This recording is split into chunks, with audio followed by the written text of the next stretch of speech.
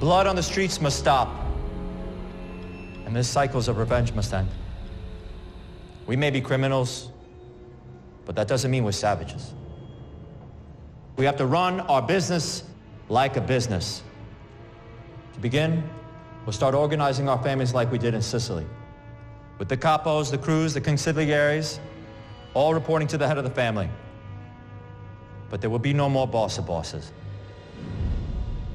The days of the capi de tutti capi, they're over. Instead, we'll have a board of directors, a commission run by the heads of the 5 New York families. They will have the final say in all matters, even life and death. The heads of the 5 New York families, the members of the commission are Giuseppe Profaci, Vincent Mangano, Tommy Galliano, Joseph Bonanno, and Lucky Luciano. In the dimly lit corridors of 30s New York City, where secrets whispered in the shadows could spell your doom, there lived a man who epitomized the dark allure of organized crime. His name struck fear into the hearts of those who dared to cross his path, Charles Lucky. Luciano, the enigmatic mastermind of a criminal empire that spanned the city's underworld. But in the annals of his notorious reign, one chapter stands out as a chilling tale of deception, betrayal, and the relentless pursuit of justice. As the city buzzed with illicit desires and shady dealings, the authorities were closing in on Luciano's empire. A relentless prosecutor, Tony Dewey, was determined to dismantle the criminal web that ensnared the city. What followed was a high-stakes courtroom drama that would captivate the nation, a battle between the mastermind of crime and the forces of law and order. In this heart-pounding narrative, we delve into the dark alleys and smoke-filled rooms where Luciano's criminal empire thrived. Follow the twists and turns of a trial that would rock the foundations of organized crime and reveal shocking truths hidden in the city's underbelly. Join us as we uncover the chilling events that led to Luciano's ultimate reckoning and the shivers of history that still haunt the streets of the Big Apple. Entering 1927, Charlie had firmly established his presence in the underworld. The more influential he became, the greater the pressure Masseria and Maranzano exerted on him. Among them, it was Masseria who harbored the most sinister intentions, his inquiries becoming increasingly pointed. Then, suddenly, Masseria summoned Luciano to a meeting, but it was more of a demand than a mere invitation. The messenger who conveyed this summons was none other than Red Levine, a member of Luciano's inner circle and a longtime friend. Levine had been by Luciano's side since their early days, even the one who first brought news of Luciano's initial meeting with Masseria. Red Levine was a unique figure in Luciano's world. A Jewish mobster, he held a special place in Luciano and Costello's inner circle, serving as their personal driver. While Meyer Lansky was entrusted with Luciano's finances, Red Levine was entrusted with his very life. He was a renowned contract killer, known to both the Italian and Jewish Mafia, and had been a part of the Bug and Meyer gang. After the gang disbanded, Levine pursued his own path and had remarkable connections within the Masseria organization, a rarity for someone of Jewish descent. Levine was a discreet but dangerous figure, a known assassin. He was instrumental in training the Jewish killers to kill Maranzano and played a pivotal role in Maranzano's demise.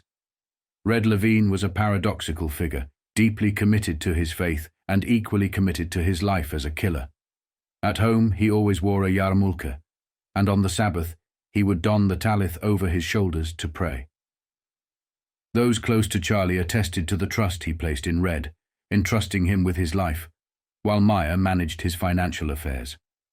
Levine was also a member of Costello's circle, a formidable force in his own right, rising alongside Luciano and other associates.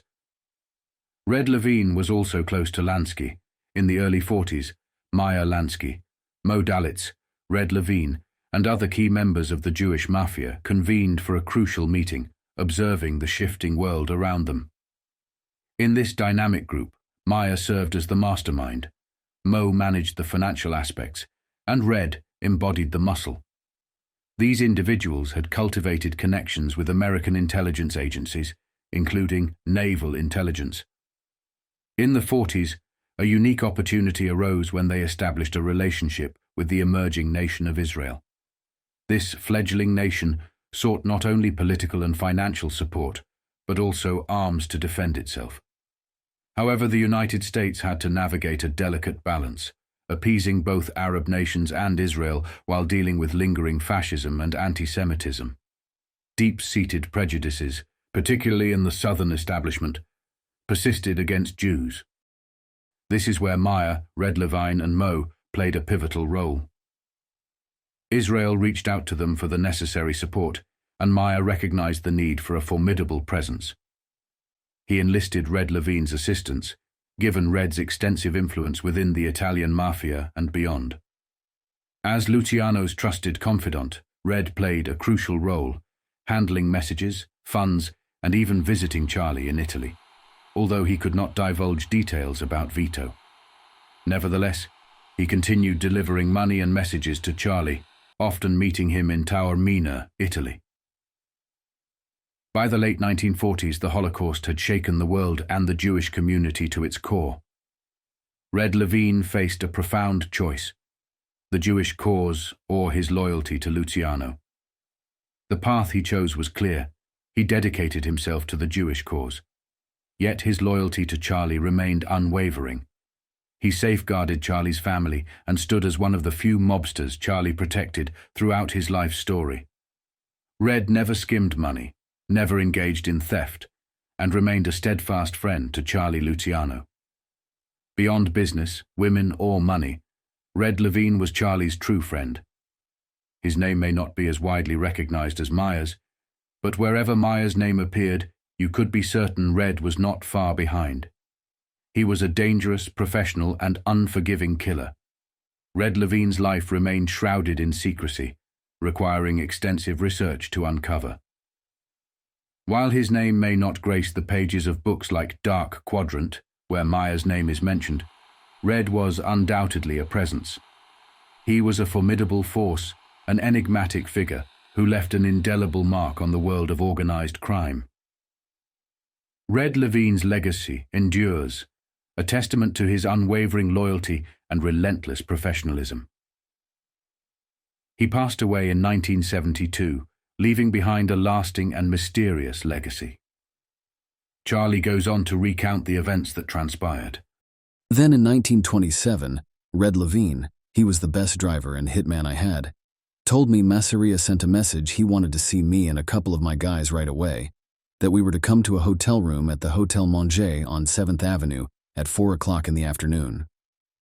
The tone of the message was unmistakably a demand, rather than a mere invitation. In response, Luciano swiftly convened a meeting with his closest confidants, including Lansky, Costello, Adonis, Siegel, and Genovese. Frank Scalise had also been urgently summoned from Brooklyn.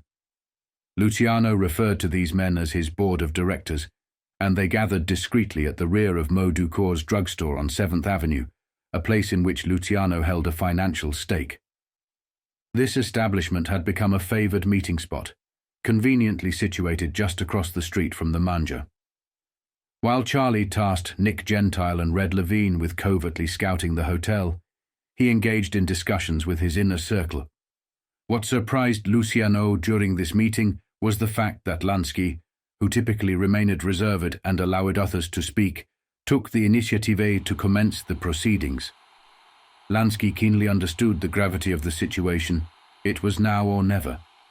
A showdown between Masseria and Charlie. He had a strong suspicion about the reason behind Masseria's summons, and with this understanding, he began to address the group. Let us not sit here jerking off. This is the showdown. It's got to be yes or no. Either Charlie goes with Joe the boss, or there's going to be a lot of blood spilled. Charlie and his men argue over the meeting, while they were waiting in a room opposite the Hotel Manger. Siegel jumps up and screams, "Masseria's a fat old bastard, and we don't need him."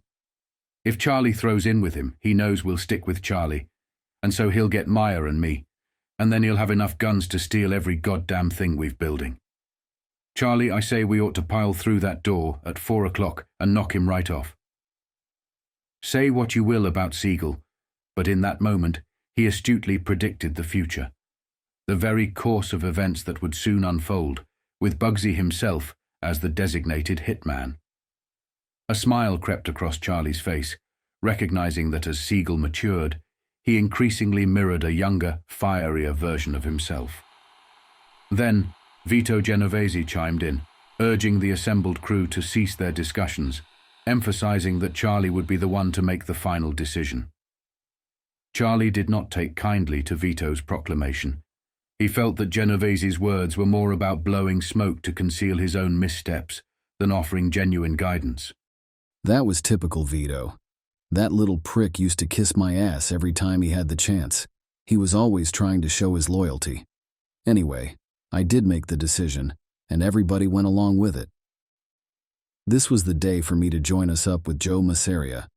I had already made up my mind that I could not go with Maranzano. I could not get over the feeling that used to stick in my throat that Don Salvatore was my enemy. He was always trying to prove that he was my superior, that nobody could be his equal. I did not want to put myself in a position where I had to kiss his ring at 9 o'clock every morning. As far as Masseria was concerned, I thought he was a big fat bundle of shit. I figured I could manage him and work out a deal to join him without having to give up all our whiskey business, which was fantastic at that time. Charlie's decision to align with Masseria stemmed from a strategic assessment of their respective territories and operations. Masseria's sphere of influence encompassed Midtown Manhattan and Upper Manhattan, offering valuable geographical advantages. In contrast, Maranzano's operations were concentrated downtown and in Wall Street, a less favorable position. Charlie recognized that partnering with Masseria would allow him to exert greater control and potentially muscle out Maranzano, who had been attempting to thwart Charlie's expansion efforts and disrupt his contacts in recent months. It was clear to Charlie that Masseria coveted a share of his lucrative whiskey business. Moreover, Masseria coveted Charlie himself, aiming to assimilate him and, by extension, his entire crew into his organization. Together, Masseria and Charlie represented a formidable force capable of dismantling Maranzano's influence and securing their dominance. I was sure sooner than later, Maranzano and Masseria would have a war. Them two fucking Sicilians would never be happy until one of them got rubbed out. To me, the whole thing was a matter of organizing a business. For them, it was the pride that came first. Who was going to be the boss of bosses? I figured, and this was one time I was dead wrong, that Masseria would wind up on top. Adonis and Charlie would go into the Dragon's Den together. We were both a little nervous, me especially, because I knew that if this was the wrong move, it was going to set us all back 10 years. I knew I was going to have to feel my way, and I wasn't going to do nothing that would cut off the guys who had been my best friends from the beginning. At the meeting, Masseria only had one man with him, a man called Giuseppe Catania. He was a higher-up in the Masseria outfit, and he despised Charlie. Charlie noticed another thing that made him tread cautiously. But there were 2 rooms on both sides, so Adonis and I did not know whether Masseria had anybody else listening in. Masseria was sitting at a round table. The table was covered in Italian food pastries. Charlie was shocked all that food was for Masseria. There was enough on that table for a banquet, and I kept figuring that any minute half of Masseria mob was going to show up and sweep down on that table, but nobody showed. I think Masseria ate half of all that food himself, most of it with his fingers, and if he did not look like a pig on 2 legs, I never would have seen one. He was one happy guy that day, talking and laughing, telling jokes, talking about the time he was in Sicily before I was born, and all that crap. This really bothered Charlie. I was expecting to deal with a rough guy, but this old guy I was looking at as he was stuffing himself was just too fucking happy to make me feel good. Before Charlie even pulled his chair, Masseria needed to make sure of something. He asked Charlie and Adonis, "Have you boys got a piece on you?" Charlie got angry at that comment. It was disrespectful to bring a gun to a peaceful meeting. I replied, "Cut out the crap, Joe. You said you wanted to have a meeting. I do not bring pistolas to a meet unless it is with an enemy. Are you telling me that you are my enemy?" Masseria laughed at Charlie's accusation and told Catania to search for them both. He would say to Catania, "Find out if these two boys are my enemies." They were both patted down and searched. Once they were cleared, Masseria cut to the chase. "Now you have a chance to be my friend, or the both of you are dead men." Charlie and Masseria have their talk. "Joe, you ought to know by now that I am not afraid of you. I came here to talk business, and Joe A is here with me as a witness. I will give it to you straight. Okay, I join up with you. But I have some conditions, Joe. I must be the number 2 man, above everybody but you. I want a fair piece of the action, and I put into the pot everything that me and my guys do. Everything, that is, expect not 1 drop of whiskey." Luciano leaned back and waited for the response. Masseria screamed in a jokingly manner, "You dirty, skinny son of a bitch. You are the only paysan in this whole fucking town who ain't afraid of Joe the boss. Okay, Charlie Luciano, you got a deal?" Masseria had no issues for Charlie's non-Sicilian friends.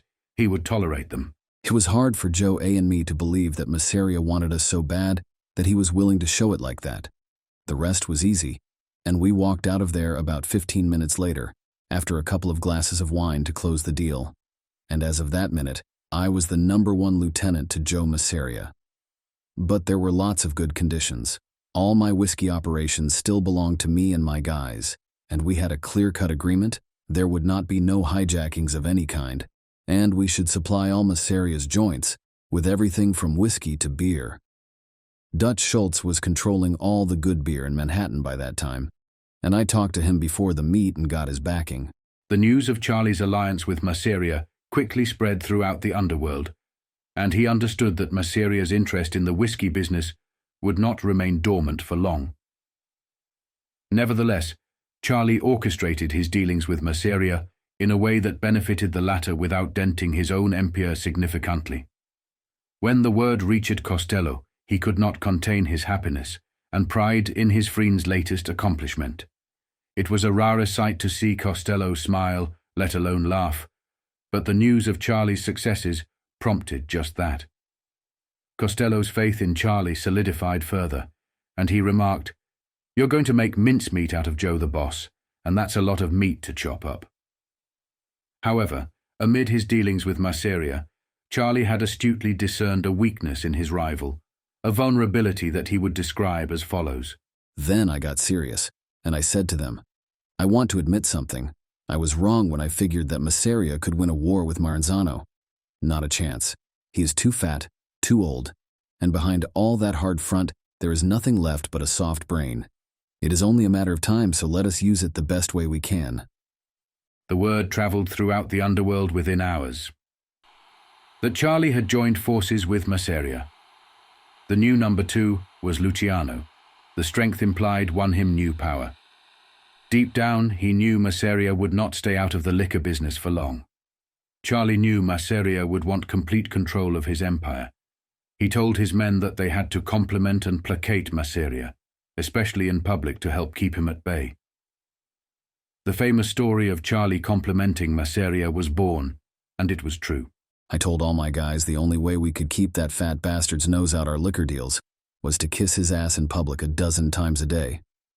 In fact, I made up all kinds of words for us to use with him, like, "Joe, when they made you, they broke the mold, and nobody in New York can handle this business like you can, and what you forgot, Maranzano will never know." All that kind of crap. And that soft-brained Masseria used to lap it up like a cat licking cream. He would sit there and smile and fiddle with that big gold chain he used to wear across his vest, and he would nod his head like he was a little kid paying attention to the teacher. Shit, he really used to make me vomit. In 1927, Charlie dedicated himself to the task of expanding and strengthening Masseria's businesses. He immersed himself in every aspect of the operations, learning the ins and outs of the empire. Over time, he assumed control of specific rackets, and with the inclusion of Costello, Adonis, Lansky, and Siegel, orchestrated a well-coordinated effort that led to the growth of both their empires. As their enterprises flourished, Charlie employed a shrewd strategy to manipulate and cultivate loyalty among his own men. They began to regard Luciano with increasing admiration and respect, often seeking his guidance and advice. Masseria remained unaware of how Charlie was subtly shifting the power dynamics within their organization, with Luciano steadily becoming the figurehead around whom their loyalty coalesced. That is where I started to organize his whole fucked-up operation. And except for not getting the liquor, he did not have much to complain about. I was giving him my time. Costello threw the slot machines into the deal. Schulz gave me about 50 speaks to toss into the pot as a show of his good faith. I combined some of the Lucchese Lepka action with Masseria's loan sharking, and he even got Meyer and Bugsy, who was the top protection guys in the country by then. At least Masseria was smart enough to even see that, even though they were Jews, they could make him a fortune by protecting the robberies. The outfit was pulling off all the time in Midtown. It was a lot of business to tie up, right? But in about 6 months, I had it running smooth as silk. Charlie was earning the respect of Masseria's men. He was making them earn good money, he was giving them jobs to do, and he gave them all respect. Eventually, Charlie had them all eating out the palm of his hands. Catania was the only one to disrespect Luciano. He was a higher-up in the Masseria family, so Charlie needed to pick the right time to put him in his place. Charlie deals with him by breaking his fingers when he catches him snooping around Charlie's private things. I do not know what this idiot thought he was going to find, because we never kept no records in an open place like that. He did not hear me come in, and I stood in the dark watching him. As soon as he got the drawer open, I walked in and slammed it on his right hand. While he was screaming and moaning, I dragged him into Joe's office, dumped him to the floor, and called Masseria to call him a doctor to take care of his boy. Catania used to be a pretty good bowler with the duck pins, but after that session with me, he never bowled again, and I never had no problem with him after that either. In 1927, Charlie devoted himself to strengthening Masseria's businesses, gaining intimate knowledge of their operations. He gradually assumed control of various rackets, and with the involvement of Costello, Adonis, Lansky, and Siegel, orchestrated a coordinated effort that led to the growth of both their empires. He taught his associates valuable lessons, such as the importance of careful planning before engaging in activities like hijackings, burglaries, or expanding into new markets like olive oil and cheese, all under Masseria's umbrella. Charlie introduced a strict discipline system and enforced tight controls throughout the organization.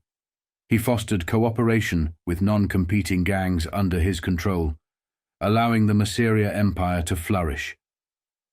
Charlie granted these families autonomy over their operations and provided advice rather than issuing dictates. This approach not only built better relationships, but also strengthened the unity of their criminal network. Charlie's influence extended beyond New York, with control in Florida alongside Santo Trafficante Jr. and future expansion into Louisiana under Costello, Havana with Lansky, Los Angeles with Benjamin, and more. By 1928, it was evident that Charlie was poised to lead one of the largest criminal organizations in America. His ability to run a criminal empire surpassed even that of the boss of all bosses, earning him respect and admiration from various quarters. Respect for Charlie poured in from figures like Mo Dalitz of Cleveland, allies in the Mayfield Road Gang, Al Capone, who sought to strengthen ties with Charlie in the East, amid his troubles with Bugs Moran in Chicago, and the Purple Gang in Detroit, which needed Scotch whiskey to supplement their Canadian supplies. Harry Stromberg, also known as Nig Rosen, had managed to secure an influential position in Philadelphia alongside Waxy Gordon and Bitsy Blitz. In 1927, another significant development occurred with the return of Johnny T., an elder statesman of the underworld, just as Mussolini's black shirt fascists began driving the Mafia out of Sicily. Johnny T. proposed an idea to Charlie, suggesting that the most prominent bootleggers in New York join forces with their counterparts nationwide. This collaboration would exclude newcomers like Maranzano, who would only deal with members of the group.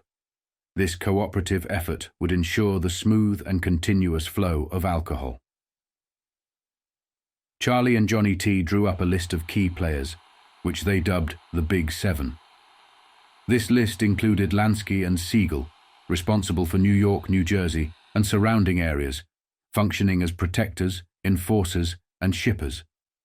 The Big Seven also encompassed Joe Adonis, Longy Zwillman, Willie Moretti, Bitts Gordon, and Rosen from Philadelphia, King Solomon of Boston, Nucky Johnson from Atlantic City, and Charlie and Johnny Torrio themselves. This alliance was highly effective, leading to cooperative agreements with 22 other criminal organizations across the nation, encompassing shipping, selling, protection, purchasing, and distillation. These alliances generated staggering profits, spanning from Maine to Florida and west of the Mississippi River. As the mastermind behind this expansive criminal network, Charlie established his headquarters in New York, where he could manage the intricate issues of the Big Seven effectively. Vito Genovese, known as the Italian Bugsy Siegel, was tasked with coordinating the operations and ensuring that Charlie's decisions were enforced. Genovese's fearsome reputation and ruthless demeanor ensured that everyone remained in line. To protect certain rackets, Charlie worked diligently to keep them out of Masseria's hands, particularly the gambling operations he shared with Arnold Rothstein and Rothstein's successor, Frank Erickson. Erickson managed high-stakes bookmaking operations, catering to high-class clientele and high rollers, while Rothstein oversaw poker games with no betting limits. Erickson also personally handled bets at horse races to ensure the odds at regular tracks remained unaffected. After Rothstein's death in 1928, Erickson's gambling and bookmaking business continued to thrive with Costello's support, making him the most prominent bookie in New York for Luciano. In 1928, Luciano and Torrio aimed to organize all the bootleggers in a groundbreaking effort, laying the foundation for the 1928 convention. This convention would then serve as the basis for the 1932 convention, creating a national framework for criminal organizations. This strategic development helped create a sense of familiarity and unity among the various mobs. While the Big Seven flourished and business boomed, they faced challenges during the winter of hijackings and robberies, threatening to derail their operations. It was such a tough situation that I had to call everybody together to figure something out. Adonis went down to Philly to see if he could get some extra quota from Waxy or Nig Rosen, or even cut some of our stuff a little thinner to tide us over. But that would only be a drop in the bucket. We had deals with Detroit, Cleveland, Connecticut, and a lot of other places for scotch that we suddenly did not have, and I did not look like had no place to get it. I even had a private meeting with Tommy Lucchese, hoping we could work out a way to trade off some stuff with some of the guys in Maranzano's outfit, where he was still friendly. But no soap. It looked like a crummy spot for me to be in. Within the team, an unknown mole had infiltrated their ranks, possessing detailed knowledge of their shipment schedules. The identity of this traitor remained shrouded in mystery, leaving everyone in the dark. To uncover the truth, Vito Genovese was dispatched, a relentless investigator in Luciano's employ. Vito had an uncanny ability to swiftly gather information when he set his sights on a target. Whether through intimidation or persuasion, he had a knack for extracting the truth, making him Luciano's invaluable asset. In his pursuit of the mole's identity, Vito's investigation led him to a surprising revelation. Sam Bloom was the culprit. It turned out that Sam, who had once been a respected figure, had fallen into a desperate situation. He had placed a massive $100,000 bet and lost it all. Instead of fulfilling his financial obligation, Sam resorted to pilfering from the Big Seven, compromising their operations. Initially, Sam Bloom had built a substantial fortune by selling medicinal alcohol, particularly to Al Capone and other prominent figures. However, one day, while gambling with an Englishman, the Englishman suffered heavy losses.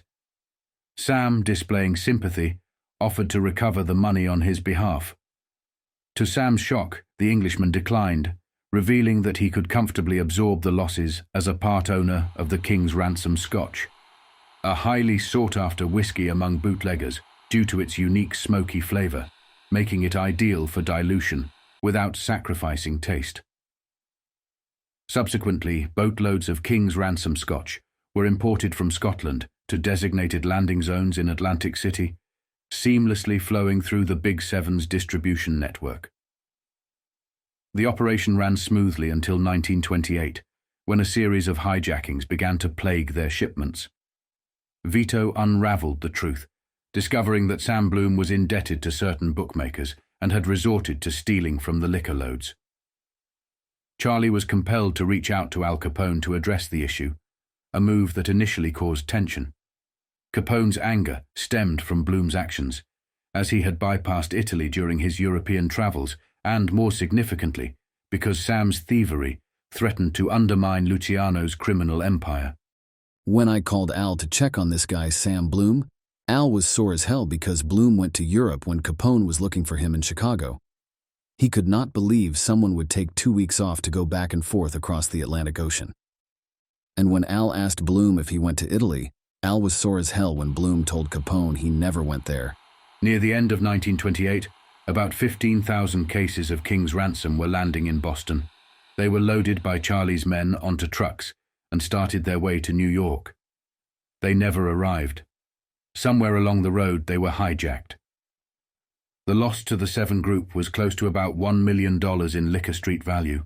All of us guys in the bootlegging business knew hijacking was part of the business. We would beef about it a lot and then forget it. But this time we all had the feeling it was something a little bit different from the ordinary heist. I asked Vito to put his sharp Neapolitan nose to work and investigate.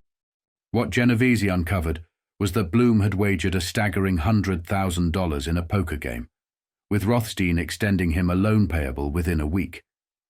Curiously, Sam promptly repaid the debt the day following the hijacking.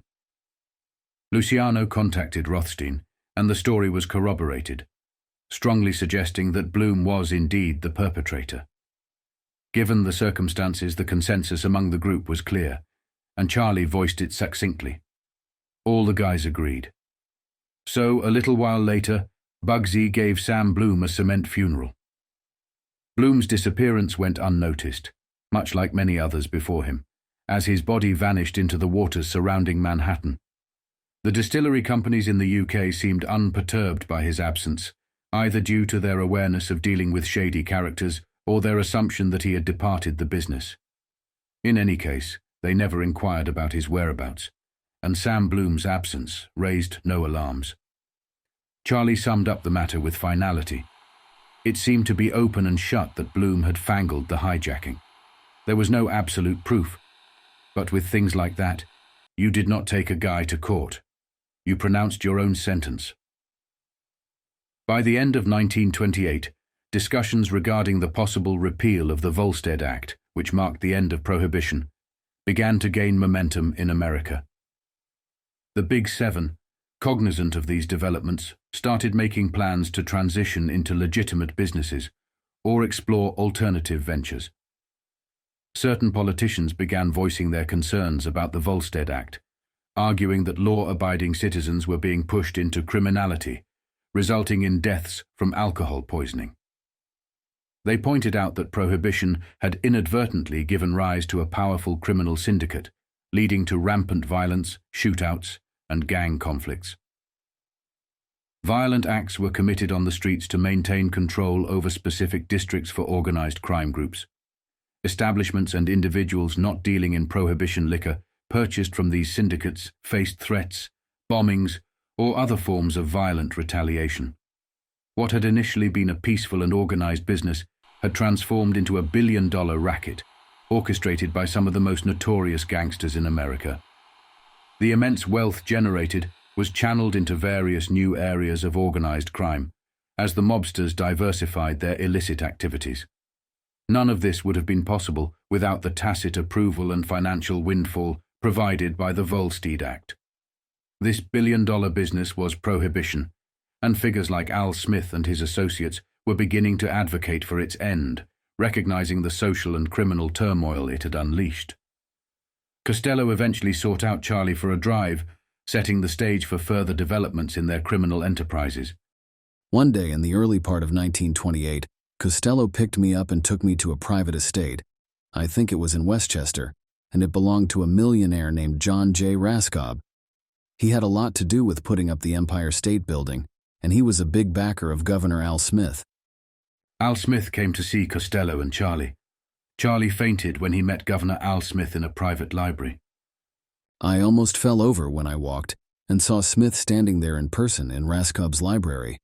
I had met a lot of big shots by then, but that was the first time I even knew Costello had made contacts as high up as Al Smith.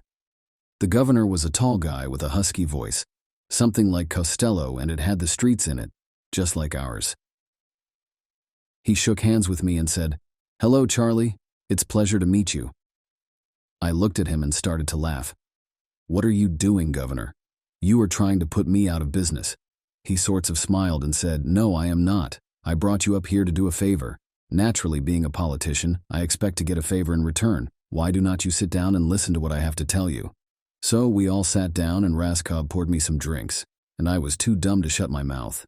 I said, "Governor, you are trying to repeal prohibition, and that is going to throw us all out of business." Governor Al Smith did not even flinch when Charlie mentioned the fact that he was involved in prohibition.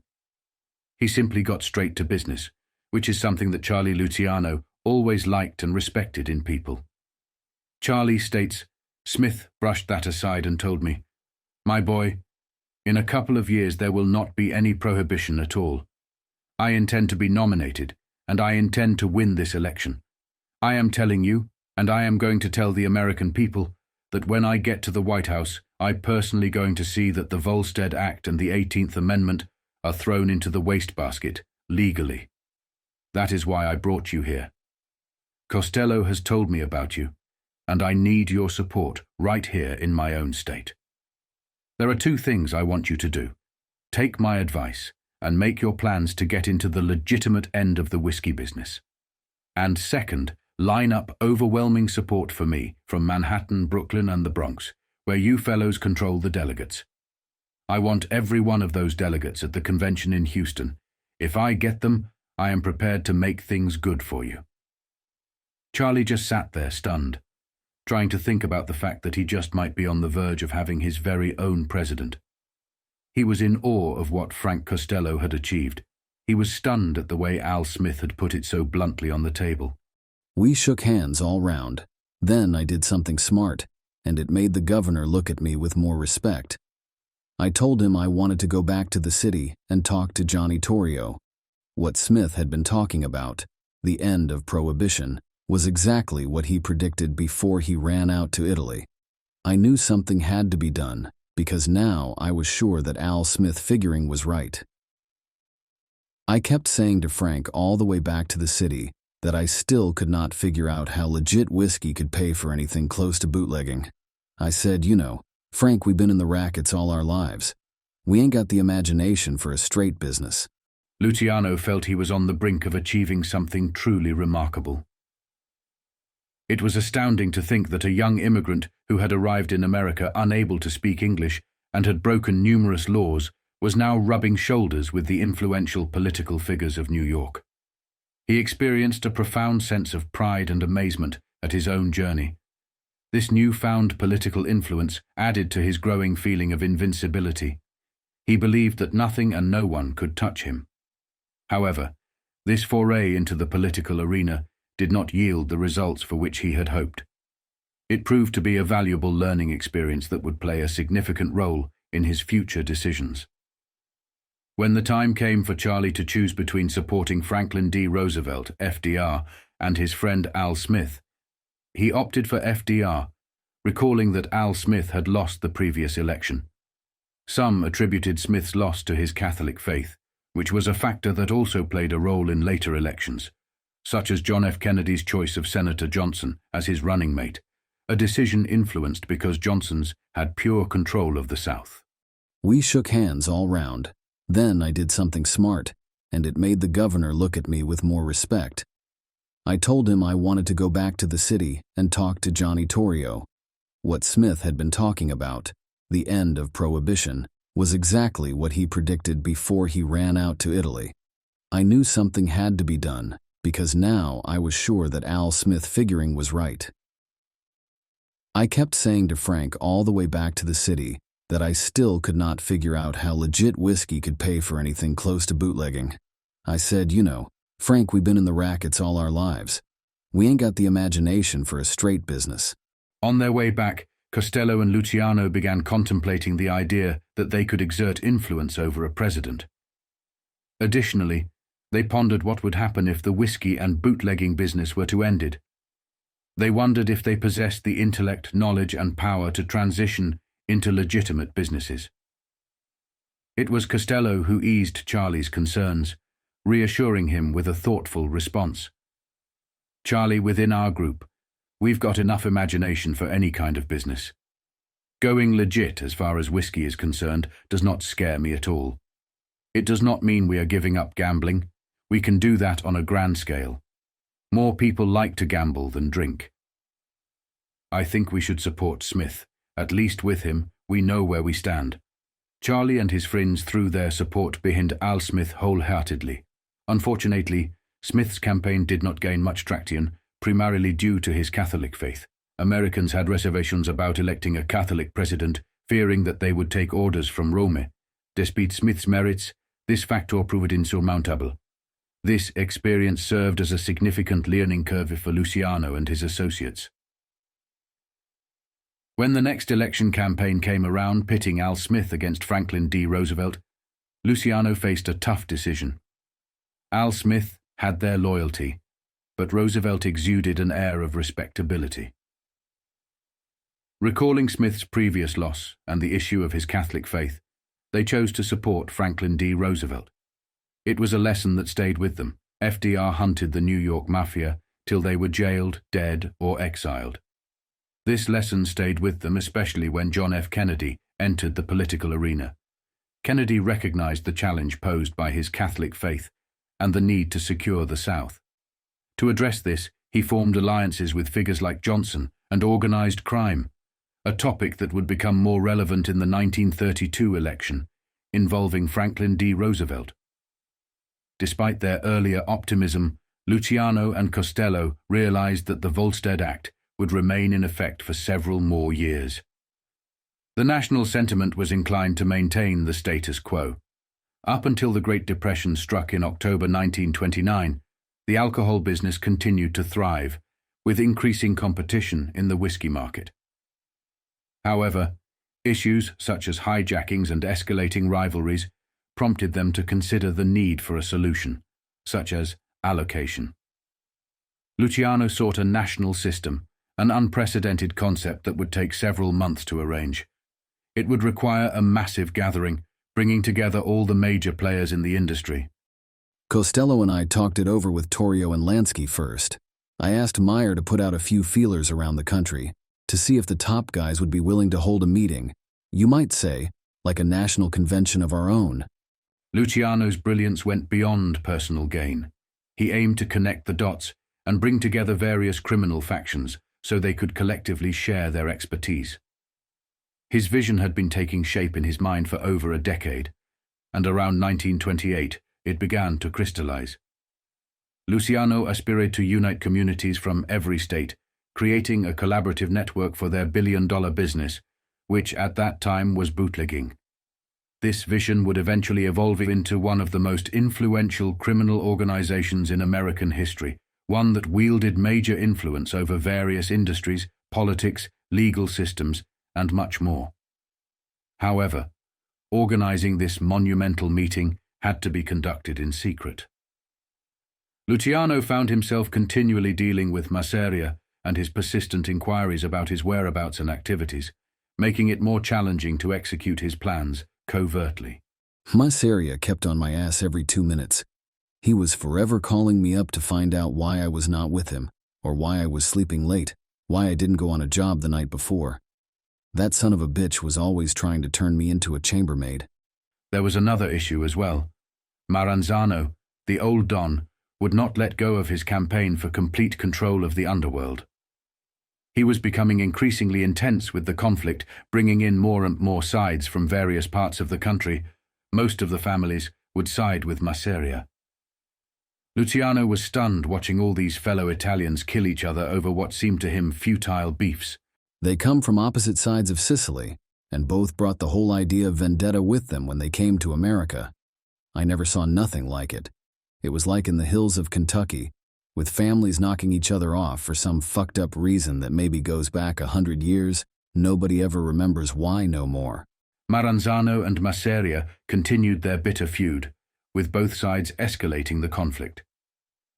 The tensions reached a boiling point when Masseria killed Gaspar Milazzo, one of Maranzano's men, who hailed from Maranzano's hometown of Castellammarese and had risen to the rank of capo in Detroit. This act further solidified the allegiance of fellow Castellammarese natives to Maranzano. In retaliation, Masseria declared open season on anyone hailing from Castellammarese and anyone aligned with Maranzano.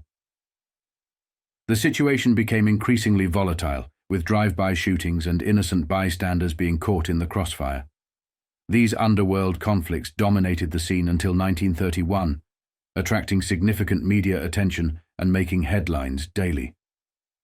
Newspapers were filled with reports of Italian bodies strewn in the streets, and the violence even drew the attention of J. Edgar Hoover himself. During that era, television was not yet prevalent, so people had to go to the cinema to watch newsreels about events around the world and across the country. Across America, audiences were captivated by the scenes of gunfire on the streets of New York and Chicago. This period of intense violence contributed to the notoriety of the New York organized crime structure. It was not a deliberate choice. Rather, it was a consequence of the densely populated and competitive environment that often turned violent. While other organized crime structures in places like Louisiana, Florida, and elsewhere were equally powerful and violent, they did not receive the same level of news coverage and public attention. All of us younger guys hated all the old mustaches and what they were doing.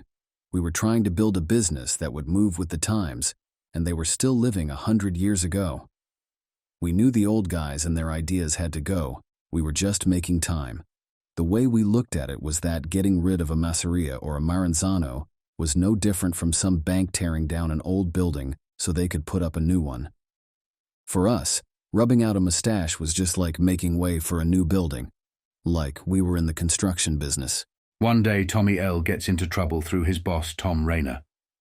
Tommy L.'s underboss was wooed by Maranzano. Maranzano offered Rayner various new rackets, and Rayner offered support to Maranzano in return.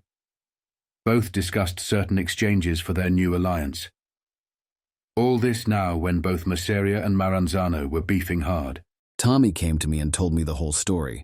He said Rayner forced him to go with him to a secret meeting with Maranzano, and Tommy was surprised that Rayner liked the Maranzano deal.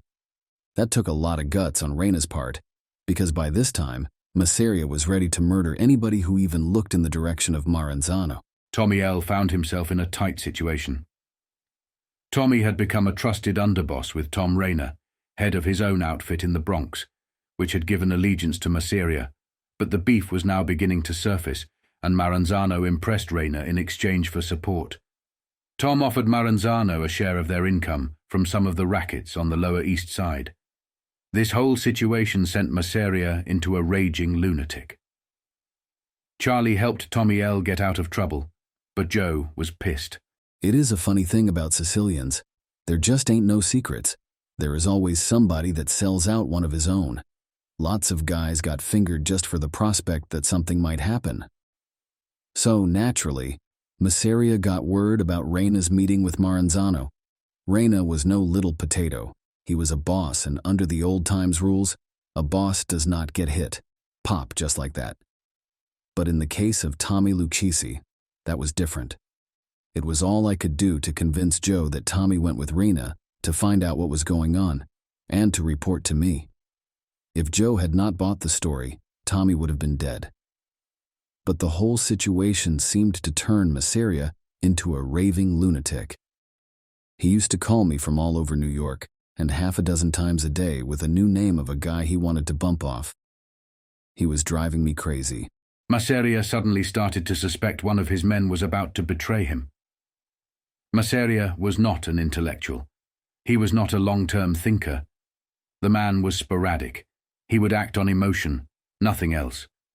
So when he felt like he could not trust Luciano, he would put a gun into Luciano's hand and make him earn that trust back. And the way he would go by doing that was to make Charlie commit a bank robbery. He then unexpectedly demands Charlie do a robbery. Charlie was dropped off in the garment district. He found Red Levine waiting for him. Charlie states, "The fat bastard pulls out a .38 from his coat pocket and hands it to me and says, 'You are going to carry this tonight on the payroll job. It ain't got no numbers.'" I thought he was out his fucking head because he was talking about a payroll heist. He wanted me to plan for some of our guys 4 or 5 months before, and nothing ever come of it. So I said, "Listen, for Christ's sake, I thought I was supposed to be running things.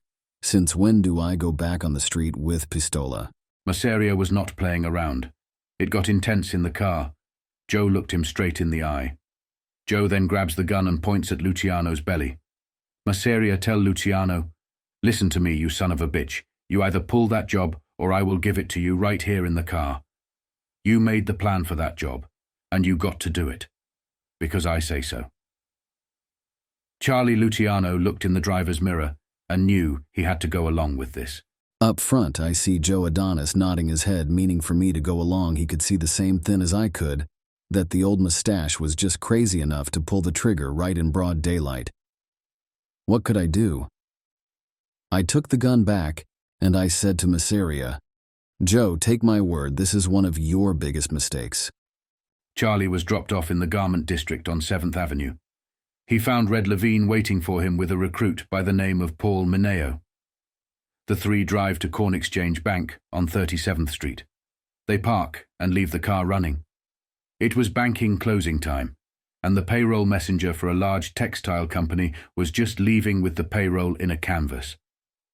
Paul was the one who jumped out the car and knocked the old man down and grabbed the bag. One of the guards who was locking the door sees what is happening. The robbery goes bad after a police officer catches it happening and shoots one of the men, leaving one of them injured, and then a pursuit ensues. The men were caught and arrested. Charlie is arrested with $8,000. For a while after that, Masseria eased the pressure.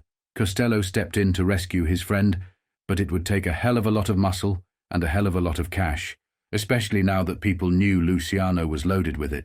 It took every bit of political muscle that Costello and I had to get the thing squared away. Costello managed to get the charges squashed and the record fixed up, so it was listed as an error. But we had to go to the police commissioner's office to squash things, and that error cost a hell of a lot more than $8,000. The failed heist served as a valuable lesson for Luciano. Despite his position at the top and his ranking as number 2 in a powerful organization, he realized that unexpected events could go awry at any moment. Initially, Charlie saw the heist's failure as an opportunity to assert his authority over Masseria temporarily. However, it also taught him a crucial lesson. He vowed never to allow himself to be compromised in such a manner again. This experience prompted Luciano to shift his focus toward the upcoming Underworld conference. The response from around the country to the conference was favorable, thanks to Meyer Lansky spreading the word.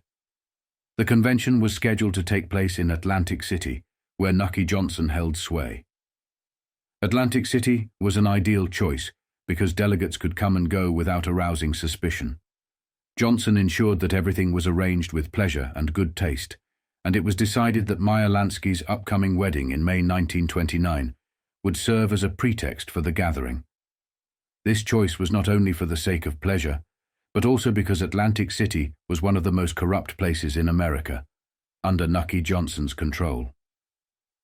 Johnson used the city's police force as a protective shield for organized crime. This was a common tactic that had been used for many years, employing a front, such as a wedding or honeymoon, to conduct discreet business behind closed doors. In October 1928, Meyer Lansky became an American citizen. Lansky's desire then, as it would be in the future, was to remain inconspicuous and fade into the background. However, his friend showed up to support him at the courthouse. In May 1929, Meyer Lansky married Anna Citron in a large ceremony attended by Jewish and Italian friends and family. Charlie reflected on the event. The smell of garlic could have knocked you over, on account of at least half the would-be citizens were Italian, and they were dressed to kill, some of them wearing tuxedos to show they had made a few bucks. Frank, Benny, Joe, Vito, and I spotted Lansky standing in the back, trying to look nonchalant and superior, wearing a blue serge suit and trying to make out like he is a banker from Moscow, and he stood out like a sore thumb among all those weird costumes and fancy clothes. We sneaked up behind Meyer, and Benny Siegel whispers in his ear, "Hey Lansky, I can fix you with that broad, the blonde over there. I hear her old man owns half of Delancey Street." And he points out this blonde girl standing over near the window with her father and mother. She was about 18, but she weighed about 300 pounds, which is about 3 times as much as Meyer weighed soaking wet. Meyer flipped at this joke. He was already nervous as hell and did not want anyone busting his balls at his own wedding. Charlie states this was the angriest he had ever seen Meyer. I have seen Lansky mad in my lifetime, but even when he was knocking a guy off, he was never sore as that minute. With just one move, he kicked Bugsy right in the balls and then grabbed his mouth so he would not yell and make too much noise. A couple of minutes later, Meyer was holding his naturalization papers in his hands and Bugsy was holding his balls. Meyer married an old-fashioned Jewish girl whose father was moderately successful, working as a produce dealer in Hoboken, New Jersey. As a wedding present, Meyer was put on the payroll by his father-in-law, providing Meyer with a legitimate front that he would later use to his advantage. In the second week of May, they embarked on their honeymoon. Unbeknownst to Meyer's wife, in the background, the elite figures of organized crime were also in attendance for their very first national conference. The list of people in attendance included Al Capone, who arrived from Chicago, with Jake Greasy Thumb Guzik, King Solomon, who came down from Boston, Boo Boo Hoff, Waxy Gordon, and Nig Rosen, who traveled up from Philadelphia. From Cleveland, Mo Dalitz and his allies Lou Rothkopf and Charles Palissy, real name Leo Berkowitz, adopted son of the Mafia, affiliated Palissy family. A delegation from the Purple Gang in Detroit, doing the bidding of their leader, Abe Bernstein. Boss Tom Pendergast of Kansas City sent a surrogate, John Lazier. Longji Zwillman and Willie Moretti represented New York's Nassau County and northern New Jersey. The largest contingent was from New York, including Lucky, Vito, Meyer, Torrio, Costello, Lepke, Adonis, and Frank Erickson, who was still in mourning for the loss of Arnold Rothstein. Dutch Schulz from Brooklyn, Albert Anastasia, Vince Mangano, and Frank Scalise. Notably absent were the old dons Masseria and Maranzano, who were not invited. Additionally, some others were not present, including Profaci and Joe Bonanno, as well as Tommy L. This was due to Tommy L's own issues at the time, and Profaci and Joe Bonanno were not considered trusted allies at that moment, though they would become so later. Furthermore, Profaci and Joe Bonanno were not as significant to Luciano's empire at that time, so they were not extended invitations.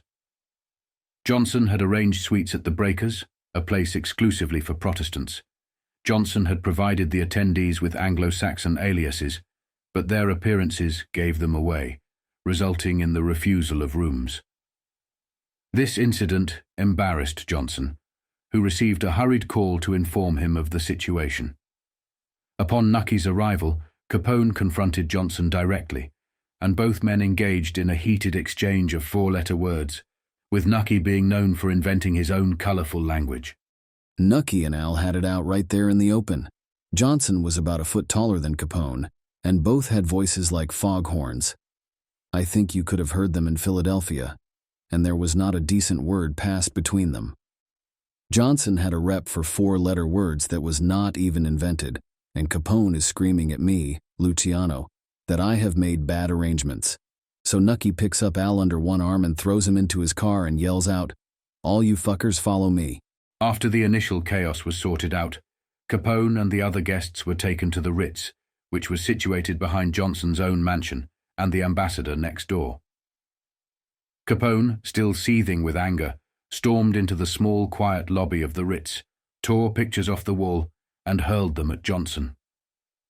Once everyone had calmed down and refocused on keeping Capone under control, the 1929 convention officially began. Over the next few days, a continuous series of parties ensued, featuring abundant liquor, food, and girls. For Lansky and Mrs. Lansky, they received presents from Johnson and were accommodated in the presidential suite at the Ritz, complete with a steady supply of French champagne. I do not know where Johnson got all that bubbly, because he son of a bitch did not get it from my outfit, on account of we never handled it. Meyer and Anna were really living it up. But during the next few days I could see that some of our friends from out of town made her a little nervous. Each morning, the delegates would assemble for breakfast in their suits, and then proceed to the boardwalk. They would settle into the canopied promenade roller chairs, designed to accommodate 2 passengers, and be gently pushed along by the attendants. However, their conversations were restricted to discussing the weather. Charlie remarked, "How the hell could we talk about anything else with them people breathing down our necks?" They couldn't discuss anything of significance due to the numerous onlookers. Near the end of the boardwalk, where Atlantic City merged with the suburb of Chelsea, the men would disembark from the chairs. They would kick off their shoes and socks, roll up their pant legs to their knees, step onto the sandy beach, and then walk along the water's edge. It was here that they could discuss their business in complete privacy. All the critical decisions were made in this quiet corner of Chelsea. They agreed to cease the cutthroat bidding for liquor abroad and instead opt for allocations and cooperation, ensuring that nobody would be left disappointed. Prices were expected to drop, benefiting organized crime. It marked the beginning of an organization where not one man held all the power, but rather a coalition of organizations operating collectively with decisions made by equals at the top. Charlie believed that he and his men possessed superior knowledge of the liquor trade compared to those who had previously operated it legally. They also discussed the future, anticipating the end of prohibition when alcohol would be legalized. Gambling was also on the table for discussion, but territorial disputes among the bosses prevented significant progress at that time. But more important than all the whiskey deals and the gambling decisions was what happened when Capone ran into a guy by the name of Moses Annenbergs on the boardwalk. Annenberg was also from Chicago, and he controlled the mob that enforced distribution of William Randolph Hearst's newspapers in Chicago, which was no easy job because Chicago was a rough town, with plenty of competition for the best corners, and it took plenty of Annenberg's muscle to keep Hearst on top. When Capone and Annenbergs met, that is when the talk got started about tying in the Nation Racing wire service for horse players with the daily racing form. And it was right there, in Atlantic City, when most of the big deals was made for the system of laying off bets throughout the entire United States. Frank Erickson was called in to work out the details of the organization, and that's how the Annenbergs family really started to build its fortune out of muscle in Chicago and its betting ties with us. The National Convention had taken a significant turn. Originally convened to discuss the organization of bootlegging, this meeting ended up altering the course of history by delving into the national racing wire. They decided to establish a connection with an established telephone wire, a move that would enable them to control gambling.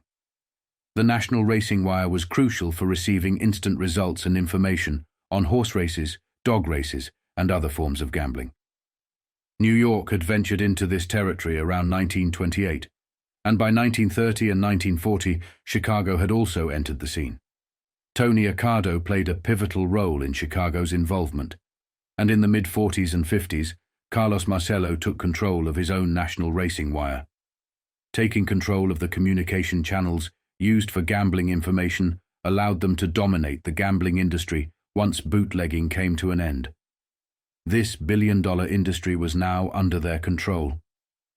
With gambling came entertainment, and they had already established control over liquor, trucking, and construction companies. They had become incredibly influential and had the freedom to operate as they pleased. However, the violence associated with bootlegging in Chicago had led to a public outcry and increased pressure on the underworld nationwide. They needed a scapegoat, someone to hand over to the authorities who could be held partly responsible for the violence. Al Capone was chosen as this sacrificial lamb, with Torrio taking the lead and Luciano and others supporting the decision. Capone was convinced, for the greater good of the criminal organization and the underworld, to turn himself in. He was charged with gun possession in Philadelphia to divert attention away from the ongoing violence. After discussing these matters and wrapping up a few loose ends, the delegates packed their bags and returned home. It had been a highly successful few days, with new deals and lines of business generating more revenue. The delegates left with a newfound respect for Luciano, recognizing him as the future leader. However, Meyer Lansky did not have the best time during the convention. His wife disapproved of his gangster friends and urged him to abandon them and join her father's legitimate business. Meyer shared his concerns with Luciano and hoped that once his wife became pregnant, she would shift her focus from his businesses to their family life. Meyer did not realize it, but I could read right into his head. He always thought he could wear a mask that nobody could see through. But I knew just what was going on. He was looking forward to the day when he could be his own #1 guy. One thing that always set Charlie Luciano apart from Lansky was his ability to read his old friend. Despite the unsettling situation with Lansky's wife, Charlie looked back at the convention with a sense of great accomplishment. Indeed, it was a remarkable achievement. For the first time, an Italian Sicilian who had arrived in America at the age of 9 had successfully organized some of the most prominent criminals in the country.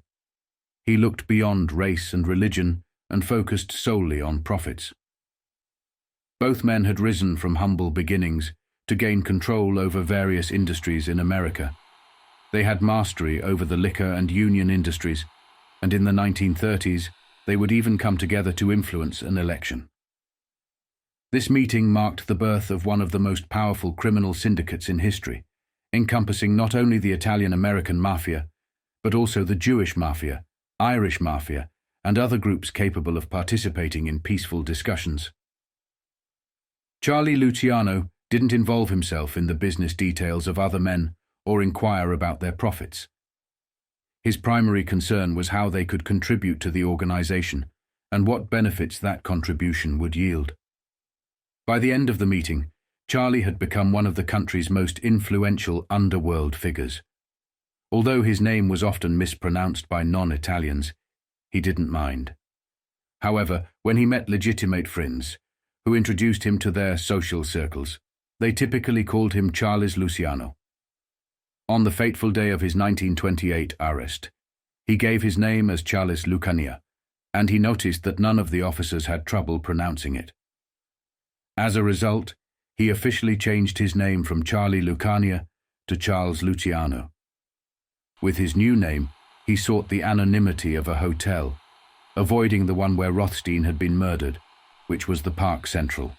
But after Rothstein went, I did not think that place was good luck. Besides, all through the 20s when I started to get into the big dough, I still could not look out the window of any place where I lived and see a tree. If I was going to move, that was one thing, was going to have plenty of trees. Charlie desired a connection with nature and a pleasant view, so he opted for the Barbizon Plaza as his new residence. Under the pseudonym Charles Lane, he checked in. His arrival coincided with the winter season when Central Park's lake was frozen. Charlie took pleasure in gazing out of the window, observing children and their parents enjoying ice skating, a serene sight. During his stay at the Barbizon Plaza, Charlie crossed paths with Gay Orlova, a woman who would become intimately involved with him. Their first encounter took place at the Hollywood, a prominent nightclub on Broadway. Their introduction was orchestrated by Niels T. Granlund, also known as NTG, the Master of Ceremonies, and a rising star among radio celebrities of that era. There was nothing cheap about her, and she understood that I was always trying to improve myself. I could let my hair down with her, and we got along great. She was meant for good times, and that is all I was looking for in them days. I did not have to go with a whole bunch of other broads because she was able to keep me interested all the time. She was a tall, slim, dark-haired, dark-eyed dancer. She and the slightly sinister-looking gangster soon became almost inseparable. Lots of people told me I ought to marry this girl, but she was not always nagging at me to get married, and besides, I had too many plans to think about that. And to tell the truth, I never knew too much about her, except that she'd traveled around Europe a lot and spoke French and Russian. Masseria incessantly breathed down Charlie's neck, subjecting him to a barrage of shouting, berating, rants, and demanding constant attention. Whenever Masseria's men presented job opportunities, they were bombarded with questions by Masseria, who sought every detail regarding the job: research conducted, personnel involved, execution plans, partners, and scheduling. Charlie, visibly annoyed, listened with his eyes closed, and his patience wore thin when the responses sounded insincere or questionable. Once satisfied that everything was in order, Charlie would give the green light on certain jobs, often coordinating with Joe A. Adonis, who specialized in robberies and jewel heists. Charlie didn't delve into the minutiae. He considered himself the CEO of a large company, focusing only on major matters while delegating smaller concerns to others. While he might be aware of significant operations, the details of smaller ones remained outside his purview. Punishments were meted out for mishandled jobs, often involving physical consequences such as beatings, cracked knuckles, or broken fingers. These consequences served as hard lessons to prevent recurring mistakes. Charlie's words on the matter were, "Some guys got their fingers broke or their knuckles cracked, or maybe they had their head busted. They had to learn how to do it the right way the next time." Then one day the Big Seven secured a massive order and a substantial shipment of scotch worth $1,000. It was scheduled to arrive one night along the Jersey coast between Atlantic City and Cape May. Luciano left the Barbizon Plaza around midday, driving down to the Jersey shore with Adonis and Genovese. They were followed shortly by Lansky, Siegel, and Costello. Together, they supervised the loading of the scotch onto 2 freight trainers anchored just outside the 3-mile limit.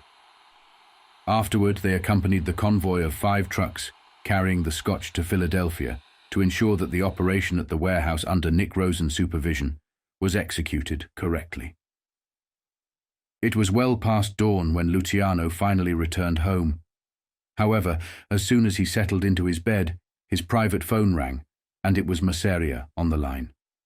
Masseria was furious, having attempted to reach Charlie all night and now demanding to know where he had been.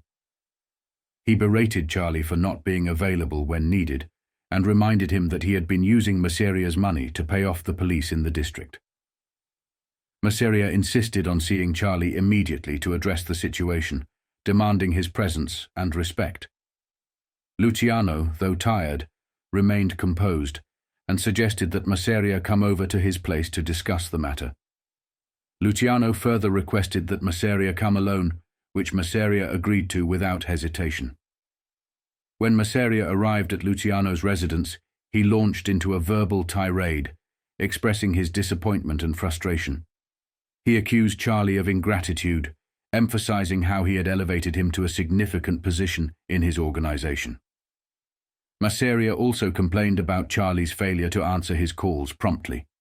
It escalated to a point where Masseria noticed Costello's presence in the room, which further fueled his anger. Masseria questioned Charlie's intentions, suggesting that he might be attempting a takeover. Masseria ranted, switching between Italian and English, issuing various threats to both Charlie and Costello. Charlie attempted to defuse the situation, explaining Costello's presence and trying to calm Masseria down. But Masseria's rage was difficult to temper. You got me wrong, Joe. I know you are the boss, and I would not do nothing to change that. You ain't got a thing to worry about with me. If you just think a minute, you will see that everything I have done since we came together has been to help you. The reason I called Costello here is because he is the guy with the real connections with the police officers. This backfired in a huge way, and Masseria made his formal demand directly to Luciano's face. Masseria informed Luciano that he no longer accepted his excuses, and that from now on, Luciano would work for him around the clock. Everything Luciano earned would go into a collective pot. and if he did not like it, tough luck. Luciano saw this as a direct threat to his own criminal empire, prompting him to desperately plead with Masseria. He reminded Masseria of the business deal they had sealed with a handshake, emphasizing that it went against Italian culture to break such agreements. Luciano even tried to invoke the old Sicilian tradition that a man never breaks a deal sealed with a handshake. However, this too backfired significantly, as Masseria remained unmoved by Luciano's appeals. Masseria simply informed Luciano that he now owned the whiskey business and could break the deal whenever he pleased. Masseria raised his voice, turned toward the door, and just before leaving, formally declared the handshake broken. Now, alone with Costello, Luciano called for an immediate meeting. He summoned Adonis, Siegel, Torrio, Lansky, and Vito, some of the Big Seven, to discuss their next steps. It was a council of war, and Luciano knew that Masseria's demand, once made, would not be retracted. It was a display of weakness, and Luciano recognized that he had to placate Masseria for the time being, knowing that this issue would resurface in the future. The Big Seven understood that taking on Masseria directly was not a feasible option, as they had only 100 soldiers compared to Masseria's 500. Charlie noticed that Maya was unusually quiet during their discussion. He likened their relationship to that of Mutt and Jeff, implying that they were quite attuned to each other's thoughts by this point.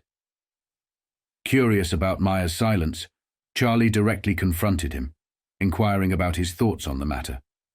Charlie brought up the name Maranzano, and as usual, Lansky employed his intellectual prowess, preferring strategic thinking and cunning over brute force. Lansky told Luciano, "That's right. We've all been so busy, we've been losing track of what's really going on. This thing between Masseria and Maranzano is going to bust open any day, and there'll be a real war, not the penny ante stuff. Charlie, we must pick the winner now and then go with him." This comment provoked an interesting reaction from Siegel, who erupted with anger at Maya and Charlie, exclaiming, "There you go again, always trying to beat the odds. What the fuck do you think you are, some guys with a crystal ball? Between Masseria and Maranzano, it's not even 6-5. Go ahead, wise guy, you pick the winner." Maya promptly retorted, "Benjamin, I picked the winner a long time ago, and it's Charlie Luciano. All we must do is eliminate the 2 roadblocks, and from then on, Charlie sits on top. That's what we want, isn't it?" Charlie and his men were convinced that they had time to navigate the situation. However, the same couldn't be said for Tom Rayner, who sought protection from Maranzano after Masseria discovered his meeting with Maranzano. Charlie received an urgent message from his friend Tommy Lucchesi, requesting a meeting at a Turkish bath on Upper Broadway. So now I knew that Maranzano was going to call Masseria's hand, and there was going to be all-out war. I told Tommy to send out the word to Maranzano that I would finally agree to meet him. To set up a meeting with Maranzano, Charlie chose Tony Bender, whose real name was Anthony Strollo. Tony Bender was a Genovese capo who had been around since the days of Luciano, but was now under Genovese's command. During these times, the Luciano crime family had complex layers as members formed new alliances and rivalries. Anthony Strollo's history was critical, as Luciano claimed that Bender had a knack for playing both sides of the fence expertly. He had been particularly effective during the Masseria and Maranzano conflict, playing a pivotal role in that feud. Bender was known for straddling the line, skillfully balancing relationships with both sides to ensure he always came out on top. Charlie acknowledged that Tony Bender was quite adept at working both sides of the street and getting away with it. They agreed to meet on neutral territory, controlled by Joe Profaci, to facilitate the meeting. I agreed to go on the condition that Maranzano and I would come alone, and that is the way it was set up. I figured that despite everything, Maranzano wanted me with him bad enough, so he would live up to his word. Just after midnight on October 17th, Genovese picked up Charlie. Vito begged Charlie to let him be with him at the meeting, but Charlie said forget it.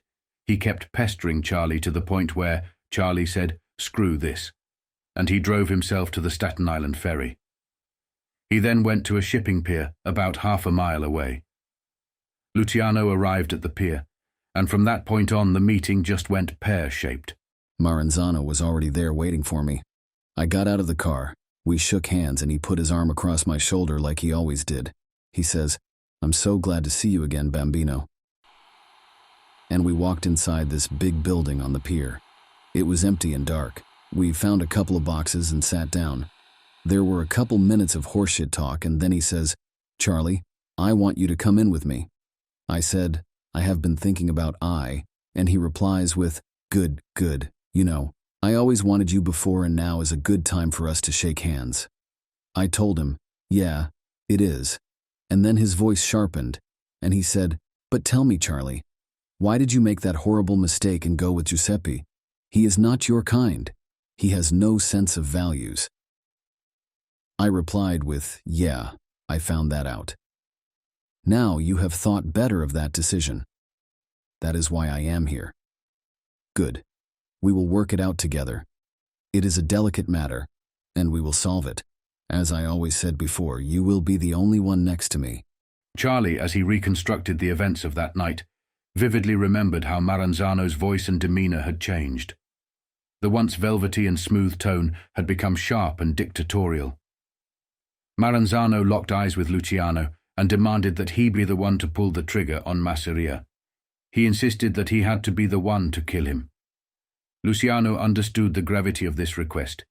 In the tradition-laden Sicilian underworld, killing the leader and then expecting to succeed to the throne was a trap. The killer could only accept a secondary role within the organization, or was likely to be killed in retaliation. Luciano, recognizing the danger, swiftly responded by telling Maranzano that he was out of his mind. It was at this moment that Luciano's memory blacked out, and all he could recall was the sensation of water being splashed onto his face and the disorienting feeling of hanging upside down.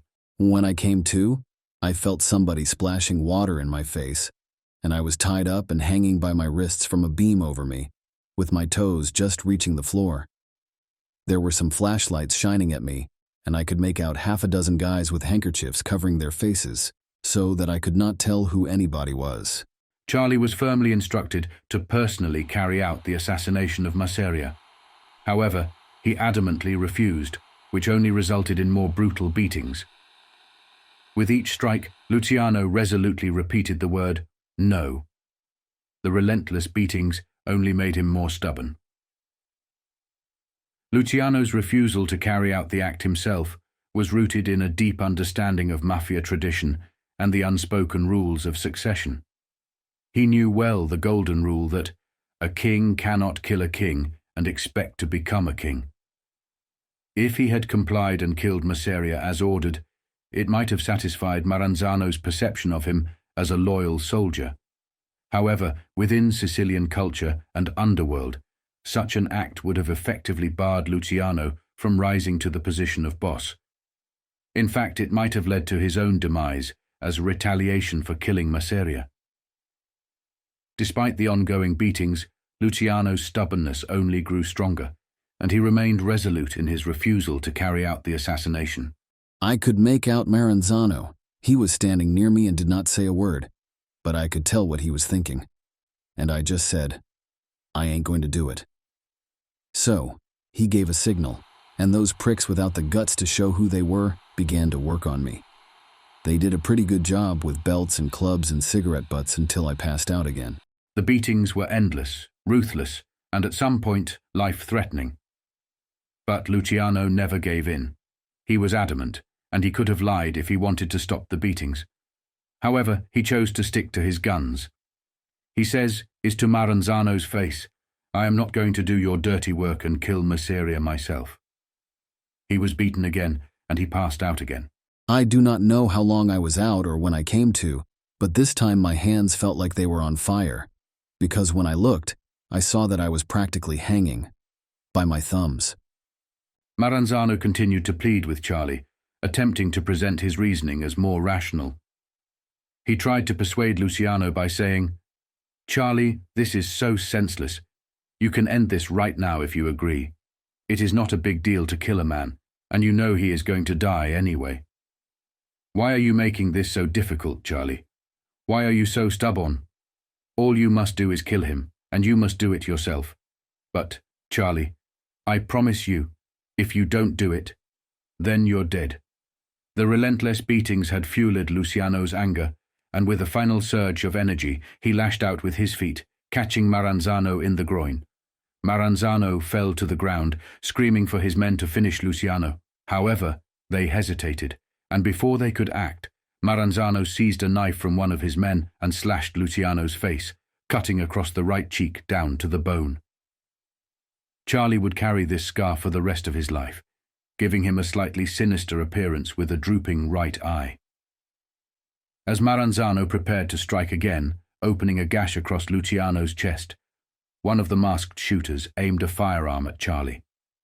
However, Maranzano screamed, ordering them to spare his life. He believed that the beating he had administered was sufficient to send a clear message to Luciano. With time passing, Luciano knew he had to eliminate both Maranzano and Masseria. Eventually, he expected to be released or left for dead. His men would either dump him on the side of the road, where he would succumb to his injuries, or he might be rescued. Either way, Maranzano believed he had effectively conveyed his message to Luciano. Somebody cut me down and I felt every square inch of me had a knife in it. I could not even move, but I never passed out completely. A few of the guys picked me up and threw me into the back of a car, and about 3 or 4 minutes later they tossed me out on the road, like I was a sack of potatoes. I must have laid there for a good 15 minutes before I could crawl to a little streetlight down the block. It was about 2 in the morning when I passed out. I do not think there was a part of me that did not have marks, or that was not covered in bandages. A few minutes after being dumped by Maranzano's men, a stroke of luck came Luciano's way. A police car cruising along Highland Boulevard in Staten Island spotted him lying in the street. They picked him up and rushed him to the hospital. Luciano's injuries were severe, requiring 55 stitches to close his wounds. Adding to his humiliation, the Staten Island police initially booked him on a grand larceny charge, suspecting him of stealing a car. Luciano refused to explain his circumstances, and the charge was later dismissed. When the police eventually questioned Luciano about the events of that night, he delivered a line that would become famous and go down in history, later being used against him in court. He simply said, "I was taken for a ride." When asked how he intended to handle the matter, he responded that he would handle it in his own way.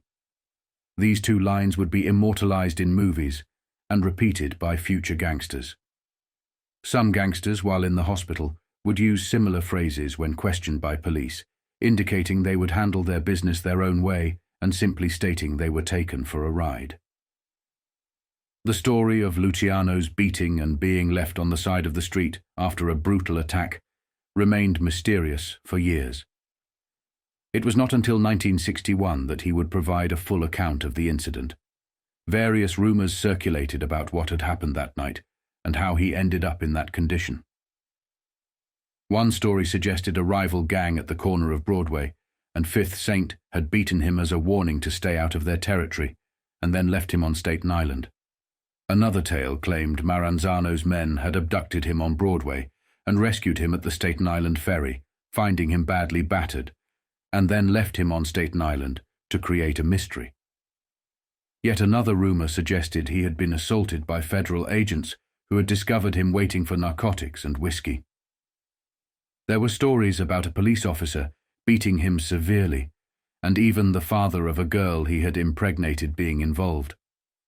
The speculations and tales about Luciano's beating and the events of that night persisted, with people from all walks of life continuing to gossip about them.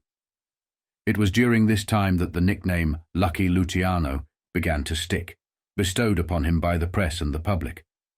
Luciano would recount the full story to some of his friends, and during one such conversation he mentioned, "I'm lucky to be alive." Lansky responded with, "Yep, you sure are.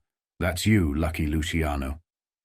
For Luciano, there was nothing fortunate about lying in bed, badly beaten, with a severe facial wound that required approximately 50 painful stitches. As he lay there, he contemplated how close he had come to death. Gradually, Luciano began to wonder why Maranzano had spared his life. It occurred to him that one of the strengths in Masseria's camp was the difficulty of getting close to him. He was well guarded. Maranzano needed Luciano to carry out the hit because it was the only way it would get done. Someone close to Masseria had to be the one to eliminate him. Luciano grasped the enduring Sicilian tradition that killing a boss meant one could never ascend to that rank. Whether Maranzano was aware of Luciano's long-term ambitions remained unclear. Yet, by compelling Luciano to murder Masseria, Maranzano likely believed he could trust Luciano enough to allow him back into the fold. Lying in bed, I had a little time to think over what happened. For a couple of days, I could not understand why the fucking bastard went to all that trouble and then let me live. Finally, I figured it out. Masseria was guarded like the Philadelphia Mint. Nobody could get close to him unless you were part of the outfit.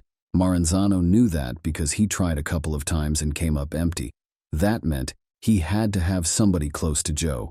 So why should Maranzano knock me off when I am the logical guy he needs? But it was typical of the Sicilian touch of Mr. Julius Caesar that if I knocked off Masseria personally, that would be the end of my so-called career as a top man. Luciano grasped the enduring Sicilian tradition that killing a boss meant one could never ascend to that rank. Whether Maranzano was aware of Luciano's long-term ambitions remained unclear. Yet, by compelling Luciano to murder Masseria, Maranzano likely believed he could trust Luciano enough to allow him back into the fold. In a way, I do not blame Maranzano because he knew, or he did not know what I was planning, but if he did, then he should have killed me. For 3 days, every time I even moved my pinky, it hurt so bad I could hardly stand it.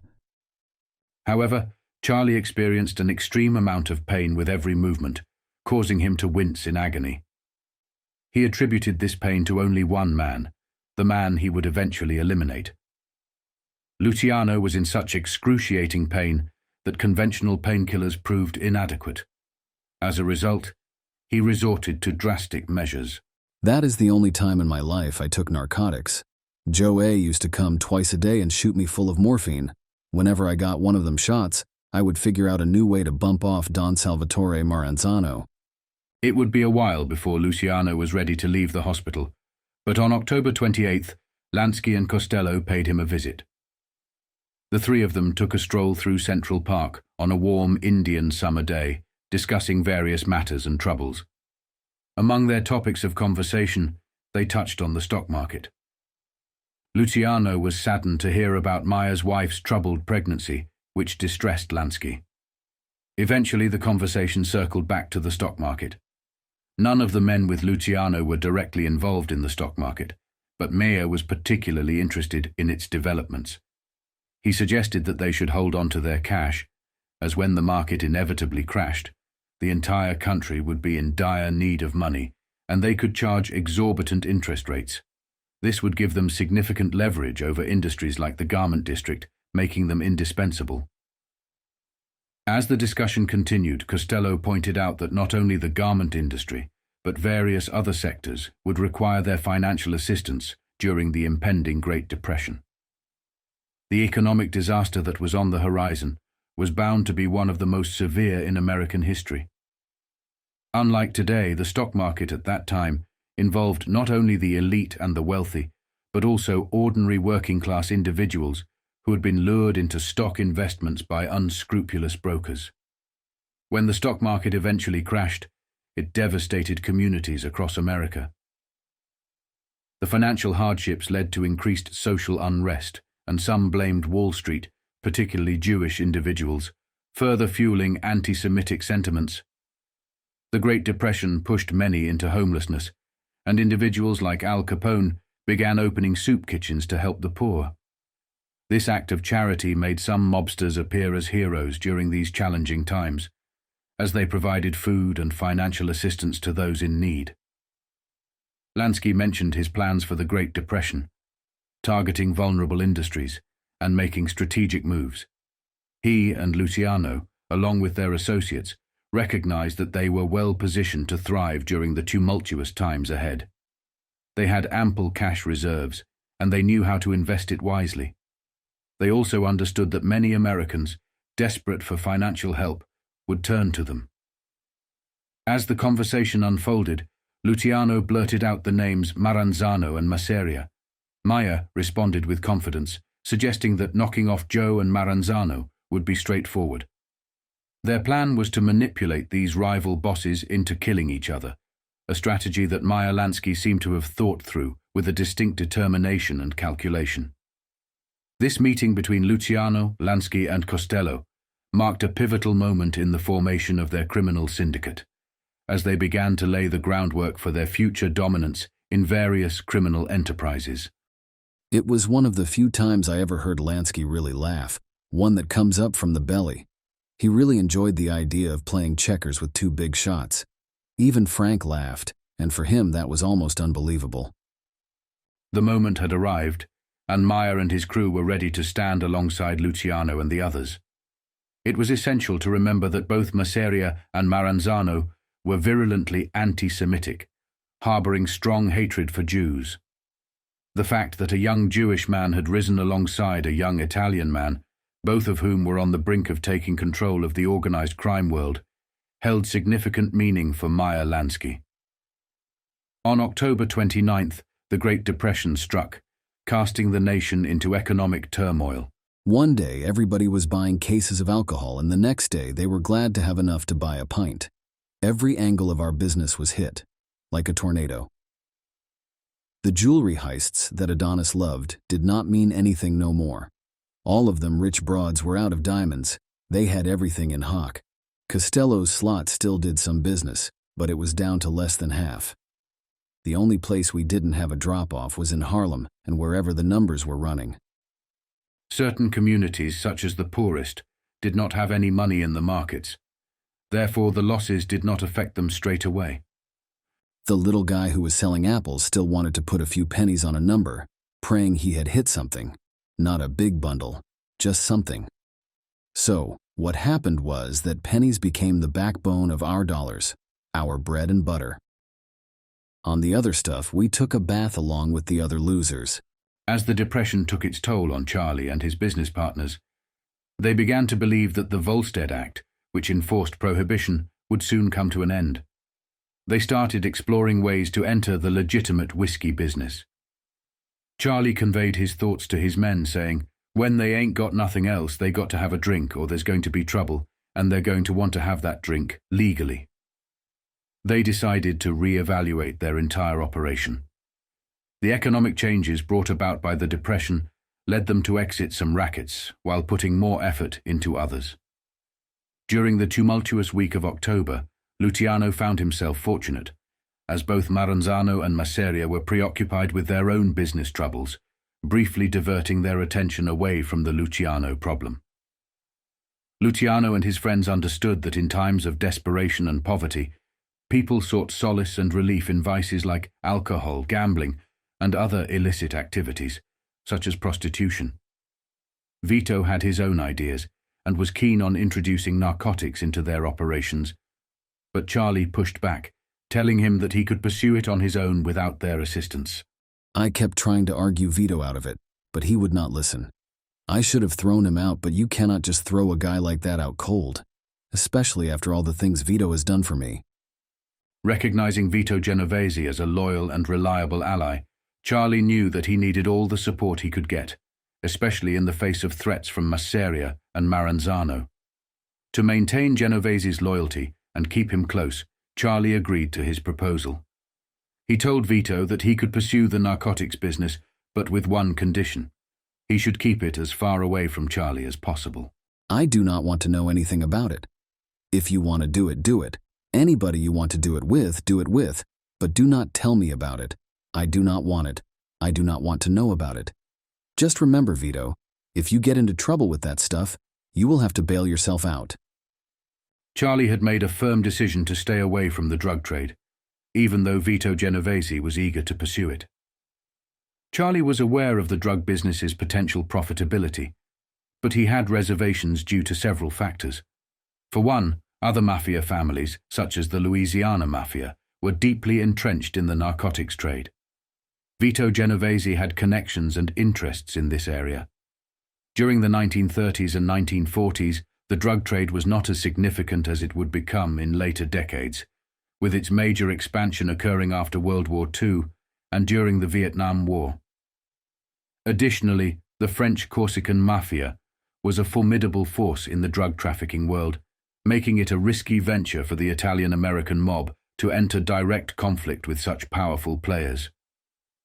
Luciano recognized that while small-scale involvement in narcotics might be manageable, attempting to challenge established drug trafficking groups could lead to serious trouble.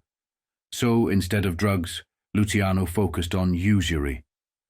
He bailed out struggling companies with mob money, then took control of these businesses when they could not repay their debts. This strategy allowed him to gain control of essential industries in the city, such as the garment, meat, food, fish, trucking, and mile companies. These legitimate fronts served as covers for various illicit activities, expanding the mob's portfolio of criminal enterprises. Additionally, Luciano extended his influence on Wall Street, assisting some of his friends in the financial world. He bailed out companies that were on the verge of collapse, even if he knew they could not repay him, to build favor and connections with the city's elite. I wanted to prove to them guys that even a gangster had a heart and was willing to help a friend out of a spot. I loaned lots of them whatever they needed. I charged them like I was a bank, 2 or 3% interest. Luciano's business ventures extended beyond loan sharking and gambling. Some of the friends he bailed out never repaid their debts, and Luciano did not bother pursuing those losses. Loan sharking preyed on people's need for borrowed funds, while gambling offered the allure of striking it rich. However, the numbers rackets, overseen by Meyer Lansky, Luciano, Costello, and others, experienced unprecedented success. Costello's slot machines became a steady source of income, yielding millions of nickels, dimes, and quarters. The nationwide betting syndicate, initially seeded by Moses Annenberg in Chicago, thrived. People wanted to place bets and receive instant results, no longer relying on attending racetracks or events. The installation of the National Racing Wire played a crucial role in this transformation, providing rapid access to gambling information. Marcello's involvement in the racing wire business allowed him to expand his operations significantly. He invested in various racing wires and secured a critical market share. Additionally, the mob's influence extended to the newspaper industry, where they provided protection to newspaper stands. Some newspapers that aligned with rival factions would publish unfavorable stories about these mob figures, leading to conflicts between news outlets. However, with the rise of nationwide gambling, newspapers had no choice but to adapt to this new reality, regardless of their previous animosities with organized crime. The emergence of the national telephone wire, capable of delivering results to bookmaking parlors across the country, became a necessity for the expanding gambling industry. Notably, the story led Luciano to reminisce about Moses Annenberg. Luciano had provided Annenberg with a team of enforcers to secure and control street corners in Manhattan. During Annenberg's tenure as circulation director for Hearst, he introduced the Daily Mirror to New York to challenge the Daily News, a move that amused Luciano. Luciano recalled that he had considered the people behind the Mirror to be his type of guys. When Annenberg ventured into developing the racing wire, Luciano became one of its primary backers. The new racing wire had been worked out with the telephone company. To this day, that high-class corporation knows that it is the heart of the biggest gambling empire in the world. As far as Annenberg was concerned, he never could have operated without us. He needed us and we needed him. It was a good thing all round. It's important you understand this, because as soon as Luciano took to the throne, this national racing wire was starting to spread all over America. And as soon as he was deported in 1946, people like Marcello were being brought to the throne in Louisiana. A year later, they built a casino in the Vegas desert. The Flamingo was started up. Reno had already been built by these men, and many other places were starting to explode in regards to gambling. In the 50s and 60s, hundreds of millions of dollars in today's money was being invested by organized crime into gambling and America. It had Carlos Marcello leading that charge. So, when he started to move into his national racing wire, he made $2 billion a year from it. He took over everything, and Luciano is giving that history right here, right now in 1928, is when they started to make that move. You must understand these generated billions for these types of men. It took them all the way to Havana, Cuba. They started to take gambling into Europe, London, South America, Bahamas. People like Santo Trafficante, Mayor Lansky, and others, especially Jimmy Blue Eyes and Russell Bufalino, started to become international gangsters because of this. Meyer Lansky was money laundering on a huge national scale. It was not a smooth operation, but it was run swiftly because these men had the killers to carry out whatever they needed. So when other groups started to look for people to carry out some of their work, they knew that Italians were ready to do it for them, especially money laundering. That is one of the reasons why the Italians grew to be big. So at this moment in time, America was shifting. Its industries needed bailing out, its trucking industries needed helping. Other major people needed help, such as the elites who were running out of cash, and therefore they looked to organize crime for help. They turned to people like Luciano, but there were countless other people that they would turn to. Costello had his people, and he had to help them out. Meyer had his people, and he helped him out. Joe Adonis had his people, and he helped them out. So they were becoming one big bank, giving out money and looking for favors in return. And these types of men were putting on a crazy amount of interest onto it. Longy Zwillman would come onto this operation, and he would turn into one of the biggest loan shark operators. So, they were not just bailing out industries. They started to own huge shares in them. And it was because of the Great Depression that they were able to do it, and at the same time they were creating the future regarding gambling and entertainment. As the world around Luciano sank deeper and deeper into depression, Luciano's world simply kept getting better and better, as well as the fact that his father and family had now come to terms with his activities. My old man never really changed. I must be honest. Sometimes he knew me better than I knew myself. But he got tired of trying to tell my mother that I would always be in the rackets. To keep the peace, he finally learned how to shrug it off. That Christmas 1929 was the nicest one we had all through the years up to that time. Everybody was together, and for the first time I sat down to have dinner with my whole family, and nobody talked about me being a truant or getting out of the can or nothing. There wasn't even no mention of the marks on my face, but every once in a while, when my mother would walk past where I was sitting at the table, she'd sort of run her hand over my cheek where Maranzano knifed me, or I could see that she was crying to herself. Outside of that, it was all very happy, and for a fast few hours, I almost wished I had a 9-to-5 job, like the rest of the crumbs. Then I looked out the window and seen my Cadillac parked at the curb, and I knew that I would never give up. Moments of calm were then interrupted when Tommy L let Charlie know that Tom Rayner was about to make a move to the other side and was taking Tommy L with him. This was going to put us in one lousy spot. Lepka and Lucchese were doing great in the money-lending business, and they had a guy with them named Abe Raylis, who was doing a lot of enforcing for them. And Tommy said if we could put together a big enough kitty, I mean millions in cash, we could control everything in the district. So if Tommy's break with Masseria come too soon, it was going to fuck up the whole combination that I put together in the garment district. Lucchese would be part of Maranzano outfit, and Lepke was still through me with Masseria. I told Lucchese to see if he could keep Reyna from making the move too soon, so we could have enough time to set up the garment district with a good foundation. In early 1930, Masseria confronted Charlie with his knowledge of Tom Rayner's betrayal and the need to prevent Rayner from defecting. Masseria emphasized the importance of demonstrating his dominance as the boss of New York City and the head of the Mafia in America, asserting that he could not afford to ignore Rayner's treachery.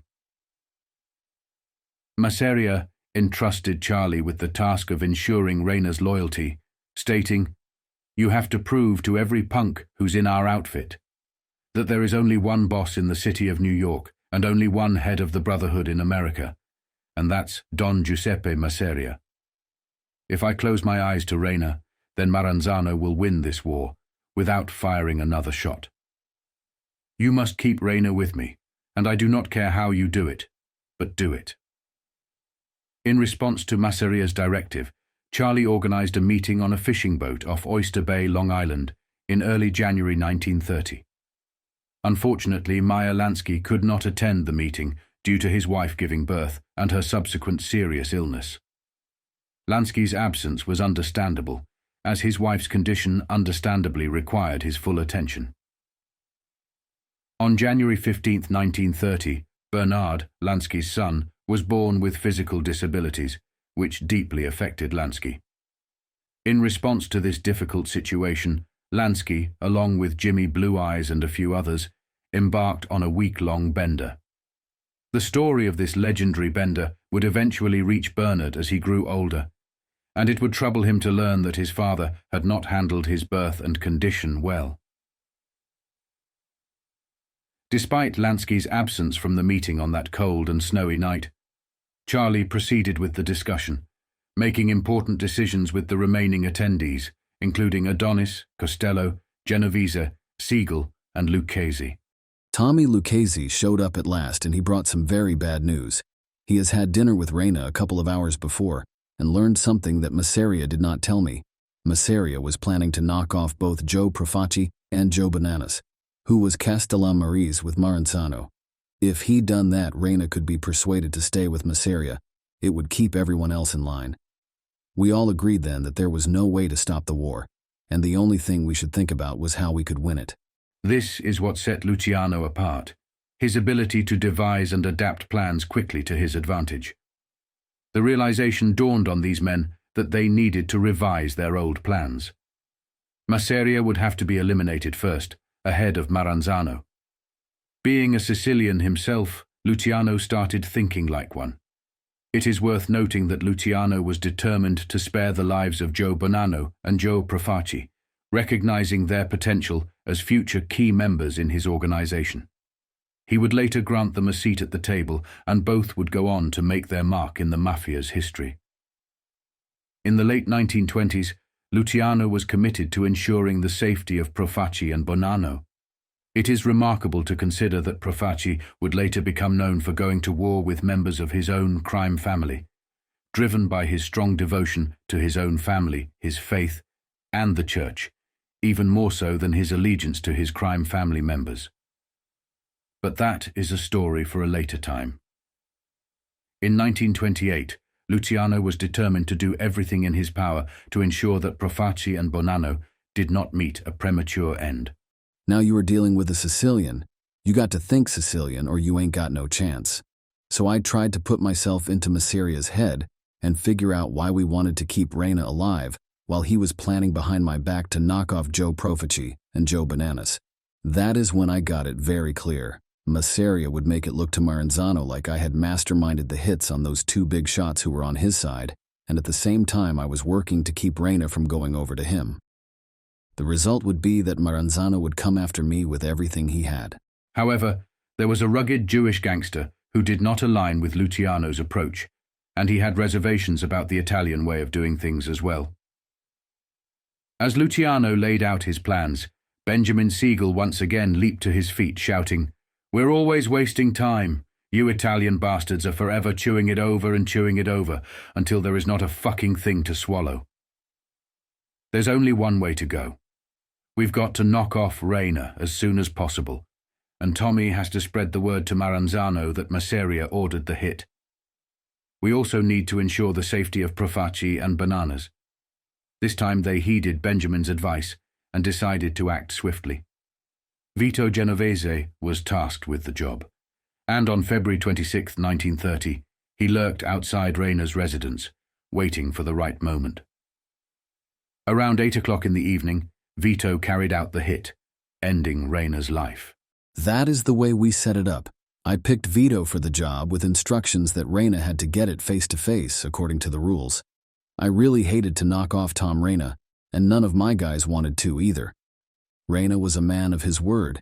He had culture, and he was a very honorable Italian. He practically ran the Bronx except for what Dutch Schulz was doing with beer and meat, and he had control of the whole ice racket, which was important when you figure out that 75% of the city did not have electric refrigerators, and we was using ice. But he had to be eliminated so I could go on living and keep moving up. Vito later recounted the details of Rayna's demise to Luciano. He described how, upon spotting Rayna, he began to smile and wave his hand. Seizing the opportunity, Vito swiftly ended Rayna's life with a shotgun blast. The suspicion and confusion that followed were just what Charlie and his associates had anticipated. Maranzano believed that Masseria had orchestrated the killing, utilizing his hitman Joe Catania for the job. Masseria added to the mounting suspicions by summoning Rayna's top lieutenants, Gaetano Tom Gagliano, Tommy L., and Dominic the Gap Petrilli, while appointing Joseph Pinzola as the new boss of the Rayna family. Tensions were escalating rapidly, and the war between Maranzano and Masseria was reaching a boiling point. It was becoming increasingly likely that these mobsters would resort to killing each other on sight, tarnishing the reputation of Italians and mobsters alike. Chicago was already experiencing its own wave of violence, and Luciano recognized that public sentiment was beginning to turn against these gangsters, once hailed as heroes. Drive-by shootings were becoming commonplace, and innocent bystanders were getting caught in the crossfire. It was a grim situation, where the deaths of a few mobsters often meant the loss of innocent lives as well. Luciano detested this senseless violence, but he understood that to climb the ranks and achieve his goals, he had to create a diversion. By sowing misinformation and discord, he aimed to divert Masseria and Maranzano's attention towards each other, allowing him to make his ascent unnoticed. I always thought Masseria was a stupid pig, but I honestly did not believe that he was that stupid. To expect Rayna top guys to swallow all that. As big shit as Masseria was, he did not hold a candle to Pinzola. That guy was fatter, uglier, and dirtier than Masseria was on the worst day when the old bastard did not take a bath, which was most of the time. Pinzola attempted to follow in his mentor's footsteps when dealing with Rayna's former lieutenants. These lieutenants did not voice their objections openly, but instead concealed their dissatisfaction, taking their grievances to Charlie, who happened to be their close friend. As mentioned earlier, Luciano had been strategically sowing the seeds of dissent among his men. Masseria remained oblivious to the shifting loyalty within his ranks. Many of his own men had started to admire and idolize Luciano more than Masseria himself. When the time came for a takeover, most of these men were ready to accept it willingly, as they favored Luciano's leadership. Tommy L. and Petrilli had already established close friendships with Charlie. Charlie even helped Petrilli address a cosmetic concern by recommending a skilled dentist to fix the gap in his teeth with a bridge. I sent him to my own dentist on Columbus Circle, and he fixed up the gap's mouth with a bridge. Girls used to laugh at him, and he had a hard time. After that, he became a real flirt, and from that minute on, if I asked him to jump off a building, he would have done it. Following the incident with his teeth, Petrilli transformed into a flirt and grew even closer to Charlie, becoming one of his trusted friends. On the other hand, Tommy L. had been a loyal friend to Luciano from the start, always providing support and putting his life on the line to assist him. Tommy L.'s unwavering loyalty to Luciano had solidified their friendship, and his dedication was unwavering. Pinzola's leadership style grew increasingly dictatorial and oppressive, causing discontent among his subordinates. Eventually, in September, he met his demise at the hands of his 3 lieutenants who were loyal to Luciano.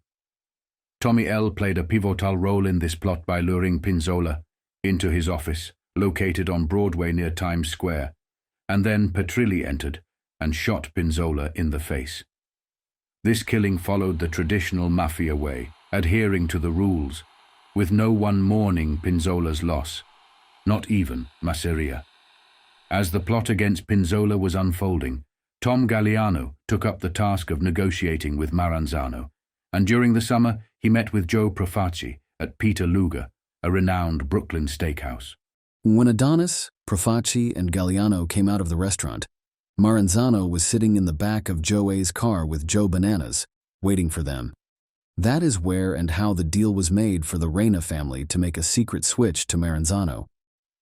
Later, Luciano was informed about the details of Morello's demise by Tommy L. During this time, Charlie had a private conversation with Anastasia, in whom he had complete trust and confidence. He knew that Anastasia would go to great lengths, even committing murder, to support him. When Charlie revealed his plan to Anastasia, the latter reacted with overwhelming enthusiasm.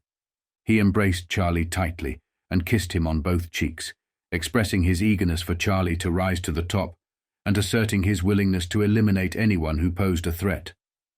However, Anastasia also issued a warning, emphasizing the importance of dealing with Pete Morello before anyone else. He stressed that Morello was a highly perceptive and dangerous individual who could detect danger before it even arose. Anastasia emphasized that to eliminate Joe, the boss, Masseria, Morello had to be eliminated first. Following this conversation, Frank Scalise and Anastasia carried out the mission on August 15, 1930, trapping Morello in his loan sharking office in East Harlem and gunning him down. Masseria, unaware of Charlie's involvement, believed that Maranzano had ordered the hit. Rumors began circulating in New York, suggesting that the shooters had come from Chicago. Another one of Masseria's valuable associates had fallen during this operation. There was another guy with him in the office, and he had to get it too. Later, I found out that his name was Periano, and he was a collector for Masseria. Albert told me that when he and Scalise walked in, Morello was counting receipts, and they grabbed the dough after they knocked him off. It came to more than 30 grand. In his quest for revenge, Masseria turned to his friend Al Capone in Chicago, while Maranzano was closely associated with Al Capone's bitter enemy, Joseph Aiello. To ensure the job was executed effectively, Masseria dispatched one of his top men, Al Mineo, to handle the matter. Aiello fell victim to a hail of machine gun bullets on a Chicago street, and the police pinned the blame on Capone's mobsters for the killing. On November 5, 1930, Maranzano retaliated by positioning his men in an apartment in the Bronx, surveilling the residences of Masseria's top aides in hopes of catching him in a crossfire. Masseria, accompanied by two of his key associates, Al Mineo and Stephen Ferrigno, showed up at the scene. Gunfire was exchanged, but Masseria managed to escape unharmed, though his top two lieutenants were killed. The culmination of the Castellammarese War was rapidly approaching, with soldiers on both sides hiding and targeting each other on sight. Alongside planned assassinations, these events drew significant public attention to the underworld and led to a severe crackdown. I knew the time for this was perfect. Masseria luck was holding out good, and Maranzano could not get within a mile of him. He would have to have me, and nobody else but me, to settle this thing once and for all. And if I was going to negotiate, this was the time to move. Luciano convened a meeting with his men in Oyster Bay, and this time Lansky was in attendance. The decision was made to set the plan into motion, and word was promptly sent to Maranzano. Luciano conveyed his readiness to carry out what Maranzano had wanted him to do a year earlier on Staten Island, which was to eliminate Masseria. To arrange the meeting, Luciano reached out through Tony Bender. Maranzano knew goddamn well. After what happened on the pier, I was not going to give him the right time when it came to picking the place. They finally arranged their meeting at the Bronx Zoo. Charlie had Tommy Lucchese, Joe A. and Bugsy Siegel with him. Charlie wanted to have a Jewish mobster with him to see how Maranzano would react and ensure he could not use Sicilian exclusivity against Charlie. Maranzano had Joe Profaci and Joe Bananas with him. They met late in the afternoon in front of the lion's cage. Charlie even made a playful remark to Maranzano about the lion being the king of the animals. Maranzano laughed and put his arm around Luciano, but before he could say anything, Luciano informed him, "Maranzano, there's something I've wanted to tell you for a long time. My father is the only one who can call me Bambino." Maranzano did not take kindly to this, as it surprised him that Charlie would assert his independence in such a way. To Luciano, it was a matter of being his own man, and he would not let anyone else treat him as a son. That was not in Luciano's nature. He said something like that he could not understand why I should resent it, that I did not understand that he could look on me like his own son. I said, "After what happened between us last year, I will never look on you as my old man, so let us stop that horse shit and get down to business. If we work everything out, then we will be friends. That is it." Maranzano also agreed to get rid of the rule that only Sicilians could hold positions of power. When Charlie pointed out to him that it was crazy and did not mean anything, Maranzano eventually conceded. When it was all said and done, Maranzano would point at Luciano and single out the scar he left when he beat and tortured Luciano, expressing regret that it had come to this point. Luciano was ready to forgive and forget, though deep down, he was planning to find a way to remove Maranzano as well. Charlie said he did not mind it too much and was prepared to look ahead. Everything was worked out with Maranzano. He guaranteed the personal safety of Luciano and his dues once Masseria's death was accomplished. He also assured that he would not interfere with the business of Costello, Lansky, Siegel, or Adonis. Maranzano even stretched out his hand and sealed their agreement. He then told Luciano, "Whether you like it or not, Salvatore Luciano, you are my bambino," which infuriated Luciano, but he held his temper for the time being. So the end of Masseria would soon be on the horizon. What Luciano was doing now was creating history. Forever New York would be sown in blood. Charlie honestly thought what he was doing was for the greater good, but he never saw the future of other bosses wanting to rise and seeing the blueprint he once laid out. In Chicago, it was somewhat different after Al Capone was imprisoned. He democratically handed power over to Paul Ricca, Tony Accardo, and some of his own blood relatives. In Florida, Santo Trafficante Sr. handed power over to his son. And in Louisiana, Carlos Marcello himself was handed power by Silver Dollar Sam, making him the boss of the oldest crime family in America. New York was somewhat different. In New York, you could literally kill a boss and become a boss if it was not you pulling the trigger, which was a Sicilian tradition. Charlie Luciano would kill Masseria and then kill Maranzano and declare himself boss. Vito tried to use this blueprint when he tried to eliminate Frank Costello, and then Gambino used this blueprint when he behind closed doors manipulated the demise of the Mangano brothers. Then Albert Anastasia was killed, allowing Gambino to become boss. A few other mob bosses would use this method also. Another famous example would be the killing in the 80s, would be of Paul Castellano, who was murdered in New York, and giving way to John Gotti, who then became the new boss of the Gambino crime family.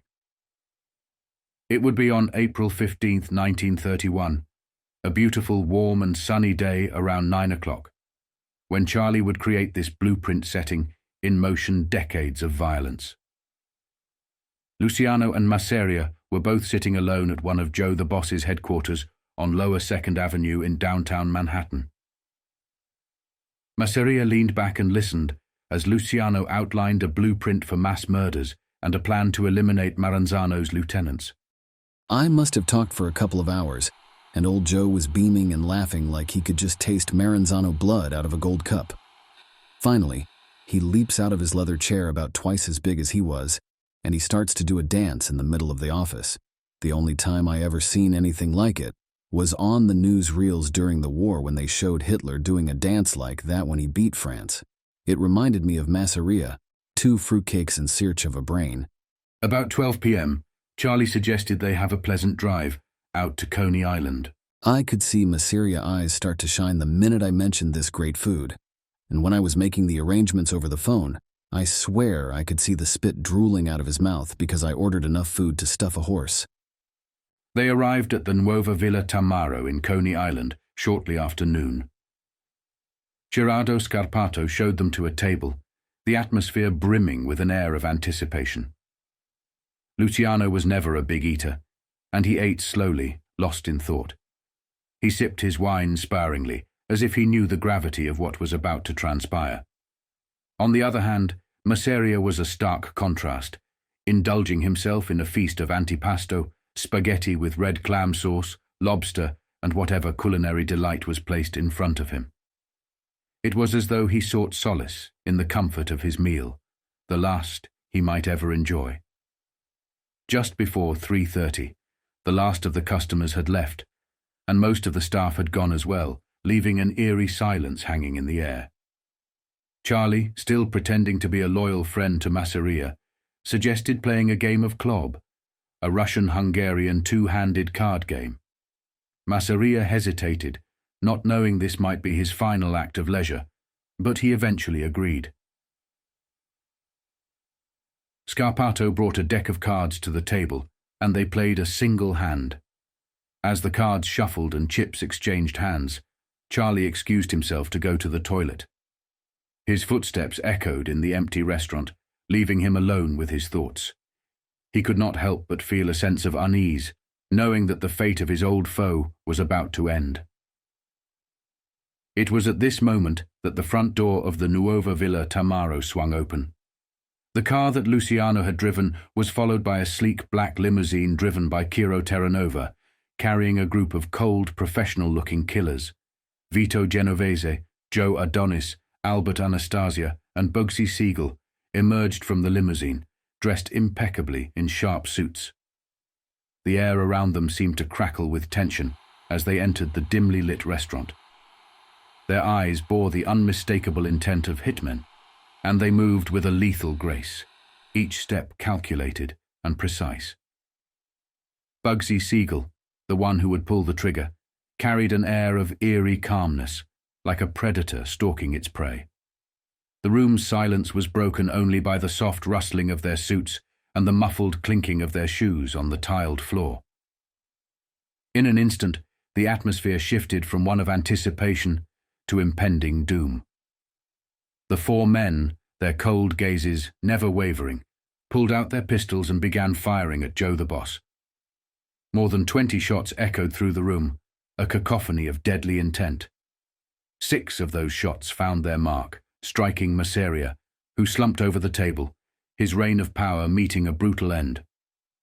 With ruthless efficiency, the 4 hitmen exited the restaurant, making their way to a waiting getaway car.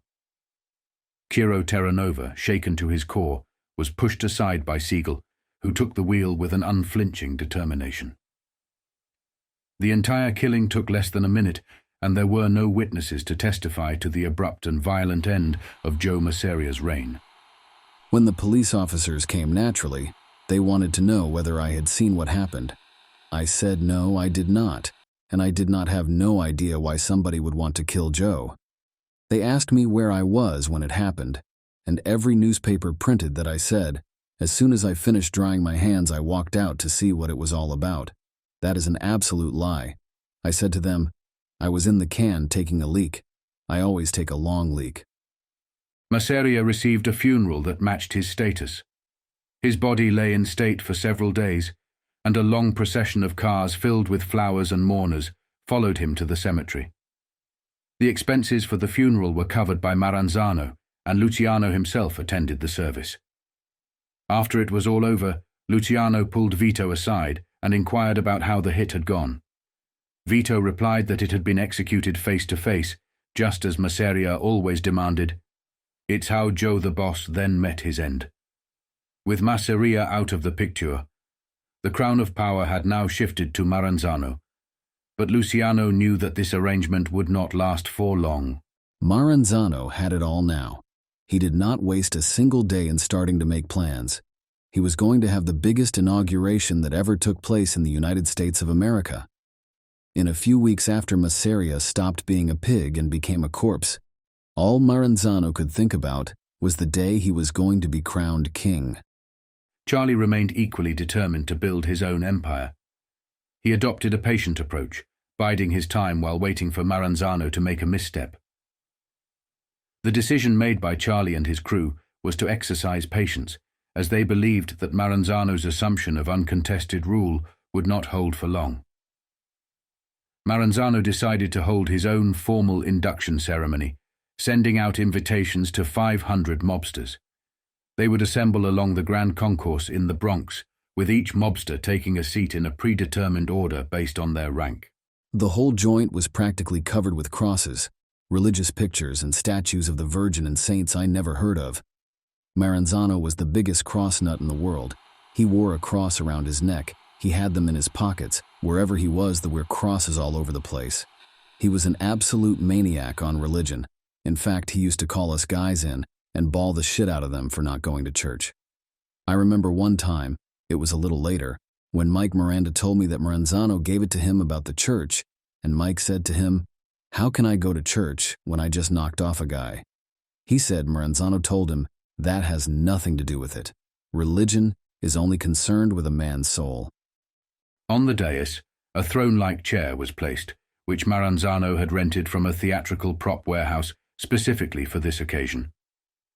He seated his princes and lords, the heads of various gangs and units, with Charlie positioned at his right hand as the designated crown prince.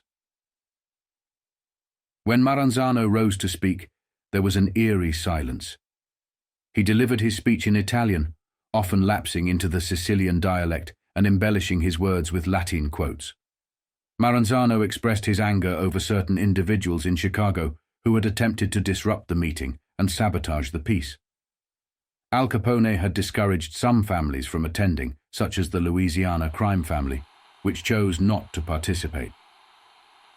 Throughout his speech, Maranzano employed various oratorical techniques, adjusting his tone to emphasize points, and lowering his voice to force the audience to lean in closer. He gestured emphatically, raising a clenched fist to declare himself the supreme ruler, the boss of all bosses. Maranzano announced his intention to consolidate all criminal activities into a single organization under his leadership, outlining mergers and realignments that would result in 5 major families in New York. Each family would have non-competing territories or spheres of operation, and members would belong to one of these families. Maranzano declared a strict code of discipline, emphasizing rigid adherence to the organization's rules. No member could discuss the organization or their family, even within their own homes under penalty of death. Every member must unquestioningly obey orders from superiors. Members could not physically harm one another, no matter the provocation. All past grievances would be forgiven, granting total amnesty. Total harmony was to prevail in both business and personal relationships, within and between families. Members were prohibited from coveting others' businesses or wives. The induction ceremony saw 500 mobsters in attendance, with representatives sent by those who could not attend personally. Each member demonstrated loyalty by presenting envelopes filled with cash to Maranzano. Charlie contributed about $50,000 to the sum, and the total amount collected reached approximately $1,000. However, unbeknownst to Maranzano, many of the men he had appointed as capos were more loyal to Charlie Luciano than to him. With a few strategic eliminations, these capos had no qualms about endorsing Charlie as the boss, as Charlie had not forgotten his previous aspirations for the position. Vito, Charlie's second-in-command, was more aligned with Charlie's vision, as were non-Italians like Lansky and Siegel, as well as Tommy L., who was close friends with Luciano within the Maranzano organization. While Maranzano's speech had initially impressed the attendees, their pride as independent leaders and their unwillingness to relinquish their autonomy quickly drove them to conspire against him. Maranzano's strict authoritarianism, along with his heavy-handed rule, sealed his own fate. Charlie embarked on a mission to garner support from bosses around the country, aiming to secure their backing in his impending conflict with Maranzano. His travels took him to various cities. In Pittsburgh, Charlie met with Salvatore Calderone, the Sicilian leader of Western Pennsylvania, who had been present at Maranzano's banquet and was disenchanted with Maranzano's attitude. Calderone pledged his support to Charlie. In Cleveland, Charlie conferred with John Scalise, Moedalitz, and Frankie Milano, the Mafia leader in Ohio, who had also attended Maranzano's coronation. Milano expressed his willingness to assist Charlie in any way needed. Santo Trafficante Jr., a longtime friend of Charlie's, arrived from Florida to lend his support. Capone, although imprisoned, sent a representative, Paul Ricker, to represent Chicago. Paul later took over as the leader of the Chicago outfit after Capone's incarceration. The bosses coordinated their efforts and devised a plan to eliminate Maranzano and his staunch allies, taking over their operations when Charlie gave the order. Even though all these guys were my friends, I still knew that I had to stand up in front of them and make sense. Otherwise, they would not take the chance of a big war by backing me if all I was going to talk about was hot air. I told them that the old man was nothing better than a big tub of horseshit, who was still living with the capo crap he brought over from Sicily, and now he married it to Julius Caesar. Everybody started to laugh, and I knew I was telling them exactly what they felt and what they wanted to hear. I said Maranzano ideas made some sense, but they wheeze old-fashioned, and I would like to dump them in the Atlantic Ocean because they do not fit no more. It took most of the day to explain what Charlie had in my mind and to answer their questions and lay everything right on the line. They had to know we just could not dump Maranzano plans, that we had to eliminate him entirely. All the guys there were around my age, and they agreed with everything I said. That night, Charlie, Lansky, Miranda, and their Cleveland hosts were elated about the unanimous support they had secured. To celebrate, they decided to attend a prize fight. However, their celebration was cut short. Even before the warm-up fights had started, several police officers stormed down the aisle and arrested them without any fuss. They were held overnight, and when questioned the following morning, their only explanation was that they had come to watch the fights. Charlie had a habit of booking in at the local police station wherever he went, but on this occasion he had not done so. It was a stupid thing I had done in Cleveland, and it could have ruined my plans, everything I had been working for years to achieve. What we should have done the minute we got to Cleveland was to go to the nearest police station and register that we were there and that we come to see the fights. I learned a lesson and never forgot it. After that, any time I would travel someplace, like I used to go to Miami a lot before I even unpacked my suitcase, I would head for the nearest police station and check in with the big badge. There was no publicity about the arrests. However, Maranzano still heard about them. Maranzano wanted to know what he was doing in Cleveland. So Charlie said to him, "Listen, I went to see the fights with some guys. You know I never miss a good fight. What do I have to do? Check in with you every time I want to take a crap." Fortunately for Luciano, Maranzano accepted his excuse, but there was a hint of a threat in his response.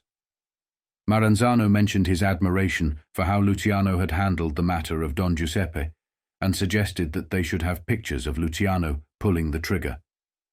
This comment angered Luciano, and he responded by stating that even if Maranzano had been there with a camera, he would not have gotten any pictures because Luciano was in the bathroom when Masseria was killed. However, Luciano's slip of admitting he did not kill Masseria stunned Maranzano, making it clear that he had said something he should not have. Maranzano now realized that Luciano and his associates posed a real threat to him, leading him to start planning their elimination. He put Luciano, Vito, Costello, and Adonis on his hit list, marking them for death. Maranzano sought to always protect himself, while Luciano and his associates had to continue moving to conduct their business. This created a race to see who would eliminate the other first. Maranzano, being well protected, decided to hire an outside hitman, Vincent Mad Dog Coll, to target Luciano and his associates. However, Maranzano was unaware of the strong alliances Luciano had formed, especially with non-Italians like Lansky and Siegal. Tommy L., Anastasia, and Torrio were absent from Maranzano's hit list because Maranzano did not realize how close these men were to Luciano. Instead, he planned to use Mad Dog Coll, a young and ruthless hitman who would work for the highest bidder, to carry out the hit on Luciano. As the clock ticked, both sides were aware of the danger they faced. Luciano realized he was the more vulnerable target, so he devised a plan to eliminate Maranzano. He decided to target Maranzano at his office in the Grand Central Building on Park Avenue, where he conducted his legitimate and underworld business meetings. Luciano enlisted Lansky to find hitmen who could pose as IRS agents and gain access to Maranzano's office. These hitmen were trained to behave like agents, and their mission was to eliminate Maranzano. Luciano selected 3 Jewish-looking men for the job and rented a house where they were trained and prepared for the hit. The hit team was meticulously trained and prepared for the operation, with Lansky ensuring every detail was considered. The 4th man on the team was Red Levine, a devoted killer who also had strong ties to his faith. A weird fact was Luciano knew Friday was a religious day for Jews. Red Levine was a devout Jewish man. Charlie knew he had to do the hit on a Thursday, as Friday was Sabbath and Levine rested on that day. The plan was set in motion, and the hitmen were ready to carry out the operation. However, a phone call from Nig Rosen, a Jewish gangster, nearly jeopardized the plan. Rosen informed Frank Costello about the hit list and an impending attack from Maranzano. He was unaware of the plan to eliminate Waxy Gordon due to his falling out with Meyer Lansky. Costello contacted Luciano with this information, leading Luciano to accelerate the training of the hitmen. The tension was high as the hitmen were prepared for their mission. Vito argued for a quicker move, but Luciano insisted on waiting for the right moment. On September 9, 1931, Maranzano called Luciano for a meeting, which he accepted.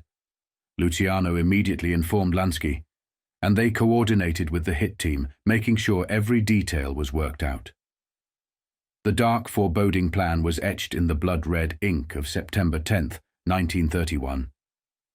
Veiled in the guise of relentless IRS agents, the hit squad crept through the sinister shadows, their presence an eerie prelude to an impending storm of violence. Inside Maranzano's office, they materialized like wraiths, looming over their prey: Maranzano, his loyal secretary Grace Samuels, and his hapless bodyguards. A frigid silence enveloped the room as weapons were confiscated, and Maranzano was led into his office with the door shut behind him. With malevolent determination, 2 of the agents unsheathed gleaming knives, their eyes gleaming with an unholy fervor. Maranzano's defiance became a catalyst, unleashing the wrath of one of the men. His name was Red Levine, who ordered the other men to back off, and then, a cacophony of shots tearing through the very fabric of sanity. The echoes of death lingered in the air as the hit team melted into the darkness, leaving behind a gruesome tableau of demise. Unseen hands had orchestrated this sinister ballet, and amidst the chaos, Tommy L., an unforeseen presence, played a sinister role in this macabre performance. Guiding Maranzano to his inner sanctum, it was there, bathed in malevolence, that the final act of this horrifying tragedy unfolded. Red Levine, a loyal pawn in Luciano's game of shadows, stood by. His conscience was never tainted by the horror. The news of Maranzano's obliteration reverberated through the criminal underworld, sending shivers down spines. Luciano, Lansky, and Vito held their collective breath, awaiting confirmation of the darkness they had unleashed. And when the message arrived, it was a chilling testament to their ruthlessness. Luciano's voice, like a whisper from the abyss, carried the news to their allies, signaling the successful execution of Maranzano's doom. On that fateful day, other souls too met their end, their stories whispered only in hushed tones, a ghastly symphony that Luciano dared not reveal in its entirety, lest the world tremble in fear. Plenty of people got eliminated the day Maranzano got his, and it was all done as part of the plan. But all that stuff the writers always printed about what they called the Night of the Sicilian Vespers was mostly pure imagination. Every time somebody else writes about that day, the list of guys who were supposed to have bumped off gets bigger and bigger. The last count I read was somewhere around 50. But the funny thing is, nobody could ever tell the names of the guys who got knocked off the night Maranzano got his. Charlie did not personally know the names of any of the top figures in the Maranzano organization, whether in New York, Chicago, Detroit, Cleveland, or any other city where individuals were eliminated to clear the decks. Charlie believed that knowing their names was unnecessary, because when he had initially discussed the plans with the men across the country, there was unanimous agreement. Everyone was on board with the plan. So, when Maranzano was assassinated, everyone naturally fell in line. It seemed inevitable. The only murder Charlie was aware of in connection with Maranzano's death was that of Gerardo Scarpato, the owner of the Nuova Villa Tamaro in Coney Island, who was killed on the night Maranzano was eliminated. The old ways and leaders were finally dead, and Charlie emerged as the new king. Maranzano's funeral was held with all the traditional rituals, including a long train of black limousines, flowers, tears, and eulogies. As soon as Maranzano was laid to rest, Charlie made a significant announcement. The old ways were now dead. Charlie insisted on continuing the tradition of paying for the predecessor's funeral. In this way, Masseria's funeral had been paid for by Maranzano and Charlie, and now Maranzano's funeral had been paid for by Charlie Luciano. This was a Sicilian mafia tradition that symbolized the transition of power from one leader to the next. Looking ahead to the future of organized crime, Charlie knew that to maintain his position at the top, he needed to command fear and respect. However, he also understood that he could not exert power over individuals like Profaci, Bonanno, Mangano, Scalise, Galliano, Capone, and others who had supported him and shown him respect. These individuals were to be treated as equals. Charlie recognized that in the Sicilian tradition, people yearned for a leader, and he believed that if he did not demand the position, but instead waited for it to be offered through mutual agreement, he could avoid the fate of Maranzano and Masseria. Additionally, he had a unique advantage in understanding the Sicilian community because of his close association with them. This understanding was further complemented by Lansky's insights, as Lansky played a crucial role in helping Charlie stay ahead of others in the criminal world. Charlie was aware of the value Lansky brought to the table. I learned a long time ago that Meyer Lansky understood the Italian brain almost better than I did. That is why I picked him to be my consigliere, to talk over the best way to handle things, how to get my ideas across to a bunch of big shots who was tired of living under one guy's thumb. I used to tell Lansky that he may have had a Jewish mother, but someplace he must have been wet, nursed by a Sicilian. Charlie sent the word out that he would like to meet the heads of all the families, and instead of demanding a meeting, he went to see them all over Pittsburgh and Chicago. I decided not to make the same mistake that Maranzano did. Instead of calling everybody to me, I went to them. A few weeks later, we had a meeting in Chicago, and Capone acted like he was throwing a party for me. Capone threw a massive party to celebrate, even though he was currently on trial for tax evasion. He believed that his prison sentence would be short, so the party was a way to send him off. People from all over, including various criminal backgrounds, attended the event to meet Charlie Luciano for the first time. The guest list was diverse, including not only Sicilian mobsters, but also Jewish and Irish gangsters. Lansky, Siegel, Dalitz, Rosen, Dutch Schulz, A. Bareilles, and Red Levine, all of whom were Jewish mobsters, attended alongside Luciano. Charlie wanted to emphasize the power of the Jewish Mafia by giving them a prominent place at the table. It is important to note that these individuals did not operate in isolation. Chicago also had its own Jewish recruits, like Jake Guzik, who played a significant role in corruption. Jake and Frank Costello were instrumental in corrupting various elements of society. Additionally, the Louisiana outfit and the Southern Mafia were also part of this unified effort in the 1940s and 1950s to consolidate organized crime across America. The Southern Mafia was skilled in politics, and figures like Marcello and Irving Davidson had significant influence.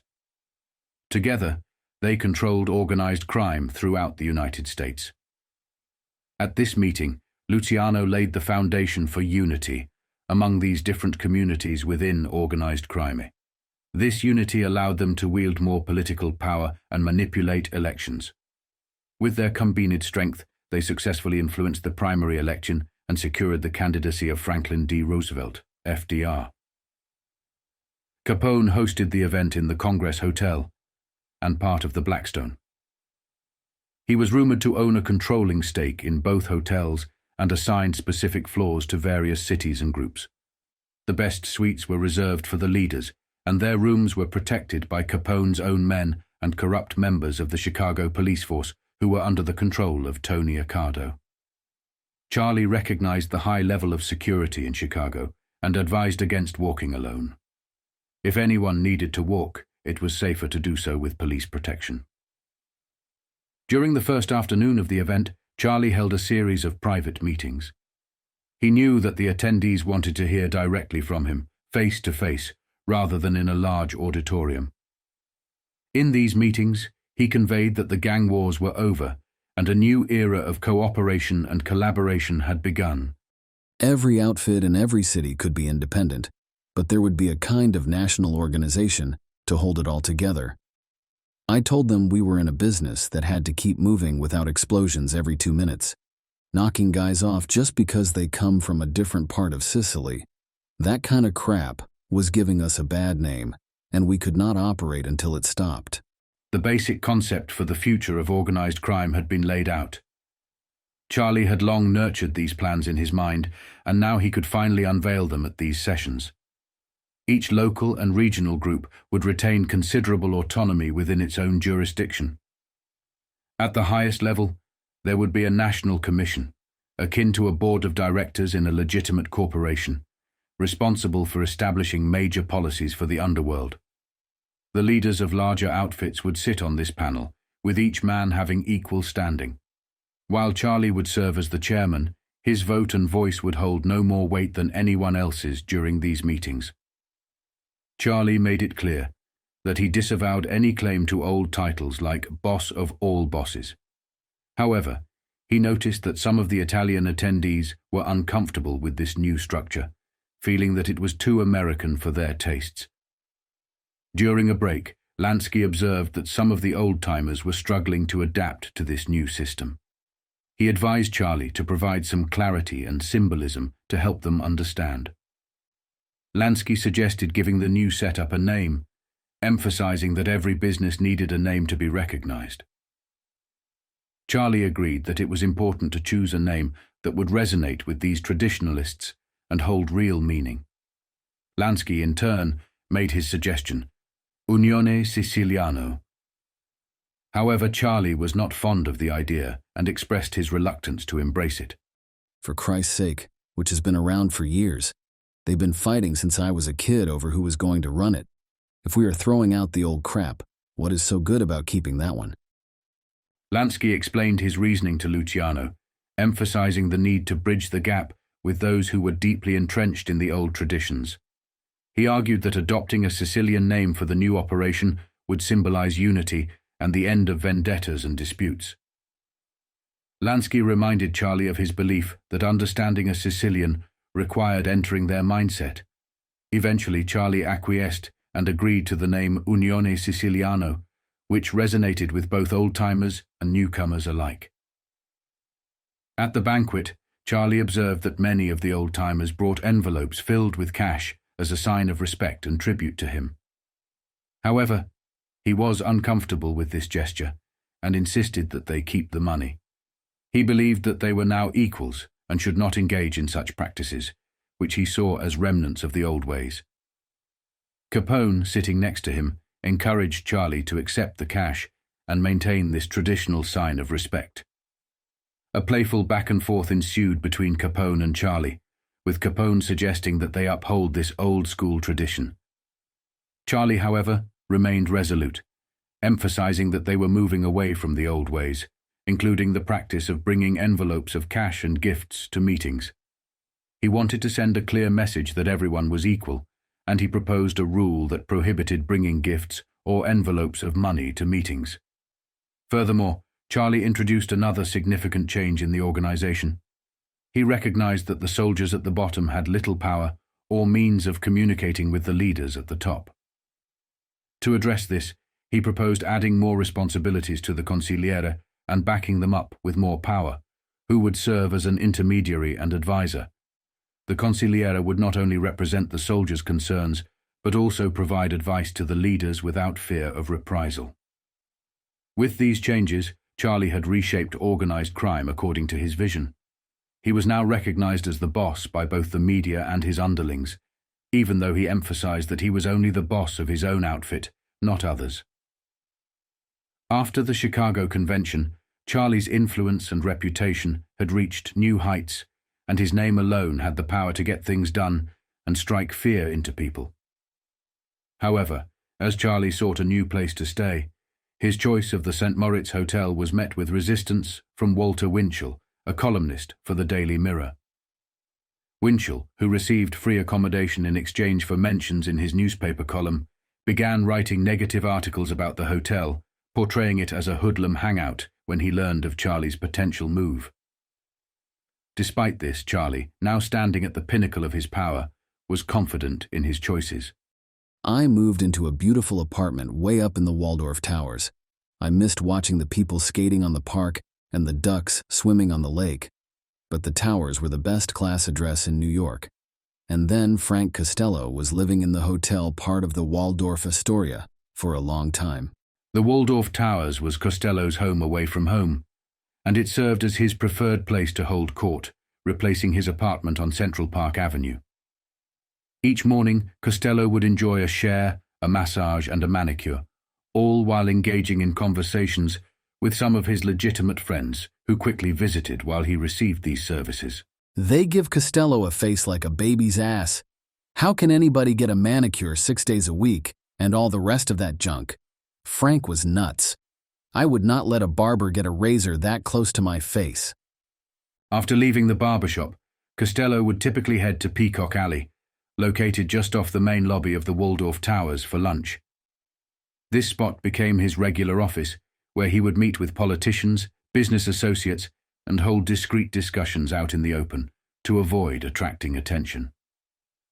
Costello appreciated the convenience of the Towers, explaining, "The Towers were part of the Waldorf setup, and my being there made it easy for Frank to get to me. But the Towers were separated from the hotel, and it was higher." Meanwhile, at the Waldorf Towers, Luciano adopted the alias Mr. Charles Ross. He had leased a suite that included a bedroom, kitchen, living room, dining room, master bath, and powder room. Luciano paid his rent up front for the entire year, totaling $800, and he did not make specific demands about the furnishings, leaving it to the hotel management with one condition: it had to be classy. The Waldorf Towers was an ideal choice for Luciano due to its discreet entrance and foyer on 5th Street, just east of Park Avenue, providing a level of privacy that other grander hotels lacked with their more conspicuous entrances. Additionally, Luciano had access to his private garage for parking and a dedicated elevator serving only the Towers, ensuring that guests were screened and their names announced before being allowed access. I did not have any trouble with them until some idiot in my outfit came to see me one day. He did not know what number my apartment was, so he asked the desk clerk. But he did not ask for Mr. Ross, he asked for Charlie Lucky. The clerk came up to see me later in the afternoon. He said they were getting all kind of complaints from other people in the building about a notorious gangster living there. Well, I knew the Towers was not going to throw me out. I was paying my rent regularly, which was more than they could say about some of their blue blood that was freeloading there. So I figured it was payoff time. I did not even ask the clerk how much he wanted. I just reached into my pocket and peeled off 2 C notes. And from then on, I gave him $200 every month just for himself. I did not have no trouble after that, and a couple of years later the guy did me a hell of a favor. By this time, Charlie had settled into a nightlife routine. He rarely rose before noon, and after having breakfast, his first business associates would begin to drop in. Adonis was a frequent visitor, and others from his inner circle, including Genovese, Costello, Lansky, Torrio, and Lucchese, now that Maranzano was out of the picture, openly displayed their friendship. Tony Bender, known for his paranoia and love of secrecy, would also visit. He had a unique way of maintaining privacy by taking the elevator up to the wrong floor and then walking down the stairs to reach Charlie's apartment. Zwilman was another regular visitor. Both men were expanding their business interests, including the transportation of gambling equipment, slot machines, pinball services, and arranging the manipulation of dice and craps tables across used warehouse in Fort Lee. Additionally, they specialized in debt collection from affluent clients. We sometimes had to remind people that they were behind in their payments, or that we did not get our take from the tables we gave them. That Longy was very good at persuading them to clear the books. Charlie's daily routine typically revolved around these activities. By early afternoon, his business affairs were usually settled. Luciano would then get dressed and head to his box at the local racetracks. If he desired the company of a woman, he would contact Polly Adler to arrange for companionship. Charlie made it clear that he stayed away from the prostitution racket, a business he never personally got involved with. He also shared his thoughts on what Italians and other mobsters thought of people who were involved in prostitution. I did not have nothing to do with that. Those broads were not under me and I did not make a quarter out of them. Sure, I knew it was going on, who did not? But I always said that running war houses was the lowest thing a guy could do worse than dope. It was one of the reasons a lot of guys never trusted Capone, and a lot of them looked down their noses at Torrio, because they were mixed up in that. Luciano did know some of his members were in on it. However, he had a rule that he would never intervene in another man's racket. Maybe some of my guys were in it, but I could not stop that no more than I could stop Vito or anybody else from handling junk. It was their business, and I told them that. I did not want to know anything about it, that it was a part of the business that did not belong to me. Charlie always avoided the idea of marriage.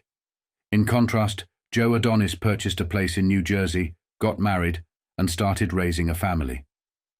Willie Moretti also acquired a property in Jersey, fortifying it, and began his own family. Many of the mafiosi in the area followed suit, settling down and presenting a more respectable exterior to the world, while continuing their criminal activities behind the scenes. Charlie, however, had no interest in such matters. He was unconcerned with societal perceptions, having seen its true nature. Among all the mobsters, Frank Costello was the exception.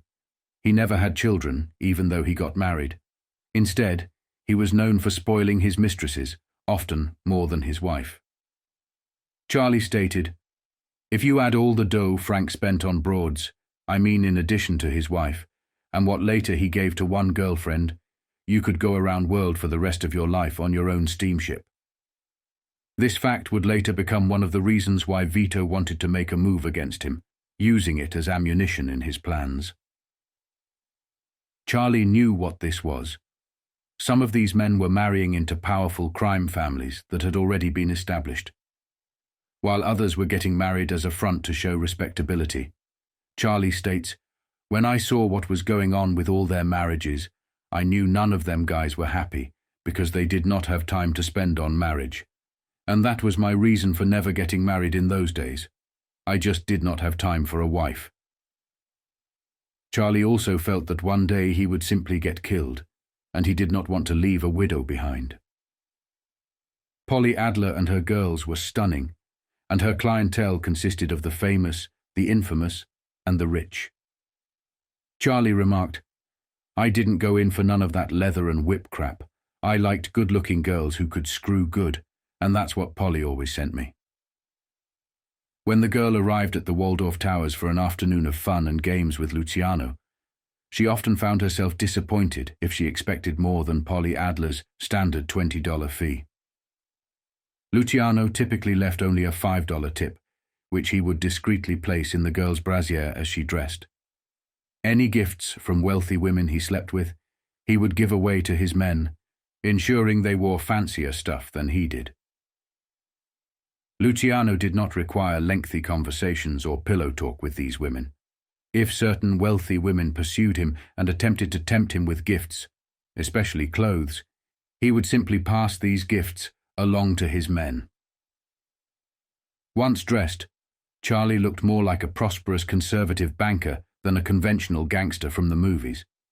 His favorite restaurant was the Villa Nova on West 45th Street, or he might dine at some of the small bistros in Little Italy on Mulberry Street or Minetta Street.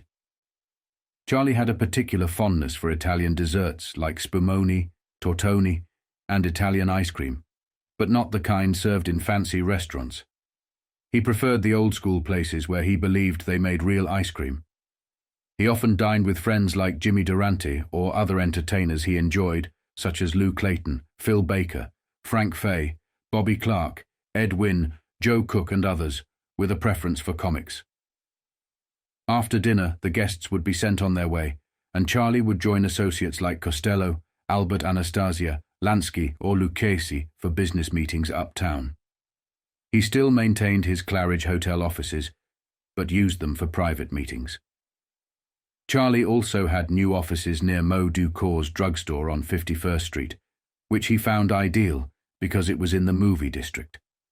If something bothered him or he could not sleep, he would simply go to the movies. These rooms were sparsely furnished, containing only sofas, chairs, and a few tables, with no money stored on the premises. Charlie's 51st Street office became the place where people could seek an audience with him in the hours after midnight.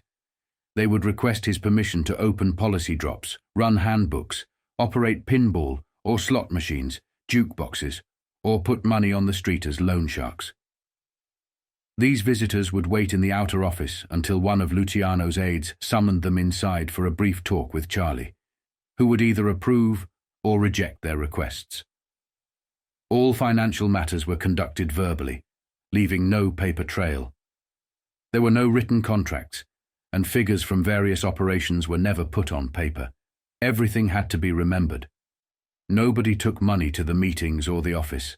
Instead, the money was stored in safe houses, hidden within walls, safety deposit boxes, and even tin cans, all readily available when needed.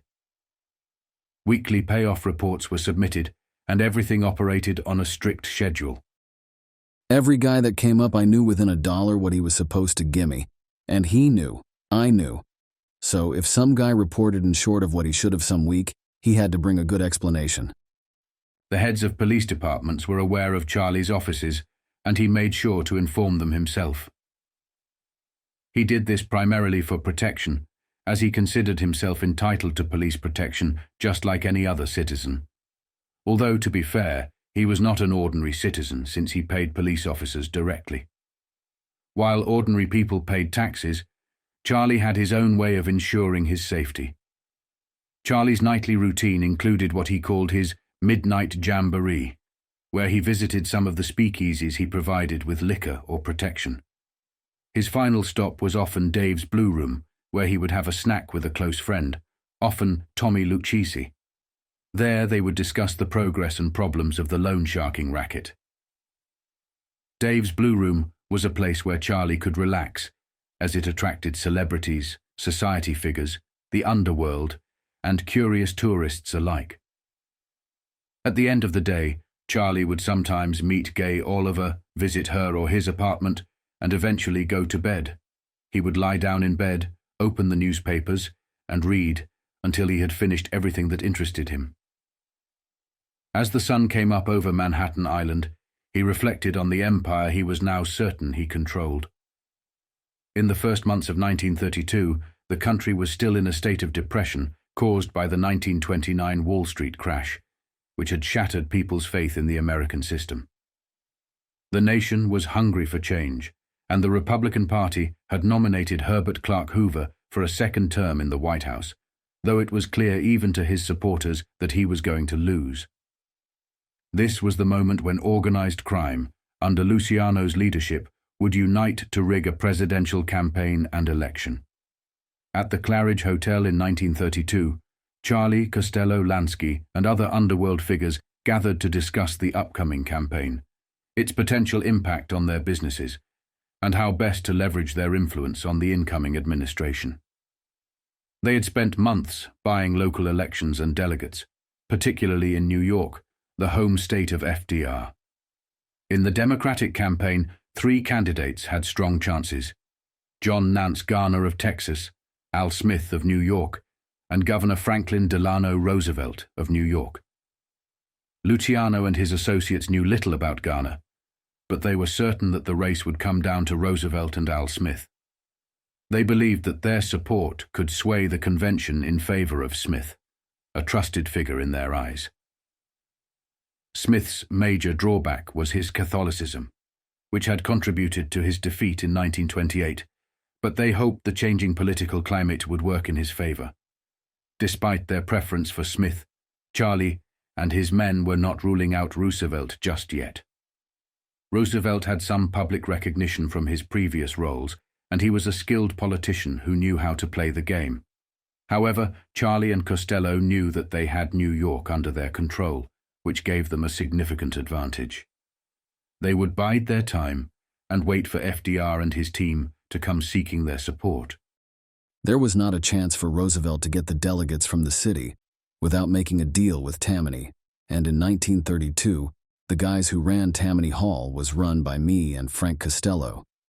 That is what we were waiting for, because I had a funny feeling about Roosevelt. Charlie knew something about FDR, and he liked it, he would say. Roosevelt would have the edge. I respected him because he came from that group of society guys I got to know well down in Palm Beach and up in Saratoga, and they were educated people. But there was something in my bones that told me not to trust Roosevelt. I told this to Costello and Lansky, and they laughed at me. Costello responded in his husky voice, saying, "Charlie, you don't know what the hell you're talking about. I live with these politicians day in and day out much more than you do. Let me tell you right now, Mr. Roosevelt wants to be president so badly that he'd do anything, even kiss your ass in Macy's window if it would help him." Charlie was correct in his assessment that Roosevelt needed Luciano and would go to great lengths to gain his support. However, he also recognized that once Roosevelt no longer needed him, he would discard him. That was the nature of Franklin D. Roosevelt. He used people if they were useful, and discarded them when they were no longer needed. Luciano and his associates would soon learn this the hard way. Throughout 1932, Roosevelt's agents began canvassing the country in search of backers and supporters as the convention approached. Under the existing rules, he needed 2/3 of the delegates' votes to secure the nomination, and the last few votes would be crucial. Gaining those votes would not be an easy task. Roosevelt required solid support in his home state of New York, not only in upstate New York, where he already had commitments, but also in New York City, where Tammany Hall held significant influence, and where Al Smith's support remained strong. Charlie realized that Roosevelt would need to engage with Tammany Hall and negotiate with Al Smith's financial backers, including Costello. He understood the terms they would demand. However, a new adversary emerged on the scene, Judge Seabury. Seabury was investigating the widespread corruption that Charlie and his associates were involved in. His investigations were causing significant damage to Charlie and his men, creating a growing threat to their operations. Every goddamn fucking move we made was getting into the newspapers, and that bastard Seabury was really digging deep. He was looking into our deals with the judges, and he was trying to prove that me and Costello and Dutch Schulz, Lepke, and lots of political big shots like Jimmy Walker and Jimmy Hines of Tammany, that the whole bunch of us was all tied up together. It was like you could not pick up the newspapers in 31 and the beginning of 32 without reading some new scandal Seabury dug up about Walker or the police officers or the courts. The heat was on and getting hotter. What these men never knew was Seabury was doing this too, back Charlie and his men into a corner. So FDR would have something Charlie needed, therefore evening the odds at the negotiation table. Politics 101 for Luciano. He never saw the betrayal coming. If something was not done to stop Seabury from cleaning up the town, it was going to hurt our business badly. Besides, some of our guys, like Schultz and Vito and a few others including me and Frank, could take a rap. Charlie understood certain parts of his empire were vulnerable to attack, especially considering that not all his associates operated as shrewdly as he did. So, when Franklin D. Roosevelt and his team approached them, they understood the political landscape and what they wanted in return for their support. The rampant corruption in New York City had garnered significant attention and could no longer be swept under the rug. Judge J. Samuel, a respected Democrat who had previously lost his party's gubernatorial nomination due to Tammany Hall's opposition, had been appointed to investigate civic corruption. His findings were making headlines, and the pressure was mounting on Charlie and his associates to address the issue.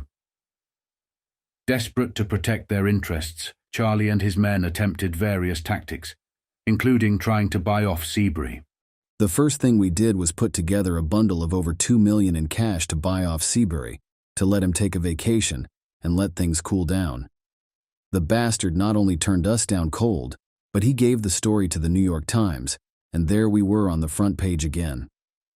Only one man that could handle Seabury, which was FDR.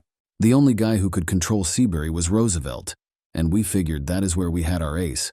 We had most of the city delegates to the convention in our pockets, so we could stop the governor from winning the state of New York. That cost him the nomination. If a guy could not carry his own state, he looked like a bum.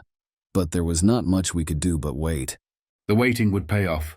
A middleman for FDR would reach out to Costello one day. Then, about the middle of May, a guy stops by Frank's table in Peacock Alley for no more than a minute, making it look like an accident. He was a big lawyer who lived up near Roosevelt, someplace around Tuxedo Park, and he never had nothing to do with us before or after. All the guys said to Frank was he would very much like to talk with him and me at my place that afternoon at 3 o'clock. Frank just nodded at the guy who walked away. The meeting was arranged. Both Charlie, Costello, and the gentleman attended.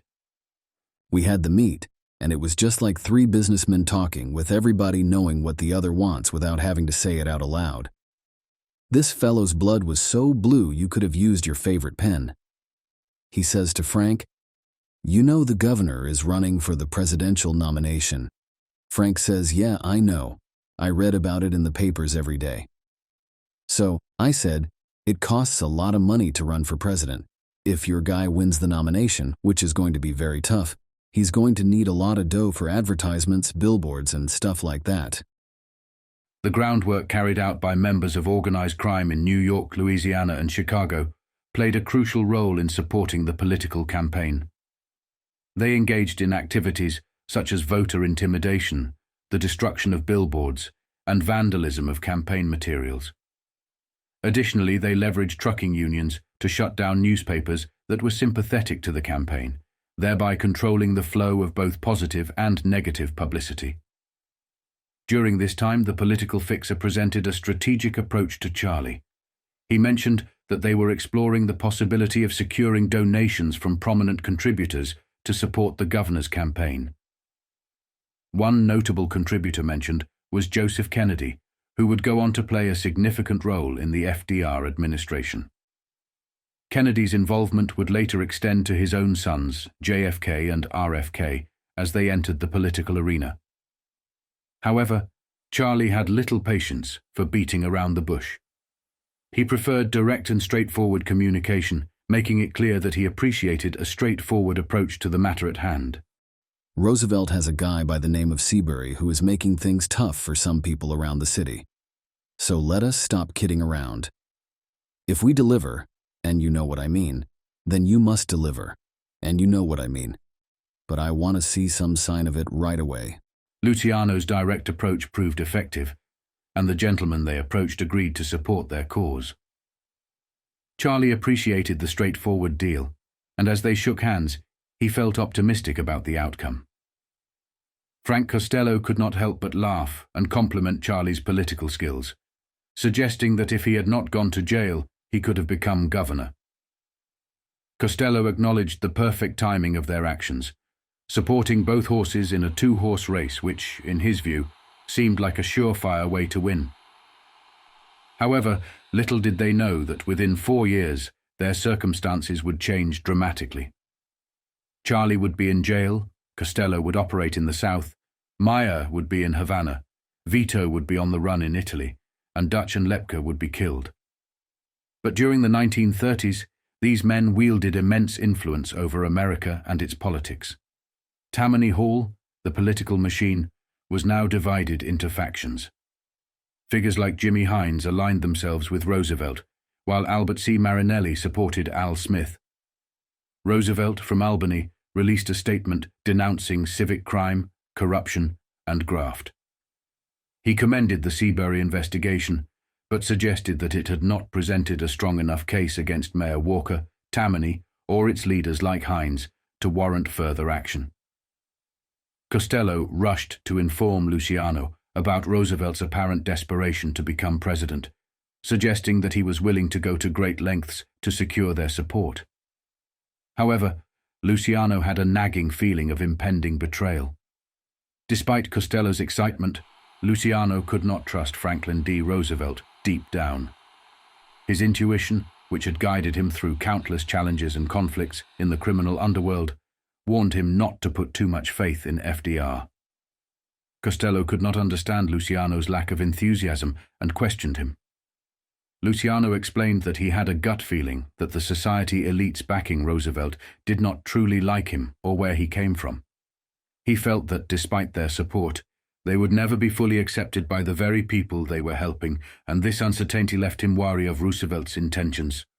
I do not know, Frank. I just got a feeling, and I do not know how to explain it.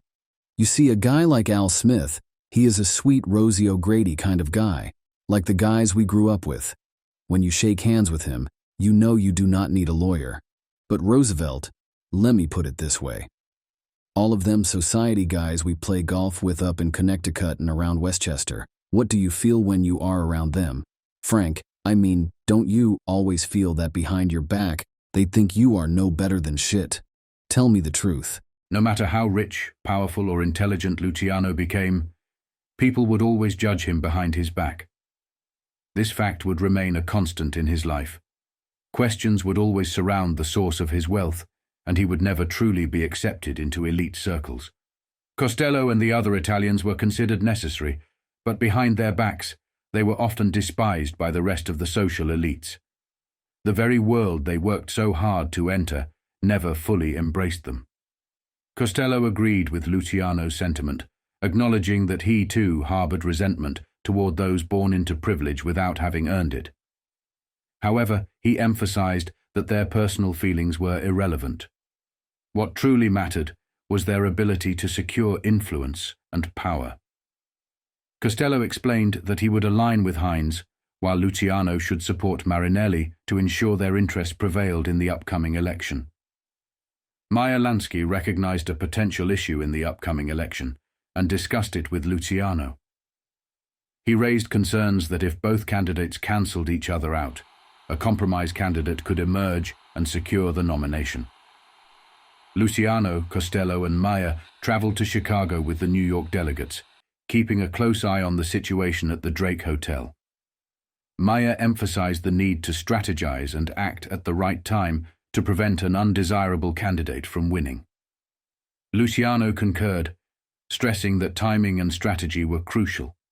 They decided not to support any candidate until the very last minute, when their votes could tip the scales in favor of one of the candidates.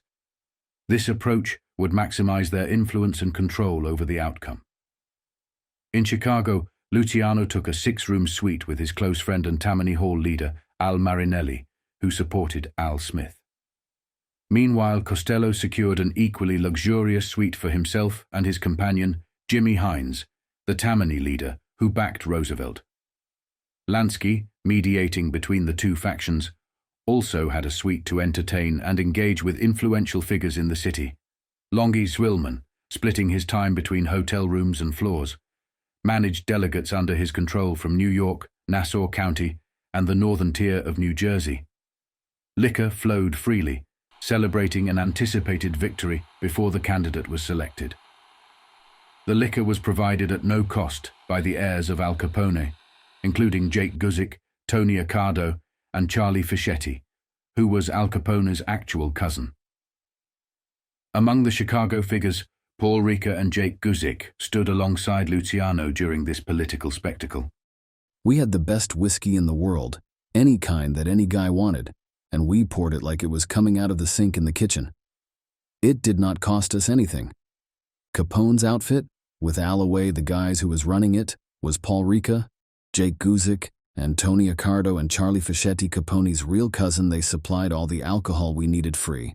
Lansky's bar, aptly named Lansky's Bar, was a popular spot where he personally greeted patrons and served drinks. One of the prominent visitors to the bar was Huey the Kingfish Long, a Louisiana politician known for his charm and savvy. Long frequented the bar not just for the hospitality but also to explore opportunities to bring new enterprises to his state and fill his own coffers.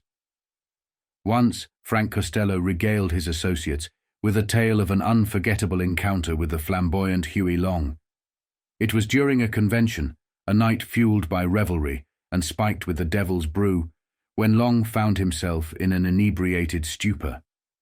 Nature's call beckoned him urgently, but the line for the urinals was unbearably long. In a fit of audacious impatience, Long took matters into his own hands, quite literally. He unleashed a reckless stream of urine right between the legs of one of Frank's formidable bodyguards, whose finely tailored trousers bore the brunt of Long's misguided aim. As tempers flared, the mobster's fury ignited like a powder keg. He seized Long by the throat, pressing him mercilessly against the unforgiving restroom wall. It was a moment poised on the precipice of violence, teetering dangerously. In a twist of fate, Frank Costello entered the scene at that very juncture, a looming spectre of authority. He halted the escalating confrontation, like a shadowy puppet master pulling invisible strings. With a calculated calmness, Frank compelled Huey Long to swallow his pride, forcing an apology from the intoxicated politico and an oath to replace the soiled suit, a pact sealed in a world where power and politics intersected with the enigmatic realm of organized crime.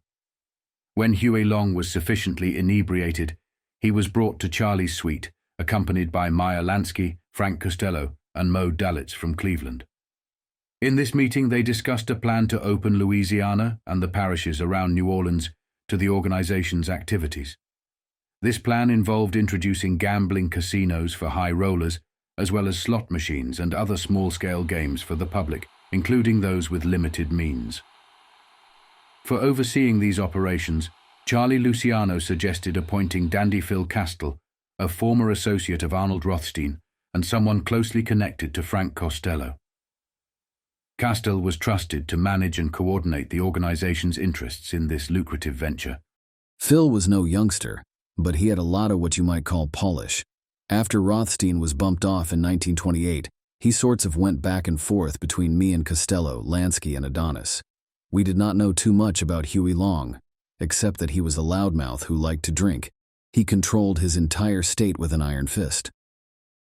That was good enough for me. Unless something went bad for him, we figured the city of New Orleans alone could be worth millions to us. And that is the way it worked out after we made that deal in Chicago. Long opened the state and we moved into every parish, with Phil Castell running things from the Roosevelt Hotel, where we put gambling clubs under one of Meyer's best guys, Seymour Weiss. By the time Long got knocked off a couple of years later, his piece of the action put about $3 million cash in his pockets. We were practically buying the guy's solid gold underwear. But, like I told Lansky at the convention, for us it was pure platinum. That deal was one of the added bonuses to come out of that meeting, and would go on to create its own history. It played a significant role in the rise of Carlos Marcello and his family within the organized crime hierarchy. Charlie and his associates now sensed that the delegates were leaning towards Roosevelt, and victory seemed imminent. All it would take was a prominent delegate to throw their support behind Roosevelt, and their victory would be assured. We waited until the very last second, and we had Roosevelt and Smith guys coming out our ears. They all knew we controlled most of the city delegates. Without them, Smith did not have a chance. Roosevelt would have won anyway, but we knew that a lot of them big boys from the important states were holding back their delegates, figuring that if Roosevelt could not even carry his own state, they ought to dump him entirely and find somebody else. Frank Meyer and I had a private meeting, what they call a caucus in politics, with all three guys on our side of the line, like Curley in Boston, Pendergast from Kansas City, Huey Long, and a few others like them.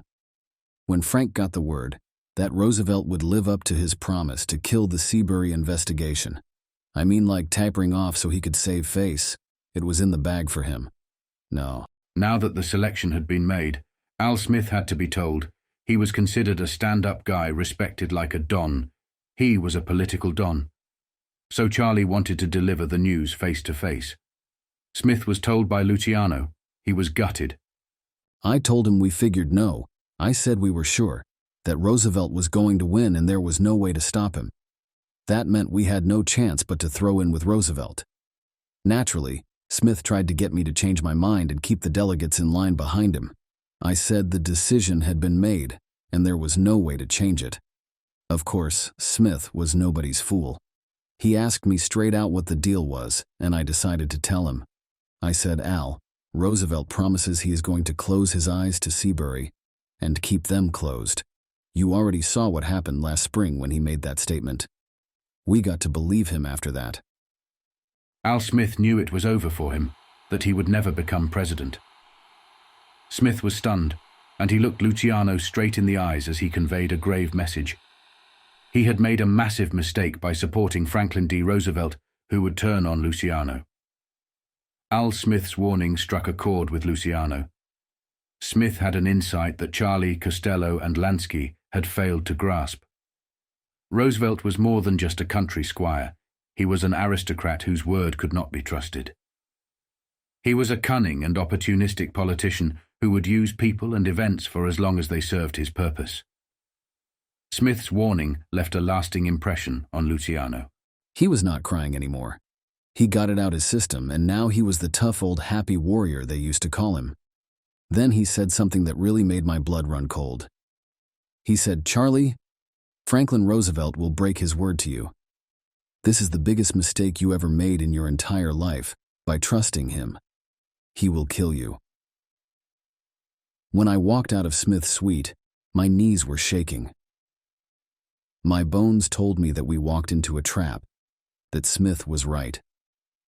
With the entire country rallying behind him as the Democratic presidential nominee, Roosevelt unleashed Judge Seabury to crack down on the most notorious gangsters of the time, including Dutch Schulz, Al Capone, Lepke, and Luciano.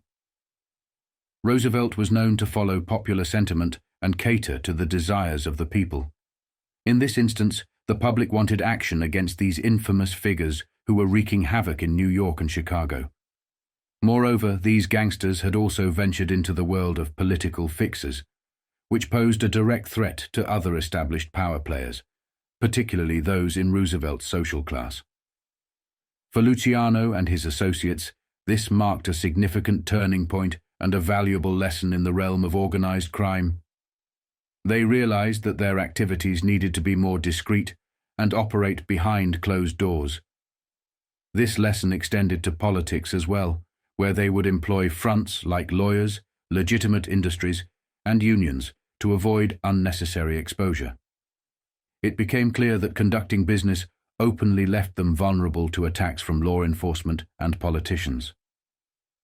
Understanding Roosevelt's betrayal of Luciano is crucial because it set a precedent for how the government would handle organized crime in the future.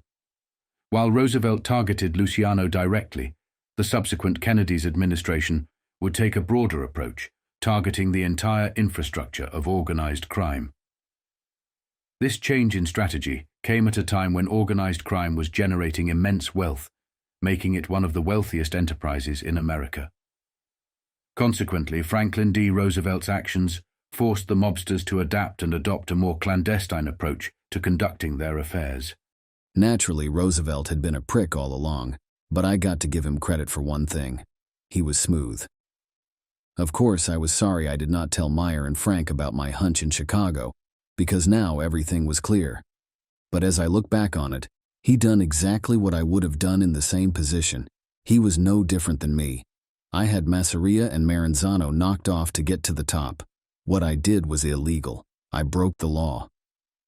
FDR continued his crusade by targeting Charlie and his associates, including Capone, Dutch Schulz, and Lepke.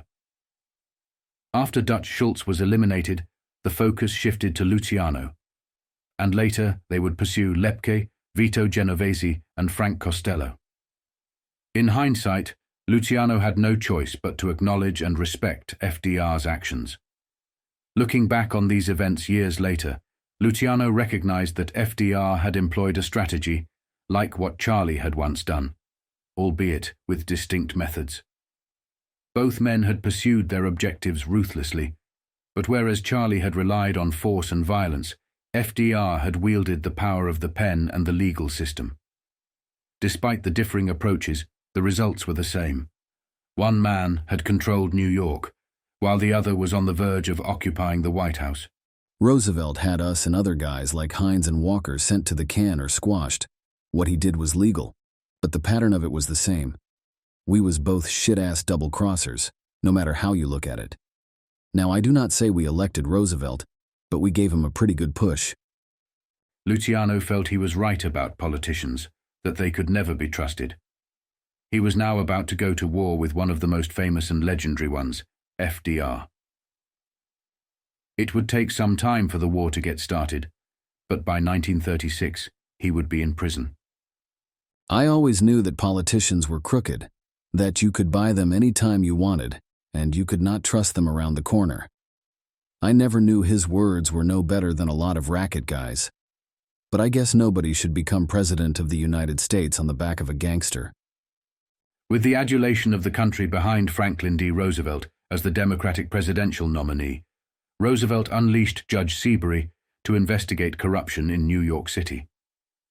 Despite previous reluctance to act against Charlie and his associates, Roosevelt was now free of Tammany Hall's influence, making him more willing to address the issue.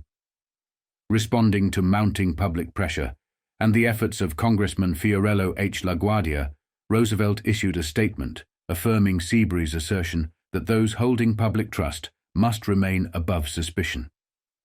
He granted Judge Seabury the authority to question and subpoena politicians and office holders suspected of underworld connections or the possession of large sums of money obtained illicitly. Those who failed to provide satisfactory answers faced removal from the office. As Seabury questioned various Democrats, including Mayor Jimmy Walker, the city government officials grew increasingly anxious. Walker, after 7 hours of grilling, resigned and fled to Paris with showgirl Betty Compton, shocking the city's political establishment. Seabury continued to interrogate Walker's aides and other influential figures within Tammany Hall. Jimmy Hines later found himself in Sing Sing prison, and the city was primed for reform as the era of corrupt governance came to an end. 3 weeks before Christmas, the Volstead Act, which had enforced prohibition, came to an end. Its 14-year history had led to widespread corruption, moral decay, and the rise of a new generation of criminals and gangsters, including Luciano, Lansky, Costello, and Dutch Schulz. Although they did not welcome the end of prohibition with joy, they had prepared for it by diversifying their enterprises. They shifted their focus to various gambling activities, from low-stakes games to high-stakes casinos, requiring political influence on police and legitimize their operations. Luciano, Lansky, and their associates also had their sights set on expanding their operations into the Caribbean islands, providing a safe haven close to the United States. They saw the potential for casinos and other ventures in locations like Cuba, creating opportunities to evade law enforcement when necessary. This strategy had been employed by the Trafficante crime family, allowing them to escape heat in the United States before returning to manage their interests. We have to expand someplace, and we need a place to send our dough, where it'll keep making money and get them guys from Washington off our backs. Meyer's been down to Havana, and he has made some good contacts. Within a couple of months, by August or September, he is going back again, and he will make a deal. It could cost us a bundle in front, so everybody better gets ready to put up at least $500,000 each. That did not go down well, and each member of the Union Siciliano reacted very angrily. That type of money in the 30s was a serious amount of cash. It goes to show how much money these men were earning. Chuck Polizzi from Cleveland started screaming, and that kind of made Carly laugh.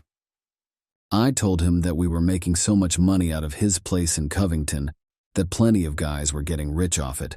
So how could he complain about taking a piece of income that taxes could never grab to make even more? I laid it on him damn hard, and from then on, there were no complaints. Luciano's leadership skills, characterized by fairness and toughness, were instrumental in his effectiveness. However, in later years, he would make a fateful mistake by investing in certain places, particularly Havana. In the first weeks of September 1933, Meyer Lansky headed to Cuba to begin planning their new investment.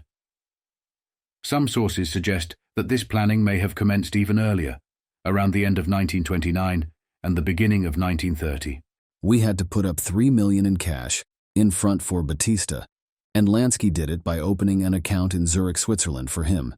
From then on, Batista got a guarantee of $3 million a year, minimum, but it always went way over that on the percentage. Expanding their investments beyond American borders required corrupting a different set of political systems. This endeavor demanded substantial capital, and the mobsters preferred not to risk their own funds. It was a common practice in the Italian mob to invest other people's money rather than their own. Consequently, they sought additional investments from new backers. However, venturing into new territories also meant engaging with different gangsters and organized crime elites who were equally ruthless and perilous as the Italians themselves. Charlie was aware of the need for caution in this new endeavor. That was our first shot at the islands of the Caribbean, and eventually we opened Nassau and places like that, because they needed us. It was my opinion that eventually our guys would be working Europe too. Nobody wanted to start a war with the Corsicans, because those guys were real cannibals compared to us when it came to muscle. But they did not know how to run crap games, and neither did the legal casinos. And the more Americans that went to Europe, the more they would be looking for that kind of play. Gambling was on the rise, with games previously played on street corners now finding their way into major casinos, attracting both the rich and the poor. This expansion opened new avenues and opportunities, especially in Europe, where collaboration with other mafia groups could be explored. Additionally, they considered other lucrative ventures that emerged from the remnants of the bootlegging era, such as trucking. The mob had an extensive fleet of trucks, which were originally used to transport liquor and gambling equipment. Now these trucks have been repurposed for the movement of goods across America.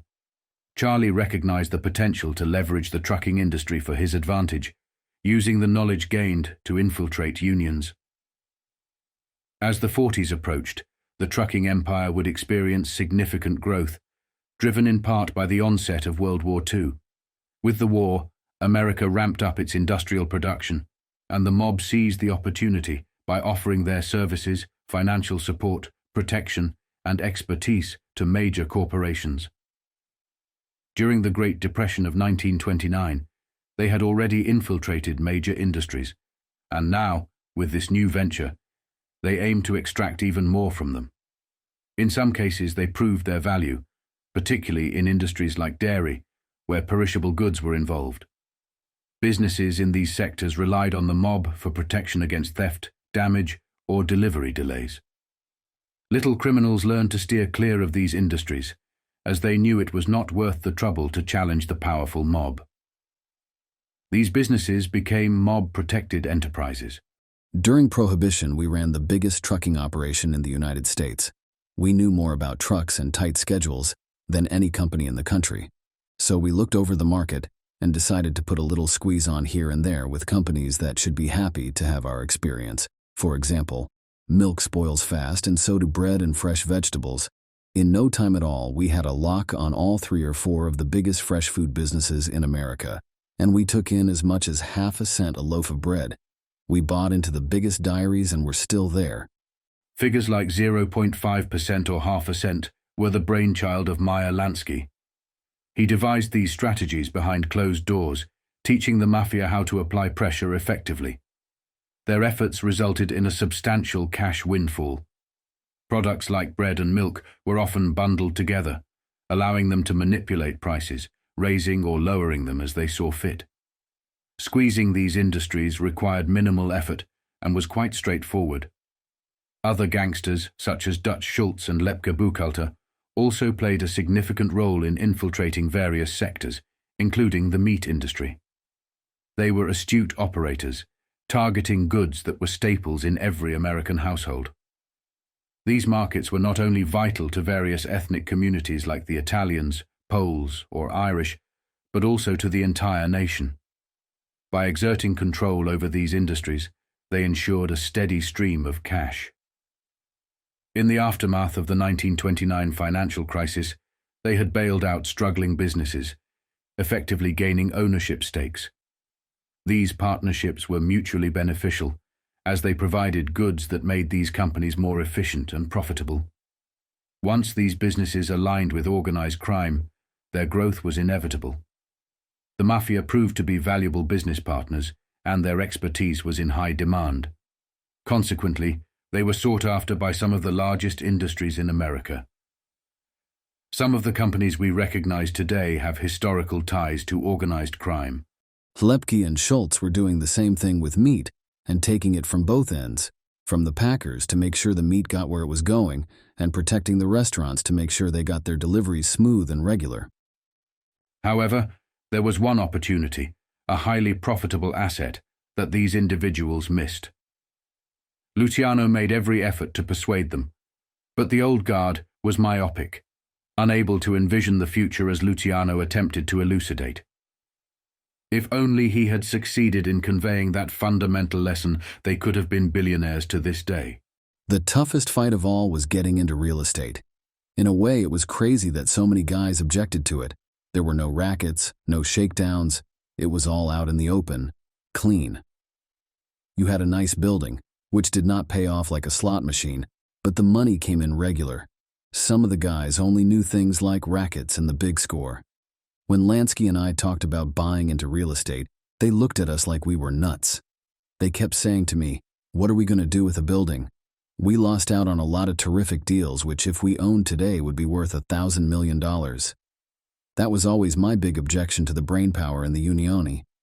Some of them guys could never see beyond a bowl of spaghetti. However, bootlegging was not forgotten. All the way up until the last day of the Volstead Act, his men were selling liquor, whiskey, openly with no problem right in front of police officers, making sales in broad daylight. Some states also kept Volstead in play, which meant Luciano and his men were still in business over there. We had a whole inventory and alcohol socked away all over the country, in warehouses, in drops down near Atlantic City and out in Ohio, all over. We had to get rid of it the minute whiskey became legit. Do you know what we did with it? Most of it we gave away to churches and synagogues in New York, Chicago, Philadelphia, everywhere. We made ourselves good guys in the neighborhoods. All over the place they were having rummage sales. The churches' synagogues sold the stuff and kept the money. It was like liquid bingo.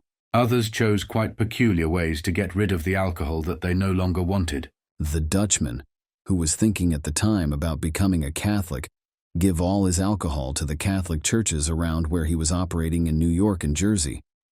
He became a big man with them, got in good with the priests. That helped him up there later. It did not do him any good down here. Luciano had already laid the groundwork to enter the legitimate liquor business. Behind the scenes, they maintained an interest in the speakeasies, transforming them into nightclubs. They continued to supply these clubs with their whiskey. All the foreign representatives they dealt with through the years were used to facilitate the acquisition of importing and distribution franchises. However, they could not acquire American-owned distilleries due to their extensive criminal records and reputations. Instead, the business came to be dominated by less notorious gangsters like Louis Rosenthal and Jacob Bronfman, who headed up Shenley and Seagram's, respectively.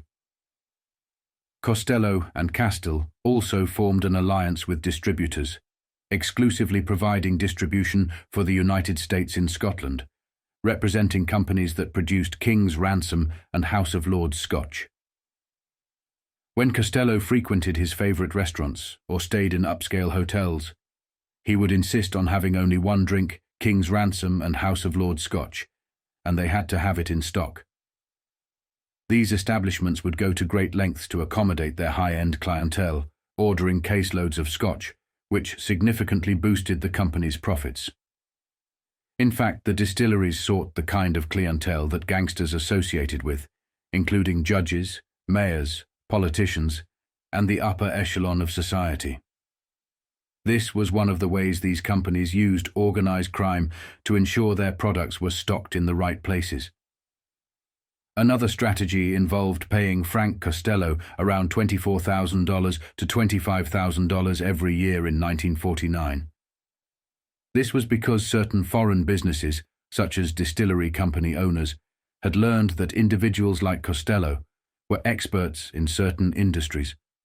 Legitimate distilleries in places like Scotland and Ireland wanted to collaborate with people like Frank Costello because they had witnessed their profits skyrocket over the past decade.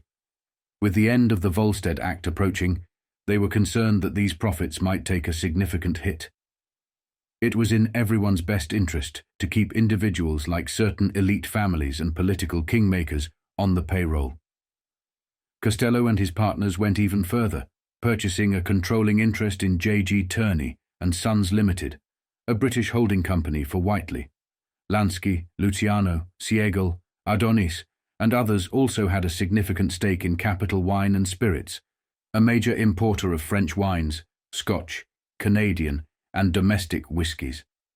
Every notable bootlegger found a way to get involved in this new business. However, as the Italians grew stronger, another issue arose. Meyer saw his future moving slightly away from Luciano. As the Volstead Act ended, Lansky began to distance himself from Benjamin Bugsy Siegel and sought to rely less on Luciano and more on himself. In November 1933, using his father-in-law as a front, Lansky established the Mollasca Corporation. He used this business as a front to produce dehydrated molasses as a sugar substitute, which he then sold to distilleries in Ohio and New Jersey for use in whiskey production. This was another form of bootlegging that allowed them to evade taxes on legal whiskey by creating their own labels. It was a combination of things that started the Mighty Mite to look for independence. No matter how he would try, he would still be number 2 as far as I was concerned, and he knew it. So he had to make his move. The minute Mollasca was put together, I knew Lansky was setting out on his own. Not entirely, but to make a place for himself in the rackets, which did not have nothing to do with me. But I could not let him get away with that without doing something about it. I called him one morning about Christmas time and said, "Meyer, it is okay with me about Mollasca. I am not asking for a piece of it, because you earned it. But we are going to see lots of guys in the legal whiskey business, and I want you to make an outline of where we are going to do it, the guys we're going to promote, and what it is all going to cost. That is going to be mine, and I will split it with everybody, like I always did, including you." Lansky agreed, and they shook hands, cementing their ongoing relationship. Lansky had come a long way with Luciano, particularly in the 1920s when they organized $1 billion business together. They were involved in extensive money laundering operations, and the mobsters were raking in a substantial amount of cash. Around this time, Costello began to expand his influence down south and establish connections with Carlos Marcello, as gambling was gaining prominence in the southern states. Within a decade, these men had the capability to build casinos like the Flamingo in the Desert in the year of 1943. During this period, issues such as fascism and racism were still significant challenges. Jewish gangsters relied on the muscle of Italian, Polish, and Irish counterparts. However, as Meyer started to expand into Cuba, he gained a certain level of immunity, making him extraordinarily influential. He was already forming alliances with Russell Bufalino to consolidate their control over various territories, with Jimmy Blue Eyes also helping to dominate the gambling scene in Cuba. In the early 1930s, Carlos Marcello entered the picture in Louisiana, and in Chicago, Tony Accardo and Paul Ricca were now starting to rule over Chicago, the Trafficante family in Florida, and several other mobsters controlling various regions. The New York families, led by figures like Vito Genovese, Bugsy Siegel, Meyer Lansky, Joe Adonis, Scalise, Gambino, Anastasia, the Mangano brothers, and many more, constituted the largest faction. Among them were Jewish gangsters who often went unnoticed, including Red Levine, Jake Guzik in Chicago, Jacob Shapiro, and others, all operating under Charlie's leadership. These men held great respect for both Luciano and Lansky. As Meyer managed the finances of the entire Mafia, he was handling vast sums of money for extremely powerful individuals. By the mid-40s, after the Nuremberg trials, Meyer Lansky had become a powerhouse in his own right. He collaborated with various intelligence agencies, including Israeli intelligence, assisting them with arming themselves during the Israeli fight for independence. In the mid-40s, the world was at a crossroads, grappling with the grim choice between fascism's sinister rise and the forces of change.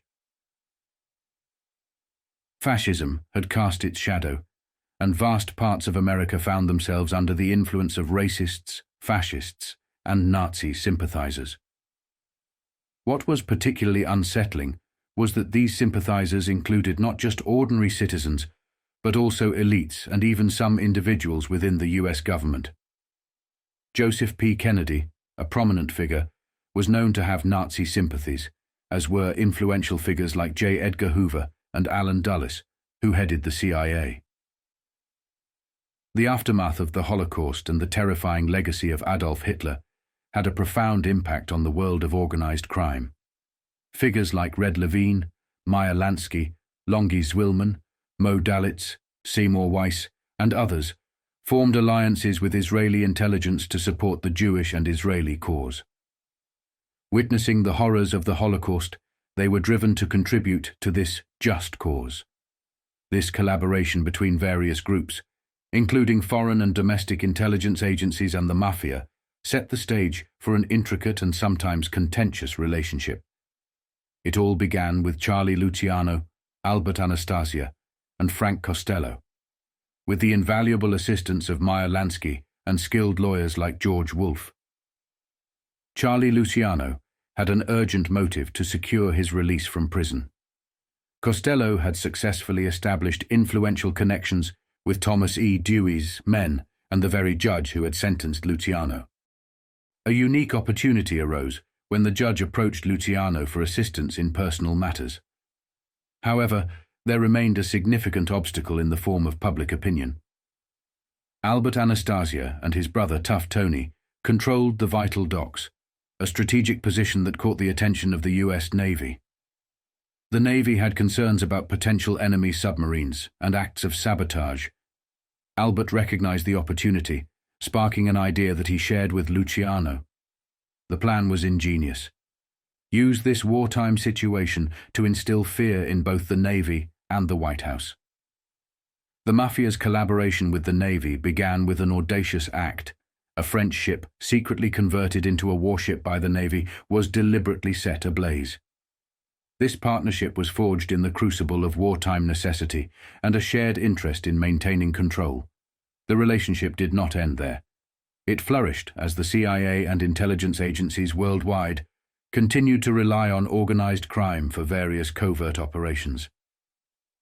These collaborations evolved into complex, third-party partnerships. Organized crime was used for a wide array of tasks, from eliminating foreign leaders to weapons trafficking, intelligence sharing, espionage, government infiltration, drug trade, money laundering, political corruption, and lobbying. The growth of these partnerships was rapid and, at times, spiraled out of control. It all began in the 40s, with the visionary leadership of Charlie Lucky Luciano. But this was a decade later. As the 30s dawned, Meyer Lansky's influence was still in its infancy, a burgeoning power that Charles Luciano foresaw would one day rival his own. In the criminal underworld, the tension was palpable as the two formidable figures recognized the potential for their paths to converge and clash. The stage was set for an intense and riveting power struggle that would shape the future of organized crime. Meyer done what I asked. Of course, a couple of years later, Malaska got in trouble by the feds. But after that time, I knew Meyer would not stop planning stuff on his own on the side. Meyer was incredibly smart. He knew he still needed Luciano. So keeping Luciano in his good books was in Lansky's interest. Luciano would look back at these times and think to himself, if Meyer were then showing him his true colors. But when you come down to it, I always thought I could trust Meyer even if he were different from me and most of the other guys. He liked to live in the background in the shadows. In that way, as I looked back on it, he was one up on me. It was my publicity that really cost me the best 10 years of my life. So, I guess in that way, Meyer was smarter. Another noteworthy aspect is Luciano's later assertion that the Trafficante crime family shared the same secretive nature as Meyer Lansky. They preferred to remain in the background, keeping their intentions and operations hidden from the public eye. Luciano also emphasized that in certain dealings, Meyer Lansky would never engage in conflicts with the Trafficante crime family, as they were considered highly dangerous. However, a strain developed in the relationship between Vito and Luciano due to Vito Genovese's persistent desire to enter the narcotics trade. While narcotics were not a major trade at that time, it showed growth potential, and Genovese was eager to be involved. The little son of a bitch would never give up. I think his mother may have been a Neapolitan, but his father was an English bulldog. In fact, sometimes he looked like one. He would never let up about junk. He just loved junk more than alcohol or anything, except that broad Anna. Genovese became infatuated with a woman named Anna, despite her existing marriage. His determination led him to arrange for the murder of her husband. Subsequently, he married Anna and took her on a honeymoon trip to Italy, partly to showcase his new bride and to establish connections for his ambitions in the narcotics trade. During his time in Italy, Vito sought to lay the groundwork for a drug pipeline from Italy to New York. By the 50s, he had successfully expanded his drug operations to the extent that he could challenge the FCM, making the Genovese family the only organization strong enough to confront and eventually take over from them in the 60s, both in collaboration and through takeovers of their territories. While he was there, he made some good contacts, even though I warned him against making any connections with narcotics guys in Italy and France. Somehow or other, he must have had an idea for the future, and he planted a lot of very important seeds there. When Vito came back to America, he hit up a few of Charlie's contacts to check the temperatures and to see if they would be interested. They would immediately take the information straight to Luciano. When he came back to New York, Joe Bananas from Brooklyn and Steve Magadino, who ran things up around Buffalo, came to see me. They said Vito was talking to them private about setting up a line of junk right from Italy, through him, that he could put out all over the United States. They were afraid of this, and Magadino even told Vito to his face that he was going to convene the Unioni Council and have him knocked off. It was talking to the wall. Except I did not know at the time that Vito was not listening and was going to keep on getting things set up. It served him right away, the dirty little bastard, when Anna began giving it away free a couple of years later to any guy who looked at her, and especially when she started playing house with other broads. And he really regretted it later when she blew the whistle on him. It is worth noting that in later years, when Luciano was in Italy, Bonanno, Adonis, and many other mobsters were sourcing their narcotics from Vito Genovese, including Albert Anastasia. Genovese became the largest supplier of narcotics to other families. He was one of the major players in the narcotics trade during that time. These early seeds planted in the 1930s would eventually flourish in the 1950s and 60s. In the 1930s, the narcotics industry was not as prominent because bootlegging took precedence. Bootlegging had established new routes and underground methods for smuggling goods into the country, creating a well-established infrastructure.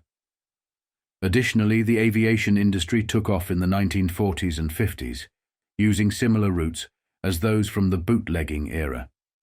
They would still dump drugs beyond the 3-mile limit and use speedboats to retrieve them, a method initiated by Frank Costello, resembling the practices of rum running. Furthermore, the wealth accumulated by gangsters during the Prohibition era, both in Europe and America, allowed for significant investments in the narcotics trade.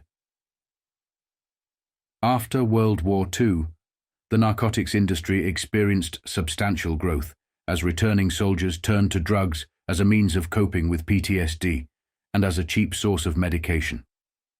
This provided Genovese with an opportunity for expansion.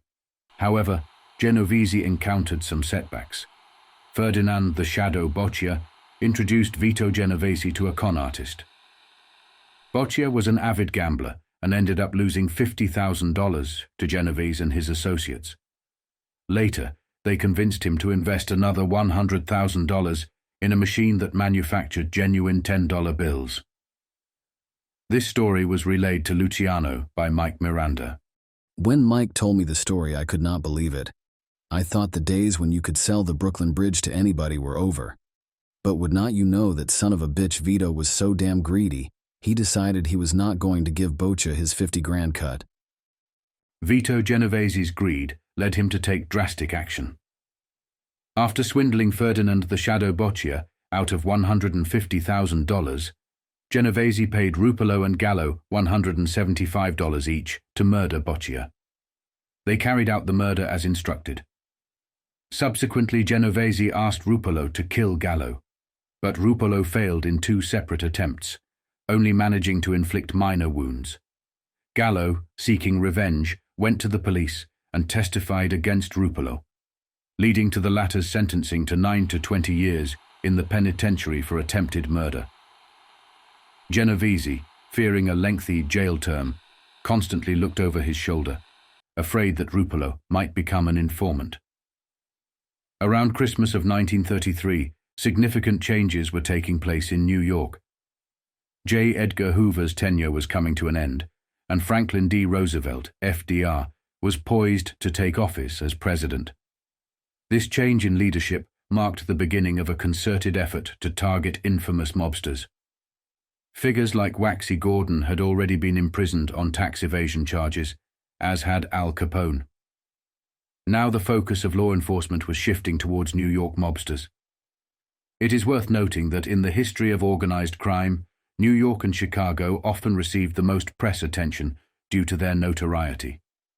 However, states like Louisiana and Texas did not face the same intense scrutiny, allowing organized crime to grow and flourish.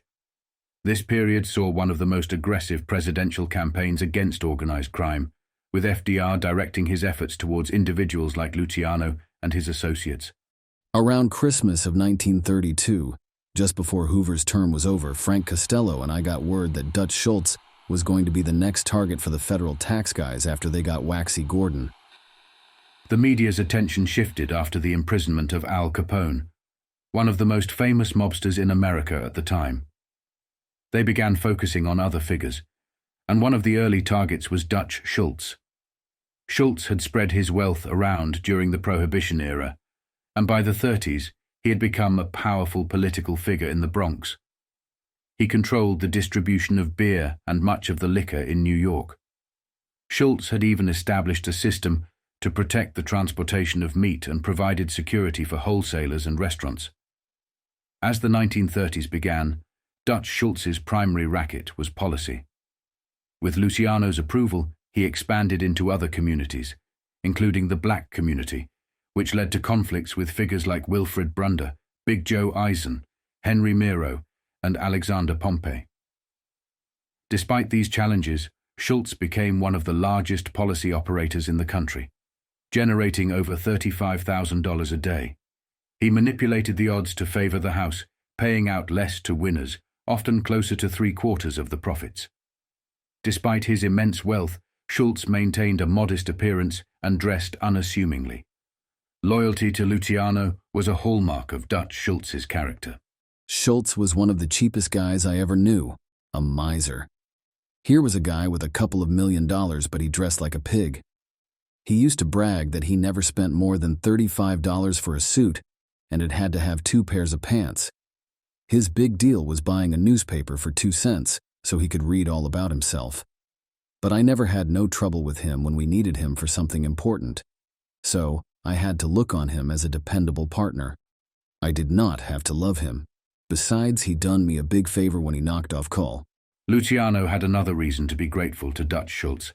He eliminated Vincent Mad Dog Coll, the hitman that Maranzano had considered using against Luciano. However, with Coll out of the picture, Dutch Schulz himself faced a more dangerous adversary. Some mobsters had been paying attention to the changing landscape of organized crime, especially the lessons learned from the downfall of Al Capone. Johnny Torrio had discussions with Luciano and others about the need for caution, especially for those who were spending money extravagantly without a legitimate explanation for their wealth. Luciano and Johnny held this meeting in private without inviting or informing others about the changing environment. They deliberately excluded others from this information, leaving them vulnerable. Why did they do this? Because in the future, they could use this vulnerability to their advantage, effectively checkmating them and taking over their rackets. That was when Johnny Torrio told every one of us that we better start fixing up our income tax returns. A lot of us did that, starting with 1928, to show legitimate business. In my case, I declared an income of $16,000, and through the next 4 or 5 years, that figure went up to about 25 grand a year from gambling enterprises, and I listed myself as a professional gambler. This came too late for Dutch Schulz, who was facing the possibility of a 43-year prison sentence, $92,000 in fines, and $481,000 in backdated taxes if he were to be convicted. This enraged Dutch, and Luciano was sent to try to keep him calm. However, another formidable adversary had arrived on the scene, ready to take on organized crime in New York. His name was Thomas E. Dewey, and he was building a reputation as a relentless opponent of the underworld. Dewey had already secured convictions against notable criminals like John T. Nolan, also known as Legs Diamond, for tax evasion, and he had successfully prosecuted Waxy Gordon. Now Dewey set his sights squarely on Dutch Schulz, and a conviction was inevitable. It is important to note that, up until this point, the United States government had never lost a tax evasion case, which added to Dutch's predicament. Despite the pressure, Dutch did not give in easily. He enjoyed some protection from the police and had political allies in Tammany Hall, like leader Jimmy Hines, who was involved in the numbers racket. Dutch continued to conduct his criminal activities, frequenting brothels, and going about his business as if nothing had changed. Nevertheless, he remained a wanted man. On January 1, 1934, Mayor Fiorello LaGuardia took office and launched his own war against organized crime and corruption. With additional allies like Treasurer Henry Morgenthau, they decided to call in the FBI to assist in the pursuit of Schulz. J. Edgar Hoover joined the effort, with the mayor intensifying his campaign. Police Commissioner Louis J. Valentine ordered the police to step up their search for Schulz. The pressure on Luciano's underworld continued to mount. Dutch Schulz began to go deeper underground and turned to Luciano for protection. Luciano, in turn, sought help from Albert Anastasia in Brooklyn to provide Schulz with a secure hideout. As these events unfolded, Mayor LaGuardia also turned his attention to Luciano, resulting in the arrests of Charlie, Costello, Adonis, Moretti, and others who were closely associated with Charlie. I'm walking down the street, and this police officer comes up to me and he says, "Charlie, the commissioner wants to see you." This was before LaGuardia had a chance to name Valentine, and the commissioner was a guy named John O'Ryan. I say, for Christ's sake, it's New Year's, tell him he'll see him tomorrow. I am thinking he wants to talk about a deal now that we have a new mayor and that. But the police officer tells me, no, I got to see O'Ryan right then. He says, LaGuardia's coming down on all of them. They got to bring me in to make it look good. He gives me a ride downtown, and Commissioner O'Ryan is waiting for me. He says, Charlie, I am sorry about this. We had to bring you in. If you want to go home now, we will give you a ride. I look at him like he is nuts and ask him, are you not going to ask me one question? He says, what do you want me to ask you? So I was there like 10 minutes is all. And the same thing happened to the rest of the guys. They got a ride to a precinct or someplace to make it look good, and then a ride home. Even Willie Moretti. They were waiting for him when he came over to Jersey.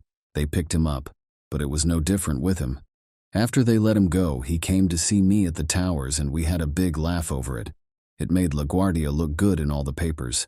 For the first time ever, a serious attack was launched against Luciano's entire criminal organization, and even his political connections came under fire.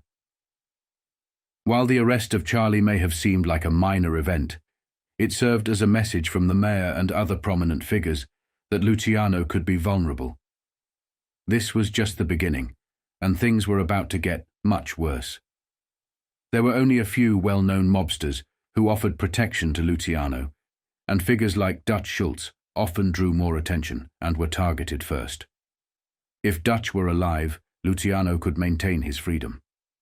The authorities were determined to capture Dutch Schulz, and once they succeeded, their plan was to go after the others. At that time, Dutch was the most notorious figure on the run. Mayor LaGuardia showed no signs of letting up in his pursuit. He went on to confiscate hundreds of Costello's slot machines, dumping them into the East River for all to see, with news cameras and newspapers capturing the event. Luciano had spent years bribing and exerting influence over various individuals in politics, but now he faced an honorable citizen who could not be bribed or controlled. LaGuardia's actions seemed aimed at impressing the upper class Luciano had tried to court and impress over the years. This marked a significant turning point in Luciano's criminal career, as he faced an adversary who was unwilling to bend to his influence and power. I just could not understand that guy. What did he want? He was a wop like the rest of us, and he was not going no place. Charlie could not comprehend why LaGuardia, an Italian like himself, was pursuing this aggressive campaign against him. He also failed to realize that FDR and others had become wary of Luciano's growing political influence, and they wanted to rein him in. Luciano understood deep down that Dutch Schulz was likely to lose his case. Seeking a second opinion, he turned to his close friend Lansky, who advised him that the odds favored a conviction. Luciano's associates, such as Genovese, Zwilman, and Adonis, were eagerly anticipating Dutch's imprisonment and the potential redistribution of his criminal empire to Luciano's lieutenants. Luciano faced a moral dilemma, as he had to consider killing someone who had been loyal to him. This decision set a precedent that he did not want to establish, but he recognized that Lansky was telling him the truth. Charlie was also concerned about the mounting pressure from Mayor LaGuardia and sought Lansky's counsel once again. Luciano attempted to strike a deal where he could hand over one well-known criminal and potentially save himself. He even contemplated revealing to the mayor that he was responsible for providing information that led to Waxy Gordon's arrest. When Dewey responded with an ambiguous statement, it was quickly clarified that it was a threat, dashing Luciano's hopes. Dutch Schulz eventually offered to settle the case by paying $100,000 if all charges were dropped. Dewey refused the offer, stating, "We don't do business with criminals." Fearing the FBI might hunt him down like John Dillinger, Dutch Schulz eventually surrendered in Albany in November 1934 and negotiated a bail of $100,000. To improve his chances, Dutch sought a change of venue for his trial, which began in Syracuse, New York, in April 1935. The defense argued that Schulz had not filed tax returns because his lawyers had advised him that his income was derived from illegal activities, such as bootlegging, which was now legal. They also highlighted his offer to pay $100,000 in taxes. The jury deliberated for 2 days, but remained deadlocked at 7-5 for conviction, prompting the government to request a second trial. The second trial took place in Malone, near the Canadian border, in July. Before the trial, Dutch tried to win over the town's residents by offering free drinks, contributing to local charities, and socializing with political and business figures. When the trial began, the government repeated its earlier arguments, while the defense used the same strategy as in the previous trial. This time, the jury, after 2 days of deliberation, returned a verdict of not guilty. The judge expressed outrage, and Attorney Cummings called it a terrible miscarriage of justice. Luciano and his associates were shocked that Dutch Schulz had escaped conviction, especially after hoping to divide his criminal empire for the past year. Others in the underworld were equally astounded by the outcome. We were all sure that Dutch had to get it. We did not think there was no way he could beat a federal tax rap that was solid. With Dutch Schulz's return to the criminal scene, one man became particularly anxious: Bo Weinberg. Dutch wasted no time in resuming control of his criminal empire. However, his sudden spending spree during his trial had raised concerns among his lieutenants. They feared that this extravagant spending could jeopardize their operations. In response to this growing concern, one of Dutch's lieutenants initiated discussions with Luciano's associates. As Dutch regained his freedom, those who had considered betraying him became apprehensive that they might face retaliation. Abraham Bo Weinberg was among those individuals who had contemplated turning against Dutch Schulz, but were now worried about the potential consequences of their actions. Bo went to see Lucky Zwillman over in Jersey. They were in lots of deals together, and asked him to help him out. Lucky Zwillman listened to him, and then he brought Bo over to see me for a private meeting, near Grant Tomb up on Riverside Drive.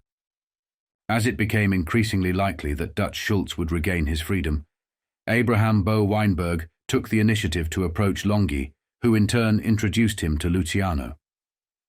Luciano attentively listened to Weinberg's proposal, which held significant appeal.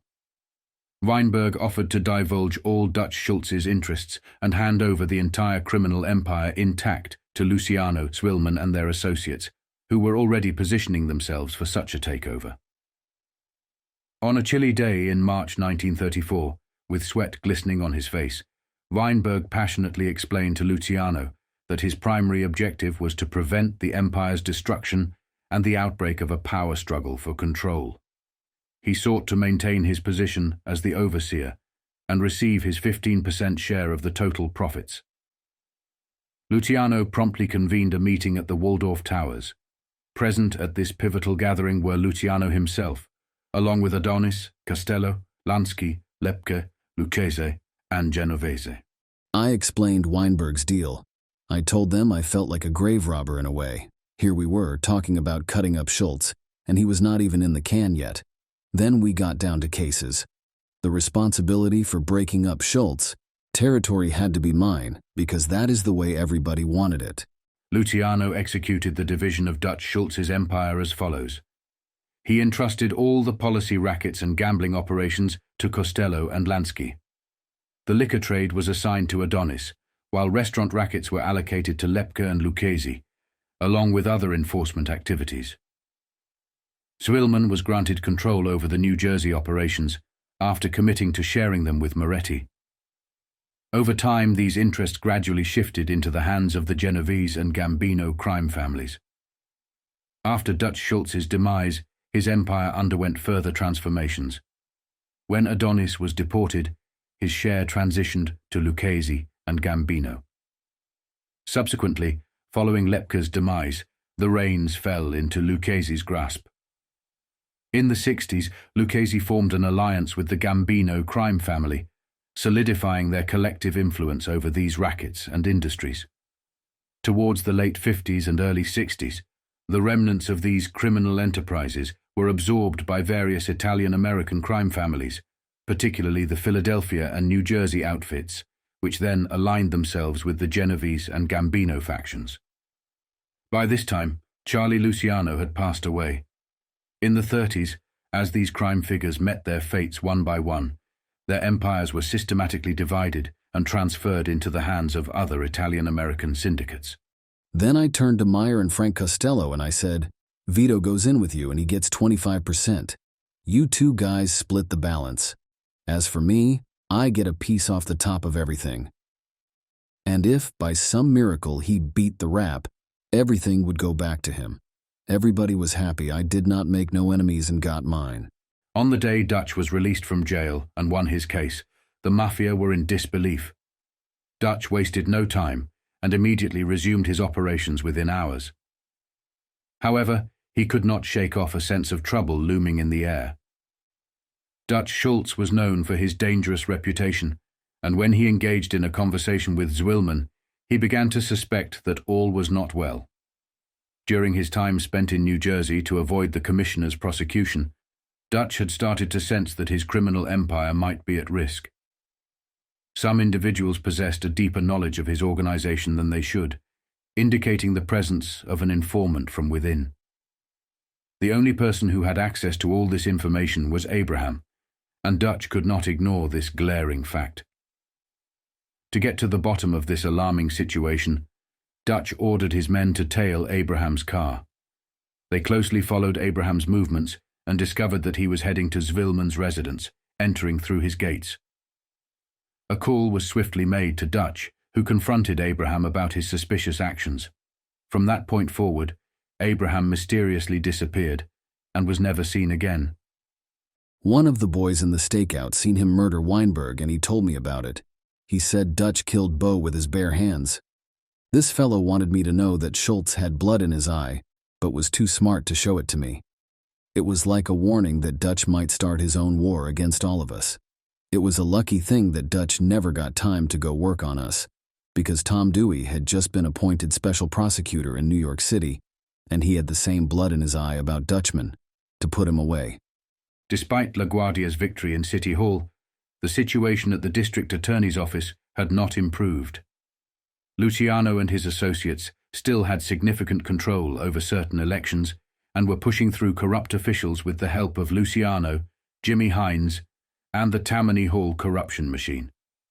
However, there was now increased scrutiny and mounting pressure on FDR to address the corruption, illegal activities, and bribery taking place. To address the issue, Dodge assembled a special grand jury. When this special grand jury uncovered evidence of corruption, Dodge inexplicably chose not to take any action based on the accumulated evidence. Frustrated by this inaction, the grand jury disbanded and made a demand. Governor Herbert H. Lehman should appoint a special prosecutor if he genuinely aimed to clean up the city. Lehman approached several prominent Republican lawyers, all of whom declined the offer. Finally, he turned to Thomas E. Dewey, who accepted the role. In 1935, Dewey entered the scene and focused his attention on Dutch Schulz. Dewey began gathering small amounts of evidence, gradually building a strong case against Dutch. He was aiming to charge Dutch with murder for his involvement in the killing of Jules Martin, one of his restaurant enforcers. Luciano got wind of this development on a snowy March night in Albany in 1935. The situation was becoming increasingly dire for Dutch, and it seemed that he could be facing the electric chair. What concerned Luciano even more were the tactics that Dutch might employ in response. Dutch was walking on shaky ground with Luciano and his associates at that moment. If Dutch were to receive a lengthy prison sentence, there was a possibility he might implicate some of his associates. Given LaGuardia's aggressive pursuit of organized crime figures, Dutch and a few others were no longer trustworthy.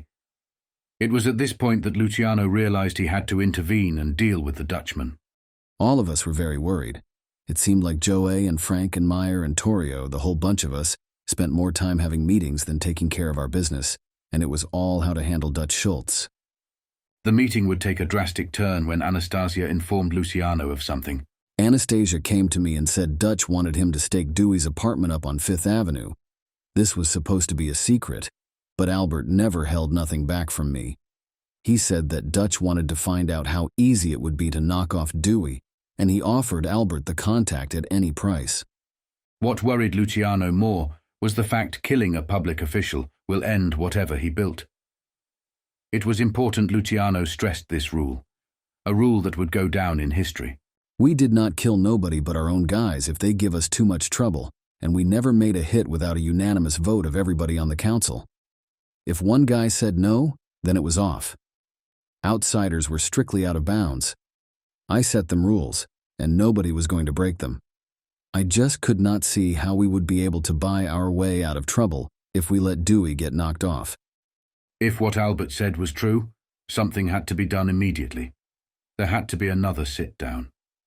I called a meeting of all the top guys of the council from everywhere. We took over the delicatessen early, and we talked it over from almost 6 hours.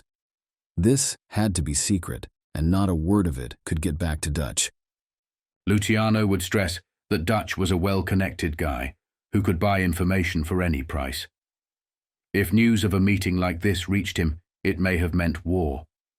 As well as the fact this was the first time since Maranzano had been killed that these leaders in organized crime were having another meet about another top guy being hit. The council was either going to work, or the whole thing could fall apart right then and there. Everybody had a right to talk, and everybody wanted to talk. But the vote was strictly Sicilian. Lansky made that point very clear, and according to the way I'd expressed it out in Chicago more than 3 years before, I had only one vote, period. Luciano understood he was on the district attorney's list of enemies, but at the top of that list was Dutch Schulz. By eliminating Dutch, Luciano would effectively be removing the protective cover that Dutch provided. Once Dutch was out of the picture, Luciano knew that he would become the next target of La Guardia and law enforcement.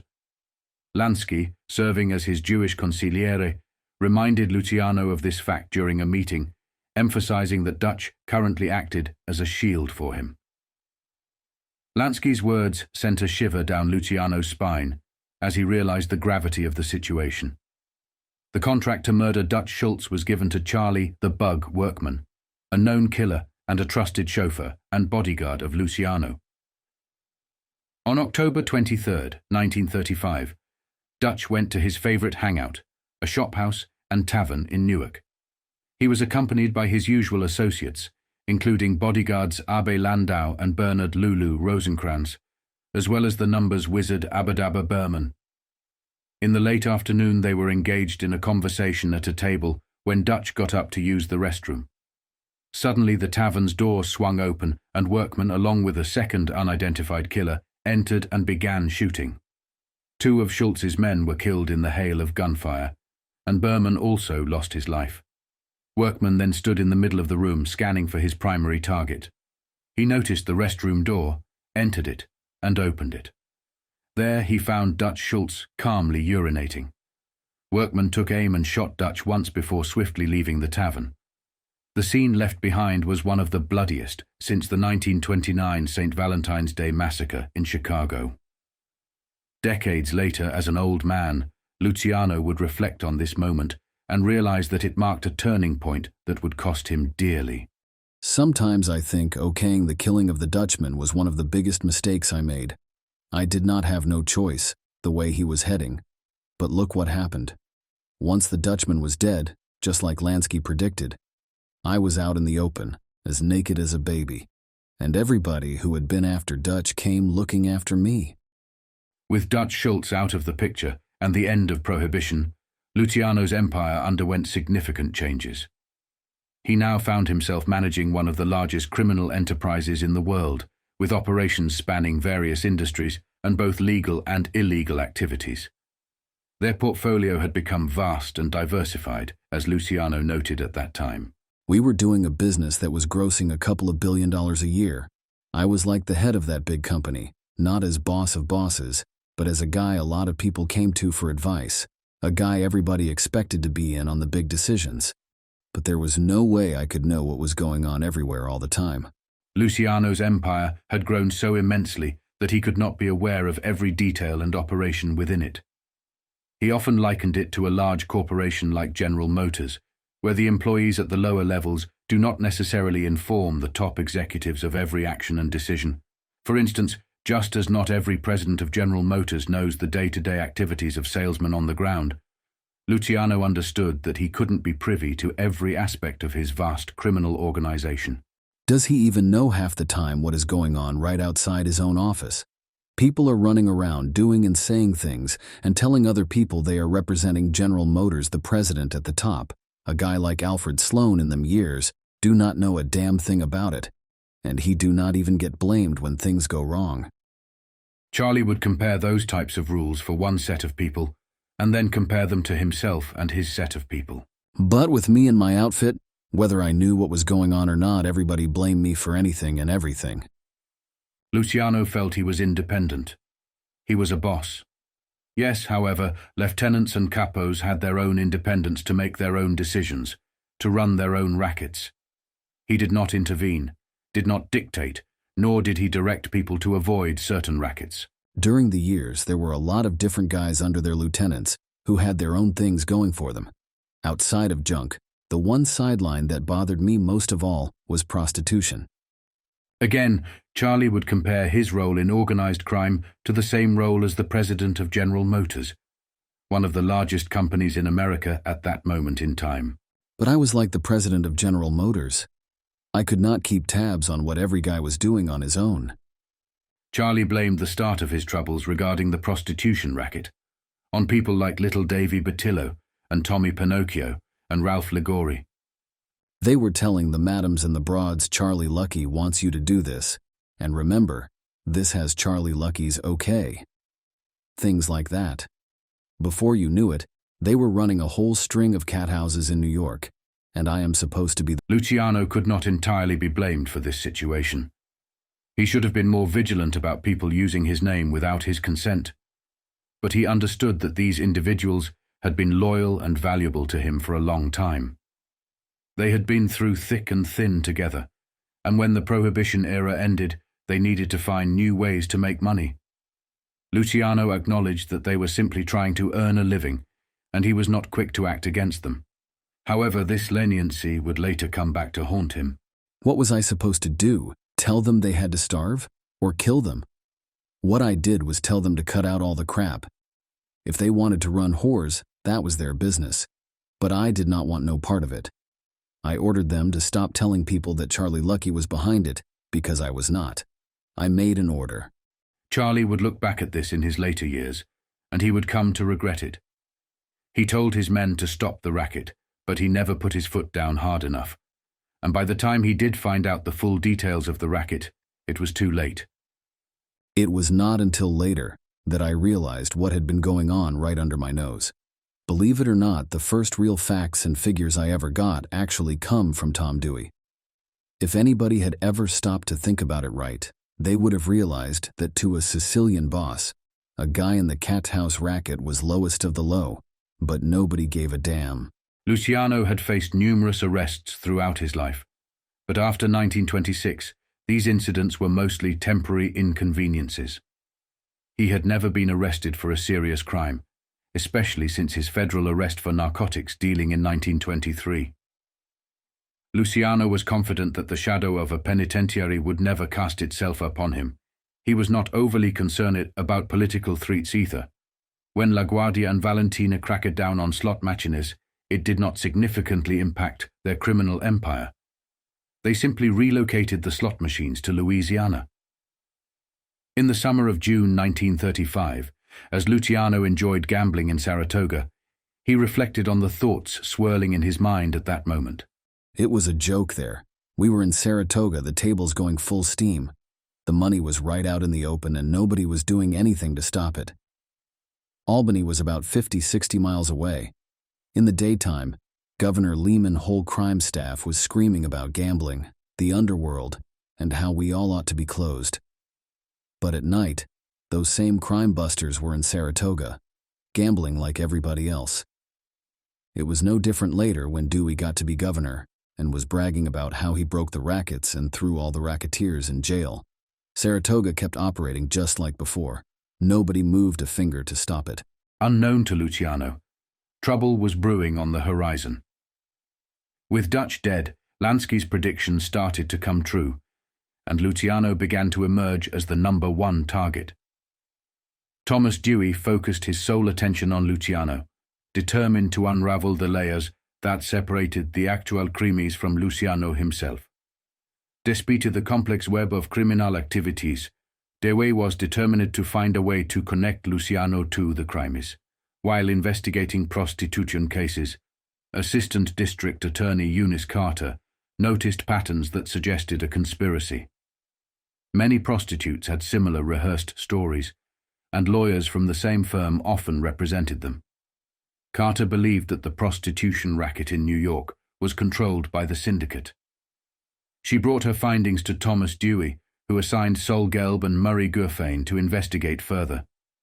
As the investigation deepened, more attorneys, including prominent figures like Frank Hogan and Charles Grimes, joined the team. They investigated the individuals involved in prostitution, hoping some might become informants, but they found little cooperation. By the end of January, the prosecutors had gathered enough evidence. On February 1st, they conducted raids on brothels, arrested madams, and apprehended key figures like Pinocchio, Bettillo, and Liguori. During questioning, the arrested individuals repeatedly mentioned Luciano's name. They hoped that implicating Luciano would secure their release and immunity from prosecution if they testified in court. Luciano, however, remained confident in 1936 that prosecutors would not touch him. He continued to move within his usual circles, unaware of the storm that was brewing around him. Charlie's payoff at the Waldorf Towers came through. The $200 a month to the clerk turned into a good investment.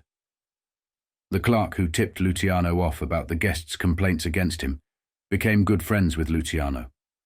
When he seen federal agents coming up the steps, he immediately rushed up to Luciano's room and tipped him off. Luciano then thought it was time to take a vacation.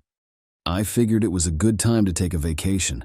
Right then, I did not know what they were after me for, but I was not going to stay around and see.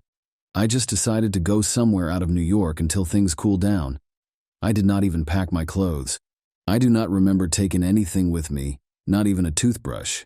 I left with only the clothes I was wearing, went down the freight elevator, got in my car, and took off. Charlie drove to Philadelphia, where he met with Nick Rosen and exchanged his Cadillac with Tennessee plates. He spent enough time in Philadelphia to purchase a new wardrobe from Jacob Reed and Sons. To finance his escape, Charlie borrowed $25,000 as a personal loan from Rosen, adding to the $4,000 he had in his pocket. He had left $5,000 in his personal safe at the Waldorf Towers before heading for sanctuary. As Luciano traveled, he received information from friends in New York that a quiet search was underway for him. In response, he made changes to his travel plans. He drove to Cleveland, abandoned the car there, and took a train to Arkansas. In Arkansas, he stayed in the gambling enclave run by Owen the Killer, Madden, for several days, considering it a haven within the underworld. In New York, he had been declared public enemy number 1, with orders for his immediate arrest.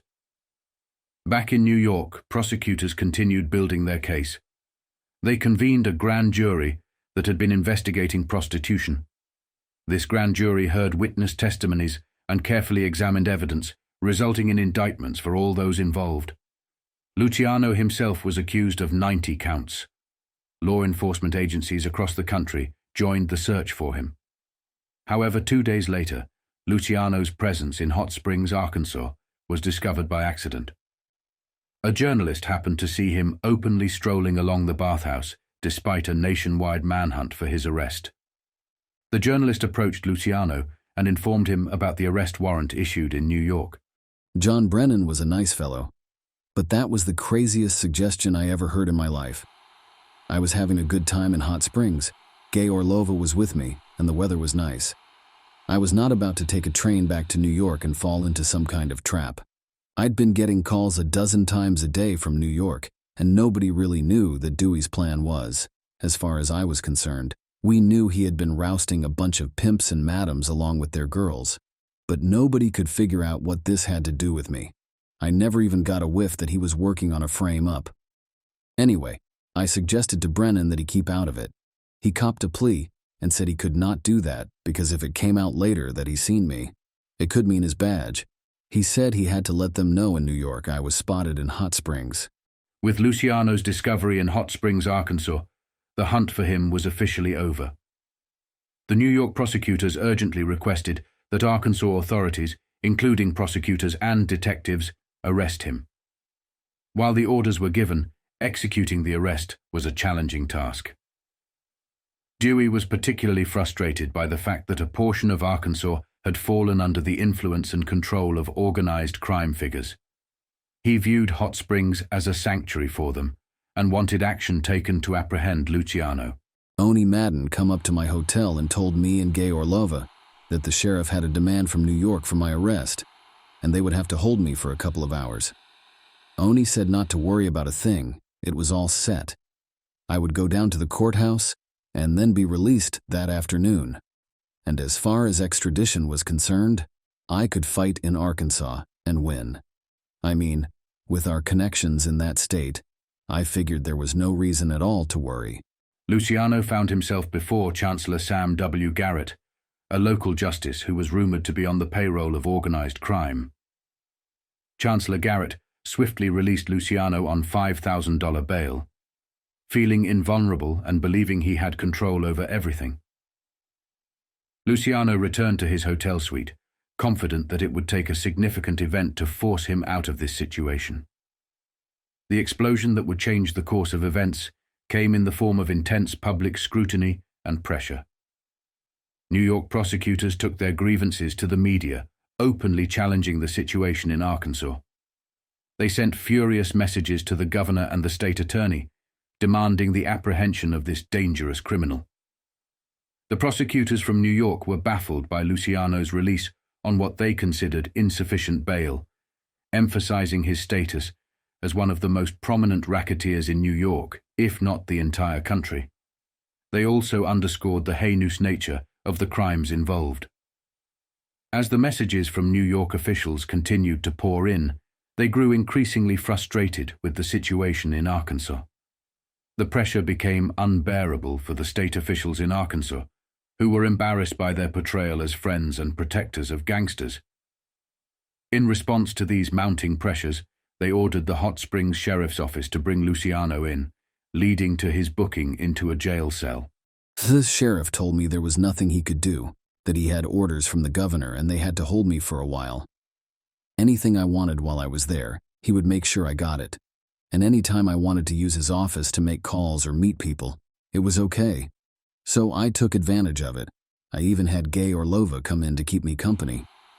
While in his jail cell, Luciano began to formulate plans to fight the extradition back to New York.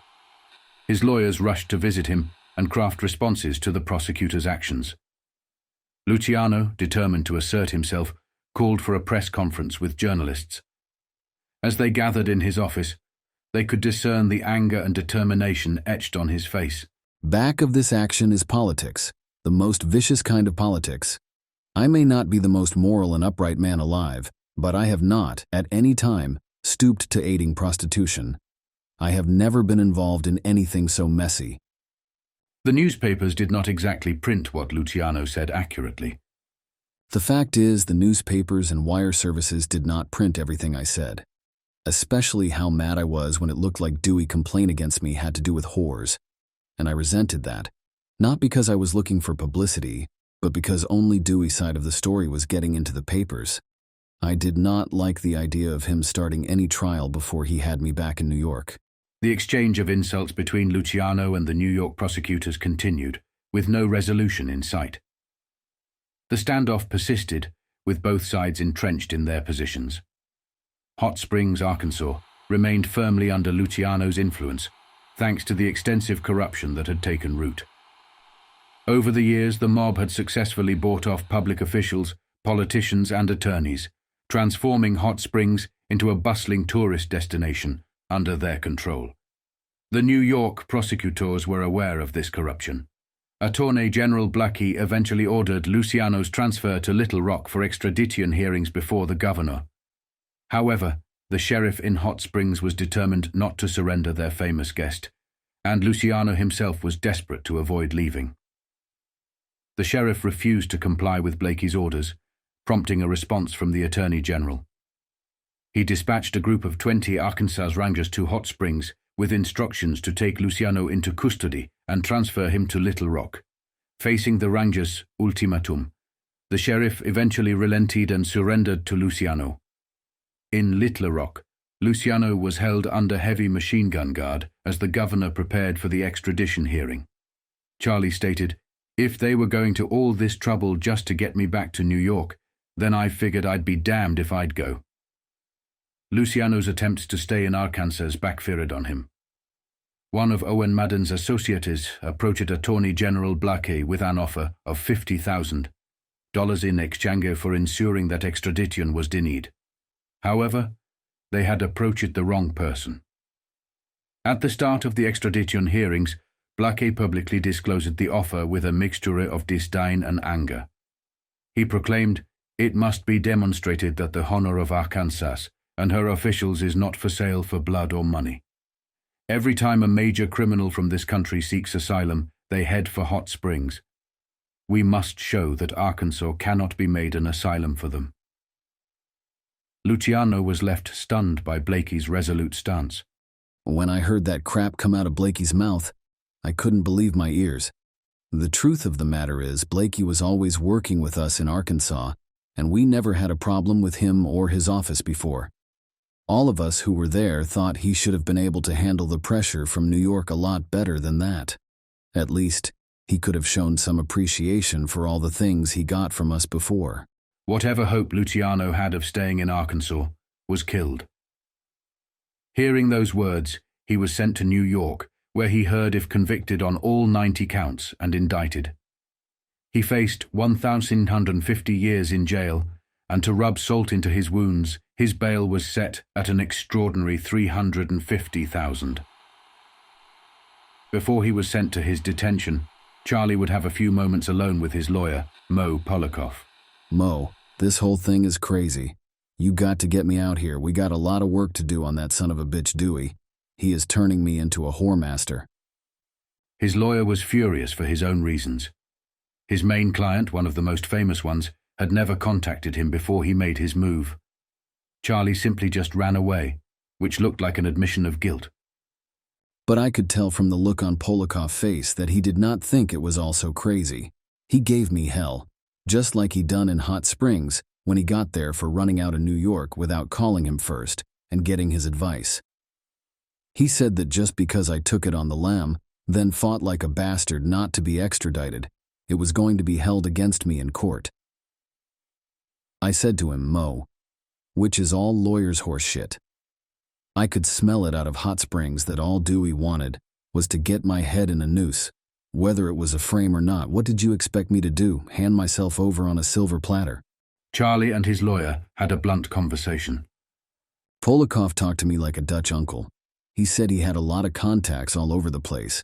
After all, that guy used to be head of one of the United States attorneys, and everything he heard said Dewey had built up a solid case against me. I got sore as a boil and I said, so they got a lot of punks and whores to lie. You mean to say that we cannot beat that? You mean to tell me Dewey accepts to put me away because some crummy $2 whore says I was her boss, or whatever she is going to say? Jesus, Mo, if you think that is a solid case, then maybe we better get some new lawyers to help you.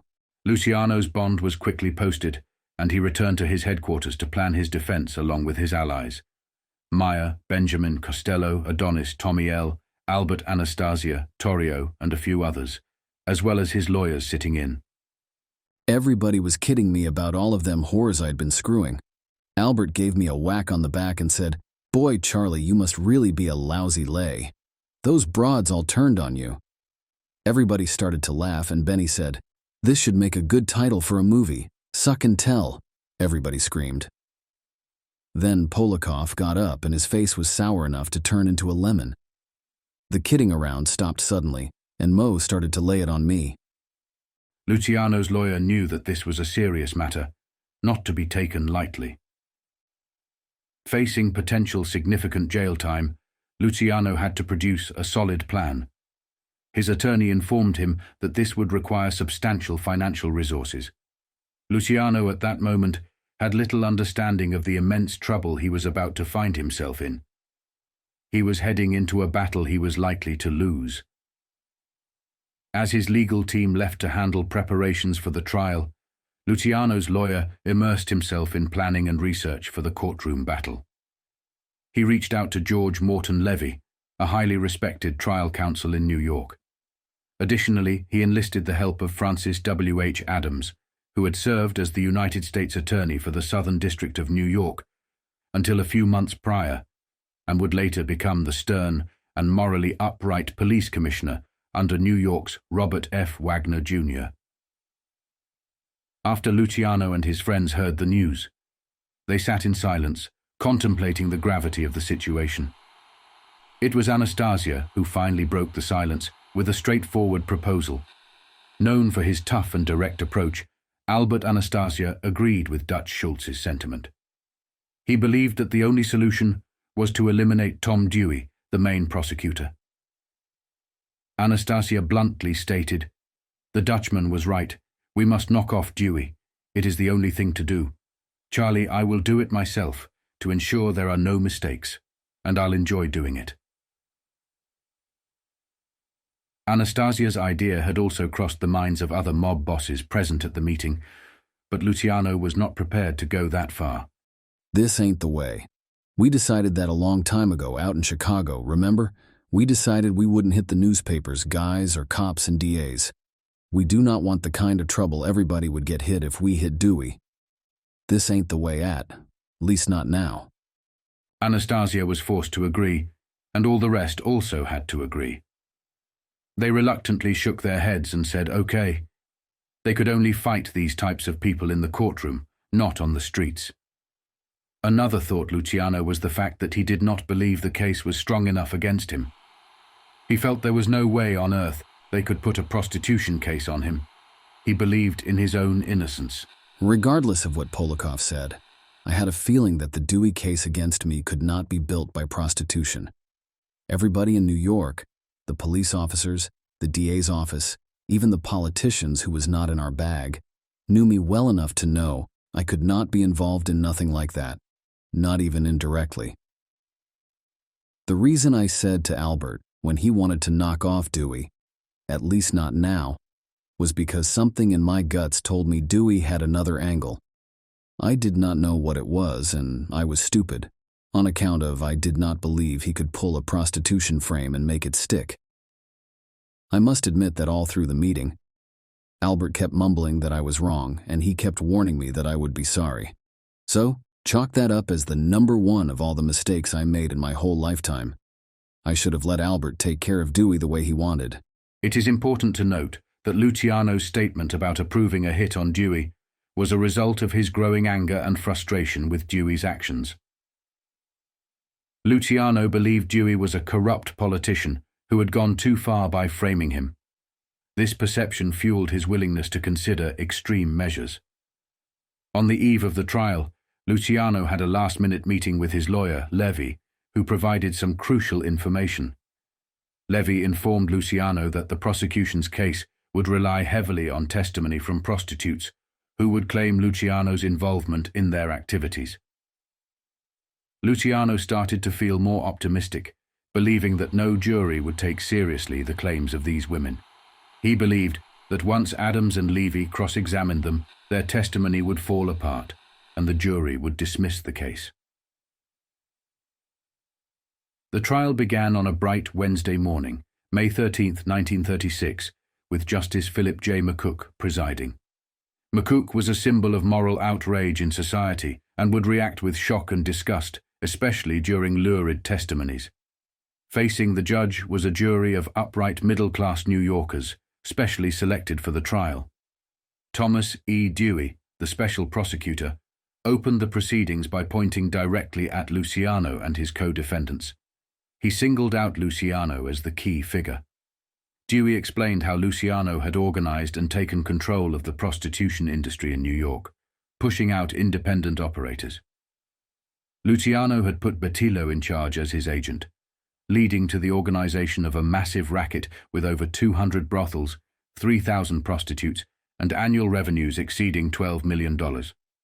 Dewey also described the dire conditions of the prostitutes' lives and how they were trapped in this profession. He emphasized Luciano's role as the man at the top of the hierarchy, controlling every aspect of the business. Dewey then proceeded to introduce several prostitutes as witnesses, such as Rose Cohen, Muriel Ryan, Dorothy Arnold, Betty Winters, Sally Osborne, and others. These women had no knowledge of Luciano and had not seen him before. They testified about the houses, madams, and living conditions, but did not mention Luciano's name. Luciano began to question his role in the trial, as none of the women had mentioned his name. He wondered why he was even on trial in the first place. See, it was like I was someplace else. They were not talking about me, and I never ever seen none of them broads. I kept turning to Polakov and saying, "Simo, I told you they ain't got a thing on me."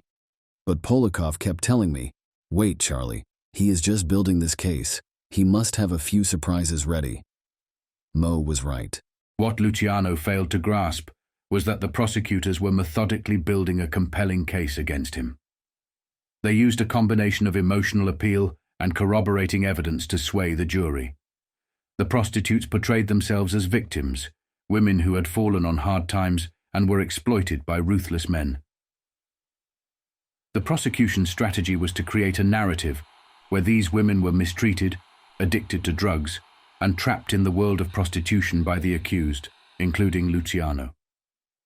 The women testified that the prosecutors had helped them overcome their drug addictions and change their lives, which further garnered sympathy from the jury and the judge. Each woman's story reinforced the prosecution's narrative, making it easier for the jury and judge to remember and believe. Whenever Luciano's defense team attempted to object or challenge the testimony, the judge ruled against them, and the jury began to view them with skepticism. It was clear that the prosecution had done an effective job in shaping the case. Additionally, the prosecution secured testimony from Al Weiner, one of Luciano's associates, who had pleaded guilty. Weiner's testimony seemed favorable to Luciano, as he claimed that Luciano was not directly involved, and that Davi Bettilo was running the business. Luciano relaxed, believing that this testimony would work in his favor. However, the prosecution's case gained further strength when another co-defendant, David Marcus, alias David Miller, took the stand. Marcus explained that he initially resisted joining the syndicate, but after threats and a shooting incident, he agreed. While Marcus did not directly implicate Luciano, he mentioned Charlie's involvement without specifying who Charlie was. The defense objected, and the judge sustained it. As the trial continued, the prosecution called Peter Balitzer, alias Peter Harris, who had once been a major independent operator in the city but had become a manager for the syndicate. Balitzer corroborated the involvement of Luciano, mentioning that Bettilo assured him that Charlie Lucky was behind it all. Balitzer was warned not to talk about Luciano's role, and was even beaten as a warning by the syndicate's enforcer, Abe Warman. The situation looked grim for Luciano as more witnesses, such as Joe Bendix, provided incriminating testimony. When this guy Balitzer produced this cockeyed story, I grabbed Mo Polikov's arm and I said, "How can Dewey get away with this? For Christ's sake, Mo, ain't that what they call hearsay? Ain't. Are you going to object?" I knew Punk. I knew him from way back, and he was nothing but a cheap thief, a guy who was always trying to butter me up. If I wanted a sandwich, he was the first guy out the door on his way to the deli. But I could not figure out what he was doing at my trial.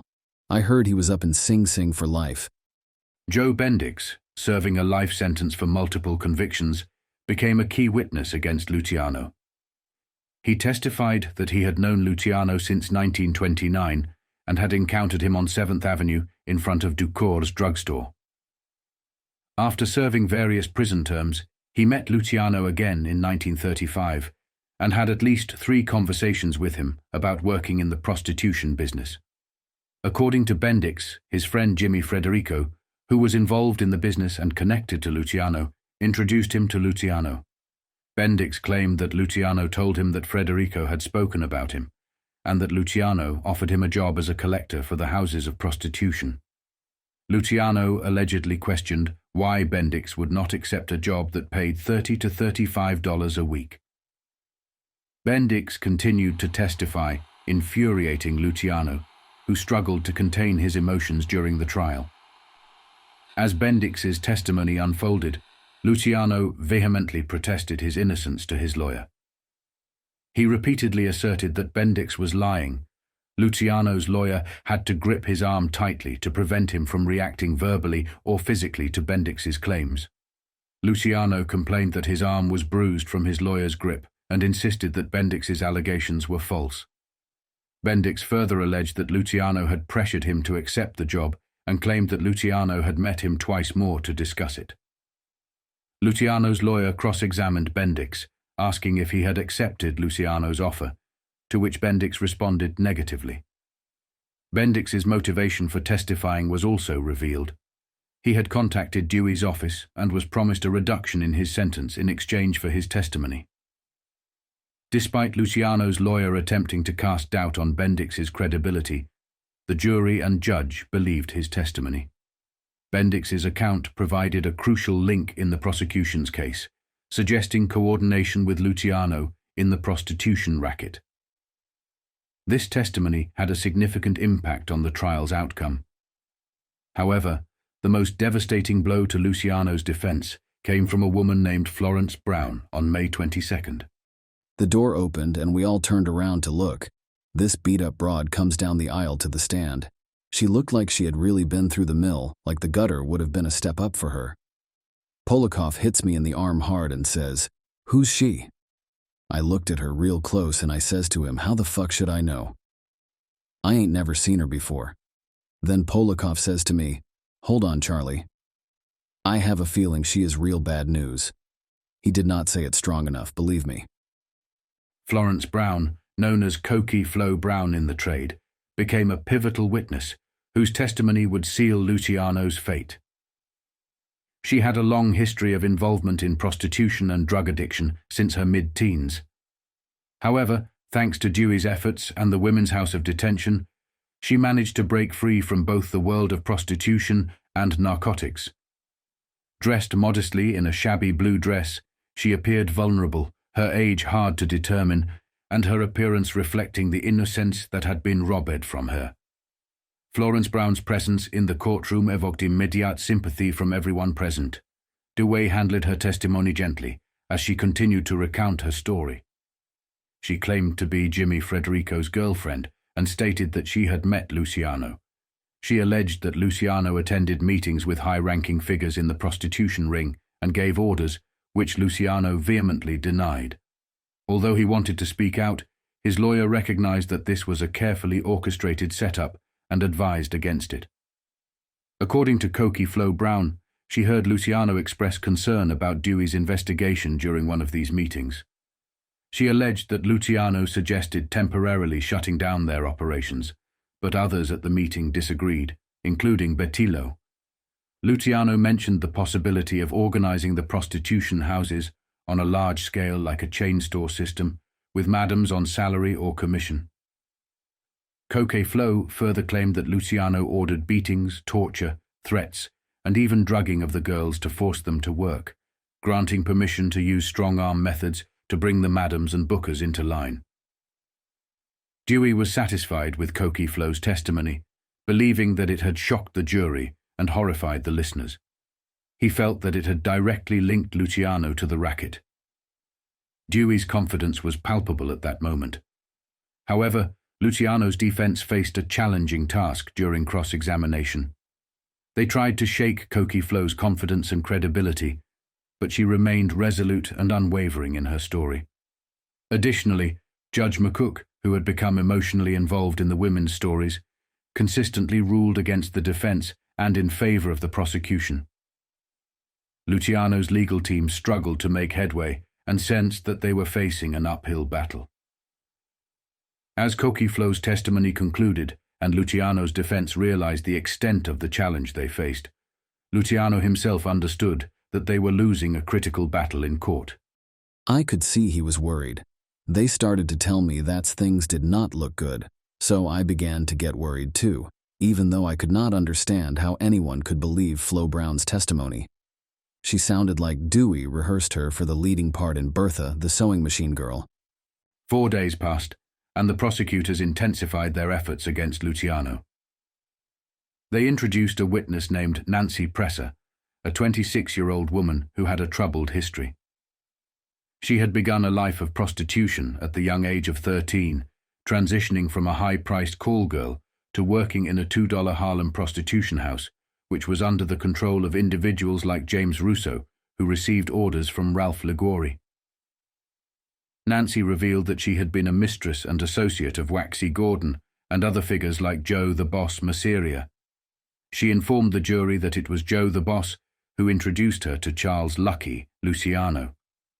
She stated that she had encountered Luciano at various locations, including Kean's Tavern near Madison Square Garden. Despite initially renewing their acquaintanceship and giving Luciano her contact information, he had never called her.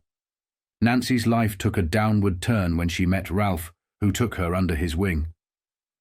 Previously, She had been a high-class call girl charging customers $50 to $100, but Ralph insisted on different arrangements.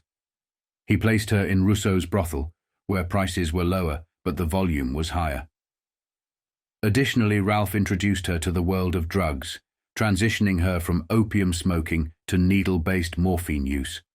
Her life spiraled further out of control as she became more deeply addicted to drugs. According to Nancy Presser, she reached the lowest point in her life while struggling with her drug addiction. It was during this challenging period that she received an unexpected phone call from Charles Luciano, which left him stunned. I could not believe it when she started that story. It was like somebody hit me on the head with a baseball bat. Can you imagine me calling a beat-up broad like that, who was working in a $2 cat house? But when I looked around, I could see that the goddamn judge and jury really believed her. Nancy Presser then made an astonishing claim, alleging that Luciano had invited her to his apartment at the Waldorf Towers. She described her visits in detail, asserting that nobody ever questioned or stopped her upon entering the building. She recounted how she would simply walk through the entrance, take an elevator, and arrive at Luciano's apartment. During her testimony, Nancy provided an intricate description of the suite used by Luciano. Her vivid account included details about the couches, chairs, color schemes, and overall arrangement of the furniture. Her attention to detail appeared to impress both the judge and the jury, who watched her closely. Nancy went on to state that during her initial visit, Luciano listened to her problems and assured her that he would resolve her issues with Ralph. However, she then alleged something that left Luciano flabbergasted. She claimed that she had slept in his bed while he slept on the couch. Furthermore, she asserted that Luciano was unable to engage in sexual intercourse with her because he could not get it up. According to her, this pattern continued during many of her visits. Luciano was astonished by these allegations, as he knew that everything the woman was saying was a complete fabrication. Here was an ugly broad who had been throwing her fanny around 50,000 times with different guys, and she is laying like a queen while I am laying the couch because I cannot get it up. I looked at the Judge McCook when she was telling that bullshit, and that little prick was staring at this broad like she's the Queen of England and I'm worse than dirt. It was bad enough for me, that louse Dewey, to try to become a big shot off my back, railroading me in the worst way, but then right in the middle of it, to throw a zinger that Charlie Lucky Luciano cannot get a hard on. I started to get up from the defense table. All I knew was that I had to hit somebody, and at that minute, I did not give a shit who it was and what it cost me. Mo Polakov saw me start to move, so he grabbed me by the arm and ground his foot right on top of mine. My right boot was so sore I could not move it if I wanted to, and I let out a yell because it hurt so bad. The whole courtroom turned and looked at me, and it took a couple of minutes before it was quiet again. I noticed that George Levy was making notes like mad. I was seated between him and Mo, and he whispered to me, "Take it easy, Charlie, this girl is helping us." I made a silent prayer that he knew what he was talking about. Nancy Presser's testimony continued with more allegations against Luciano. She claimed to have overheard Luciano discussing issues related to the prostitution racket with Bettilo and other involved parties. According to her, Luciano mentioned the need to raise prices for certain brothels, stating, "The take ain't so good. Looks like we'll have to raise the $2 houses to $3 and boost the $5 and $10 joints too." During the cross-examination by Luciano's defense, they questioned Nancy about her ability to describe the colors and details of the room. She could not provide those details. They also inquired if she had been shown pictures of the suite, to which she responded negatively. Nancy was also asked about how she managed to enter the Waldorf Towers without encountering security issues. She explained that she usually visited at night when there were fewer people around. The defense then called J. David Hardy, the assistant manager of the Waldorf Towers, who testified that the hotel had strict security measures in place, with visitors required to be checked in or announced to their hosts. This testimony contradicted Nancy's earlier claims. Despite these challenges, the defense regrouped and argued in open court that the madams and witnesses had received death threats, especially the prostitutes and madams. In response, the judge issued bench warrants for the arrest of several minor criminals who had not previously been linked to the case, aiming to deter further threats to the witnesses and madams. The prosecution continued to build its case by summoning staff members from the Waldorf Towers and the Barbizon Hotel. They aimed to demonstrate that Luciano had been meeting with other defendants for years, suggesting the prostitution racket had been organized over an extended period. However, Frank Bryant, the assistant plaza manager at the Barbizon, testified that he had only known Luciano, not the other defendants, and had never seen them. This frustrated the prosecution, as they had hoped for a more cooperative witness. The prosecution called Mildred Balitzer, Peter Balitzer's wife and a partner in the prostitution houses. She testified that when the outfit began shaking down her husband's operation, she went to see Luciano for help. She approached him at a racetrack in Miami, expressing her concerns about the financial strain imposed by the outfit. Luciano allegedly replied that he could not do anything to help, citing the nature of the racket. Luciano remembered the conversation but disputed her portrayal of it. Despite the challenges faced during cross-examination and witness testimonies, the prosecution continued to present its case methodically. The defense, on the other hand, struggled to undermine the credibility of the witnesses and the strength of the prosecution's case. Yeah, I remembered that. I was only telling her I could not do nothing for them because I didn't have no part of it. How was I supposed to know what Batillo had been telling them? And then she got up there on the stand and made it sound like I was running the whole damn thing. All Dewey did was take the truth and just twist it around to make it come out looking like he wanted it to, not like it really was.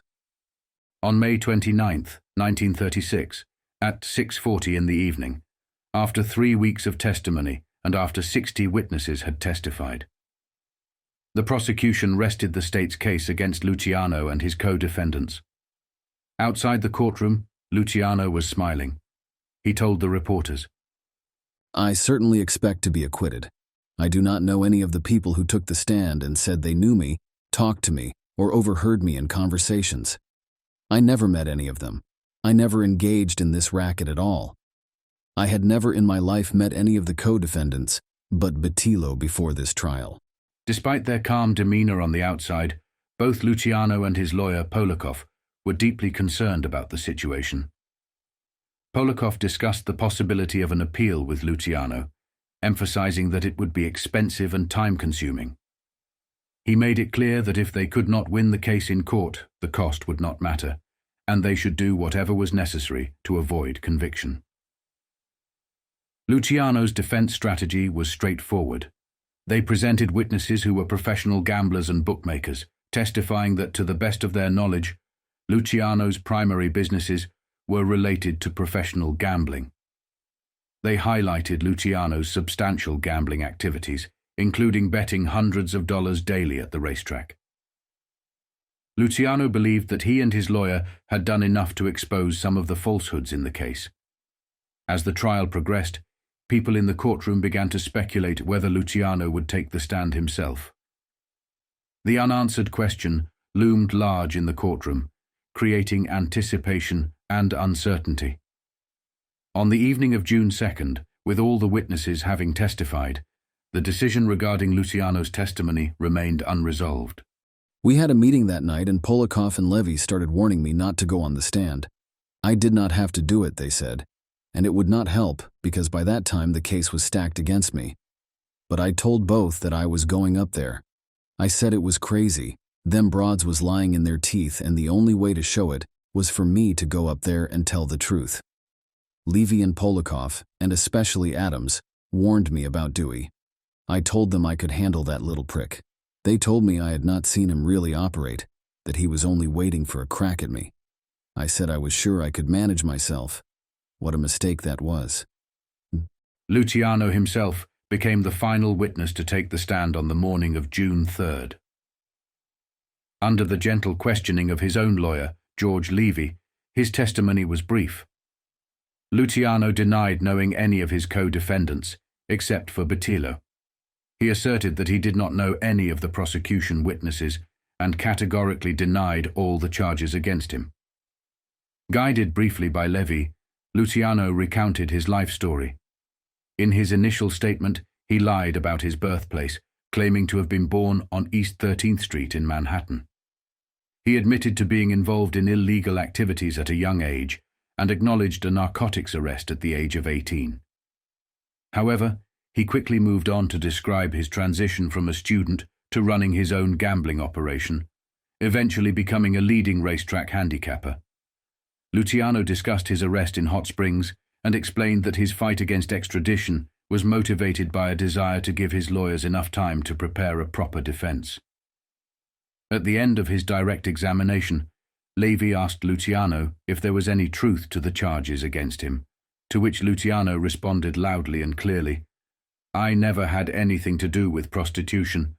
I never got a single dollar from a prostitution racket."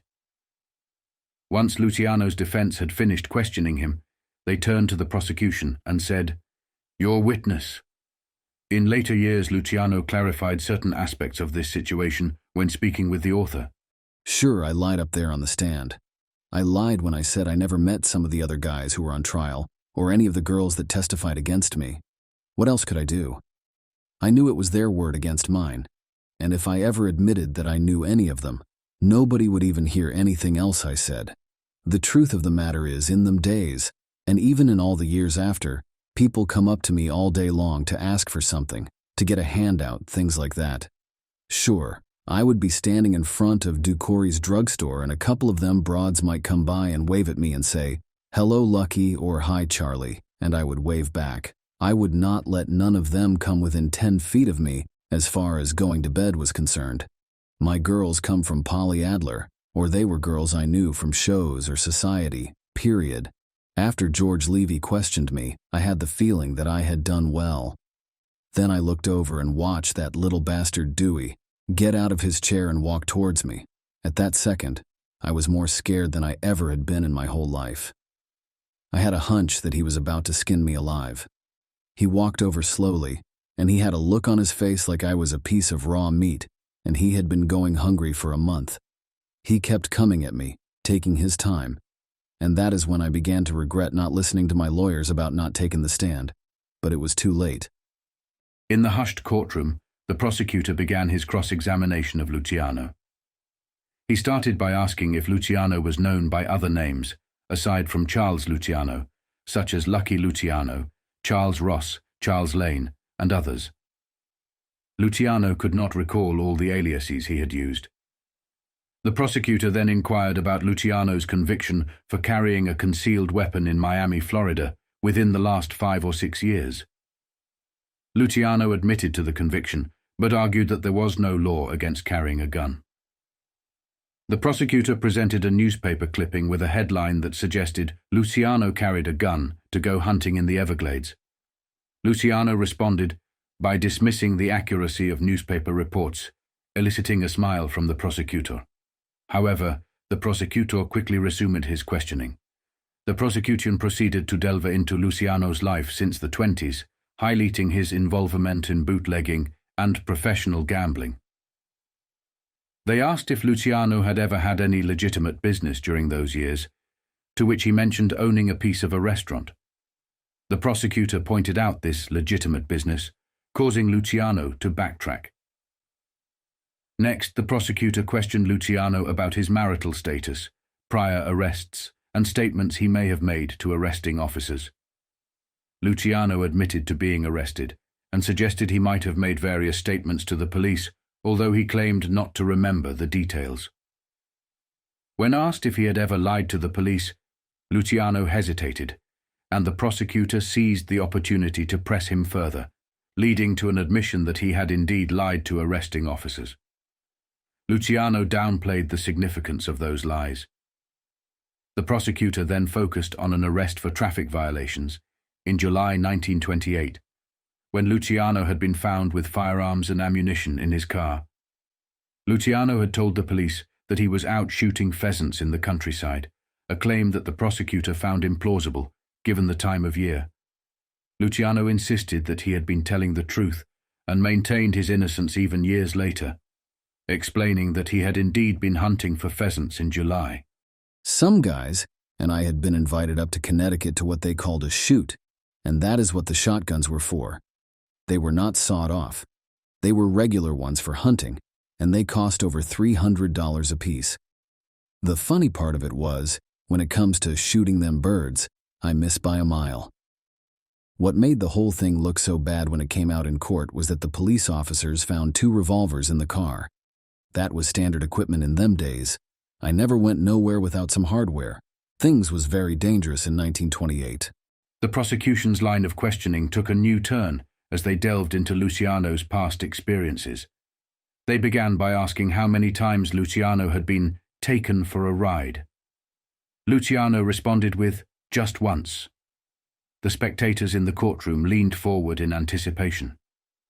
The prosecutor continued, asking if Luciano remembered the details of the incident. Without waiting for a response, the prosecutor recounted the story of Luciano being found on Staten Island, badly beaten, and bound with tape over his eyes and mouth. Luciano tried to explain that he had given whatever information he had to the police at the time. The prosecution then revealed that Luciano had told the grand jury that he had been taken for a ride by men who demanded a $10,000 ransom, but released him when he promised to pay, even though he never actually paid it. Luciano denied telling that story to the grand jury. The prosecutor pointed out that Luciano had been arrested at the age of 18 for selling narcotics, and had given federal agents information that led to the seizure of a trunk full of narcotics. Luciano admitted to this, but insisted that it did not make him a stool pigeon because he had been arrested himself. The prosecution continued by questioning Luciano about his associations with notorious individuals, including Louis Buchalter, Lepke, Jacob Shapiro, Jacques Gura Shapiro, Benjamin Bugsy Siegel, Joe Masseria, Joe the Boss, Oni Madden, and Al Capone. Luciano answered each question with a yes or no, revealing his connections to these figures. The prosecutor then presented Luciano's telephone records from the Waldorf Towers and the Barbizon Plaza, showing repeated calls to an unlisted number in Terra Nova, Pelham, New York, and to Capone in Chicago. Luciano attempted to explain these calls as social interactions with friends and associates, but he could not fully account for the extensive call records. The prosecution's relentless questioning continued for 4 hours, intensifying the pressure on Luciano as they scrutinized his past and associations, exposing inconsistencies and contradictions in his testimony. I felt like I had been through a washing machine, and I really looked like it. I went to the washroom, and my shirt was all wrinkled and I was pre-spring from head to foot. That night, when I read the News and Mirror, they said it was a bad day for Charlie Lucky. Those writers did not have no idea how bad it really was. I never felt so tired, like I could sleep for a week. I could not wait to get out of the courthouse. I practically ran. After it was all said and done, Charlie would go back to his apartment. We all met at my apartment a little later, for dinner that I had sent up from Jack and Charlie's. I knew I was going to get convicted, that I did not have a chance. The only thing was, I figured Polikoff and Levy could work something out on an appeal, so that if I got a year or so, the appeal could wash it out, and I would not have to go to the can at all. It is a funny thing how when you hope for something very hard, you sort of talk yourself into believing it's going to happen. Then I looked at George Levy's face, and I got the same shivers that I had in court. Luciano was now alone with his mistress. Everybody left early, and Gay Orlova come up about 11. She had been in the courtroom, and the minute she walked in, she started to cry. Well, that did it. I figured if Gay Orlova already had me convicted, there was no point in hoping. During all the weeks of the trial, she spent a lot of time with me, but we never did nothing, you know what I mean. I would get home too tired, too upset. Anyway, who could get in the mood? But that night, she made love to me.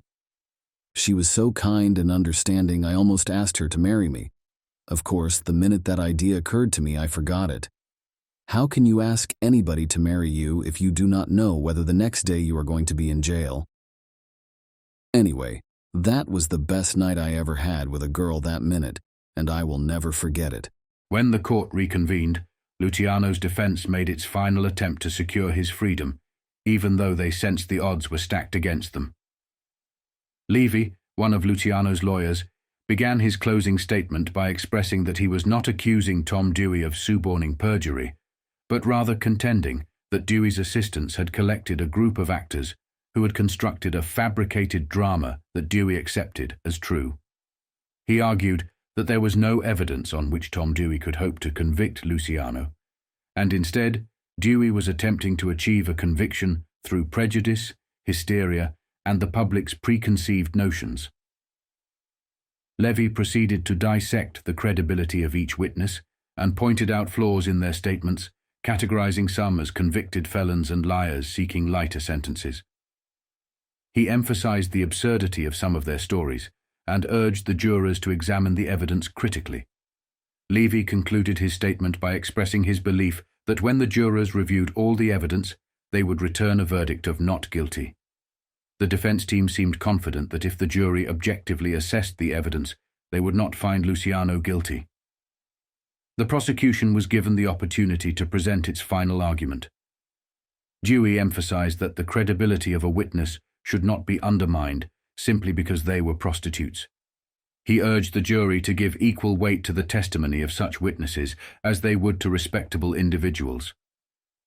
Dewey also denied making any deals with witnesses or madams for lighter sentences, stating that they only called witnesses they believed would provide truthful testimony. Dewey discussed the difficulty of persuading frightened witnesses to testify and assured them of their safety. He emphasized that the testimony of witnesses like Cokie Flo Brown and Mildred Ballitzer had served the cause of justice. In his closing remarks, Dewey delivered a powerful and compelling speech describing Luciano's actions as a shocking, disgusting display of sanctimonious perjury. He characterized Luciano not as a mere gambler or bookmaker, but as the greatest gangster in America. Luciano knew his fate hung in the balance. The prosecution's closing argument had a significant impact on the jury, and Luciano's situation appeared increasingly dire. I knew I was done for when that little son of a bitch finally sat down. I took one look at the jury, and there was no question about it. The 12 people looked like they all wanted to stand up and applaud. The final blow to Luciano's hopes came from Judge McCook himself. During his 2 hours and 41-minute address to the jury, the judge made little effort to conceal his own biases. He highlighted Luciano's multiple aliases as an indication of his lack of character and believability. McCook explained to the jury that they did not need to focus on the fact that the prosecution could not prove that Luciano directly received money or had direct contact with prostitutes. He emphasized that anyone involved in furthering a prostitution scheme, even indirectly, could be found guilty of unlawful acts. But the most devastating blow came when the judge stated, "The crimes of which these men are accused are vicious and low, and those who would aid and abet such crimes are not to be met in polite society." This remark further solidified his stance against Luciano and the other defendants. On June 6, 1936, at 10:53 p.m., the jury retired to deliberate. Some jurors initially had doubts, leaning toward acquittal after listening to George Morton Levy's summation. However, these doubts were dispelled by Dewey's powerful rebuttal. After just 10 minutes of deliberation, a vote was taken, resulting in an 11-to-1 majority in favor of conviction. A second vote was taken in the pre-dawn hours of Sunday, June 7th, with the verdict remaining the same. At 5:25 a.m. on June 7, 1936, the courtroom was called to order. The judge ordered the defendants to rise, and the supervisor, Edwin Adera, began reading the verdicts. The first name was Luciano's, and he heard the word guilty on all counts. Despite the turmoil inside him, Luciano maintained his composure, only revealing his distress internally. The rest of the defendants received guilty verdicts as well. Sentencing was set for June 18th, and the defendants were taken into custody for the first time. 11 days later, on June 18, 1936, the defendants returned to court for sentencing.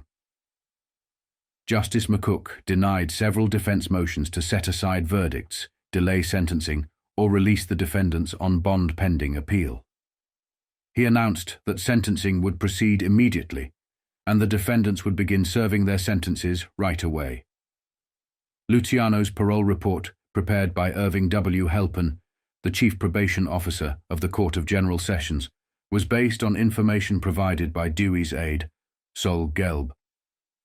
The report described Luciano as a man who controlled various rackets in the city and lacked conscience, as he prioritized money, luxury, and indulgence over moral values. It highlighted Luciano's philosophy of not wanting to be a crumb, a term he used to describe those who saved and lived frugally, and his preference for a life of extravagance. The judge then began the sentencing process for each defendant. David Batillo received 25 to 40 years. Thomas Pinocchio received 25 years as a third offender. James Frederico received 25 years as a third offender. Abe Warman received 15 to 30 years. And Jesse Jacobs, Benny Spiller, and Meyer Berkman had their sentencing postponed in the hope that they would become informants in exchange for lighter sentences. Defendants who had pleaded guilty, such as Jack Ellenstein, received 4 to 88 years, while Peter Balitzer and Al Weiner received 2 to 4 years, and David Marcus received 3 to 6 years. Finally, it was Luciano's turn. Judge McCook asked if Luciano wished to speak before sentencing. Luciano glanced at his lawyer and then addressed the judge, saying, "Your Honor, I have nothing to say outside the fact that I need to say again. I am innocent." The judge was taken aback, hoping for some sign of remorse from Luciano. When none came, he believed every word of the evidence presented against him. The judge declared Luciano's total sentencing a cumulative sentence of 35 to 50 years in state prison. It was the harshest sentence ever imposed for prostitution-related charges. They told me I would get a stiff sentence, but I did not think they would throw the book at me. I figured there was plenty of grounds for appeal, and that Polakov would get me off soon. Still, it ain't easy to stand there and hear that. It was like getting a life sentence. Even with good behavior, I would be an old man before I got out, or I would be dead. The courtroom adjourned for the last time, and Luciano was led away without any ceremony, his hands in handcuffs, for the journey to Sing Sing prison. The first stop on this journey was Dannemora, located in the far reaches of upstate New York.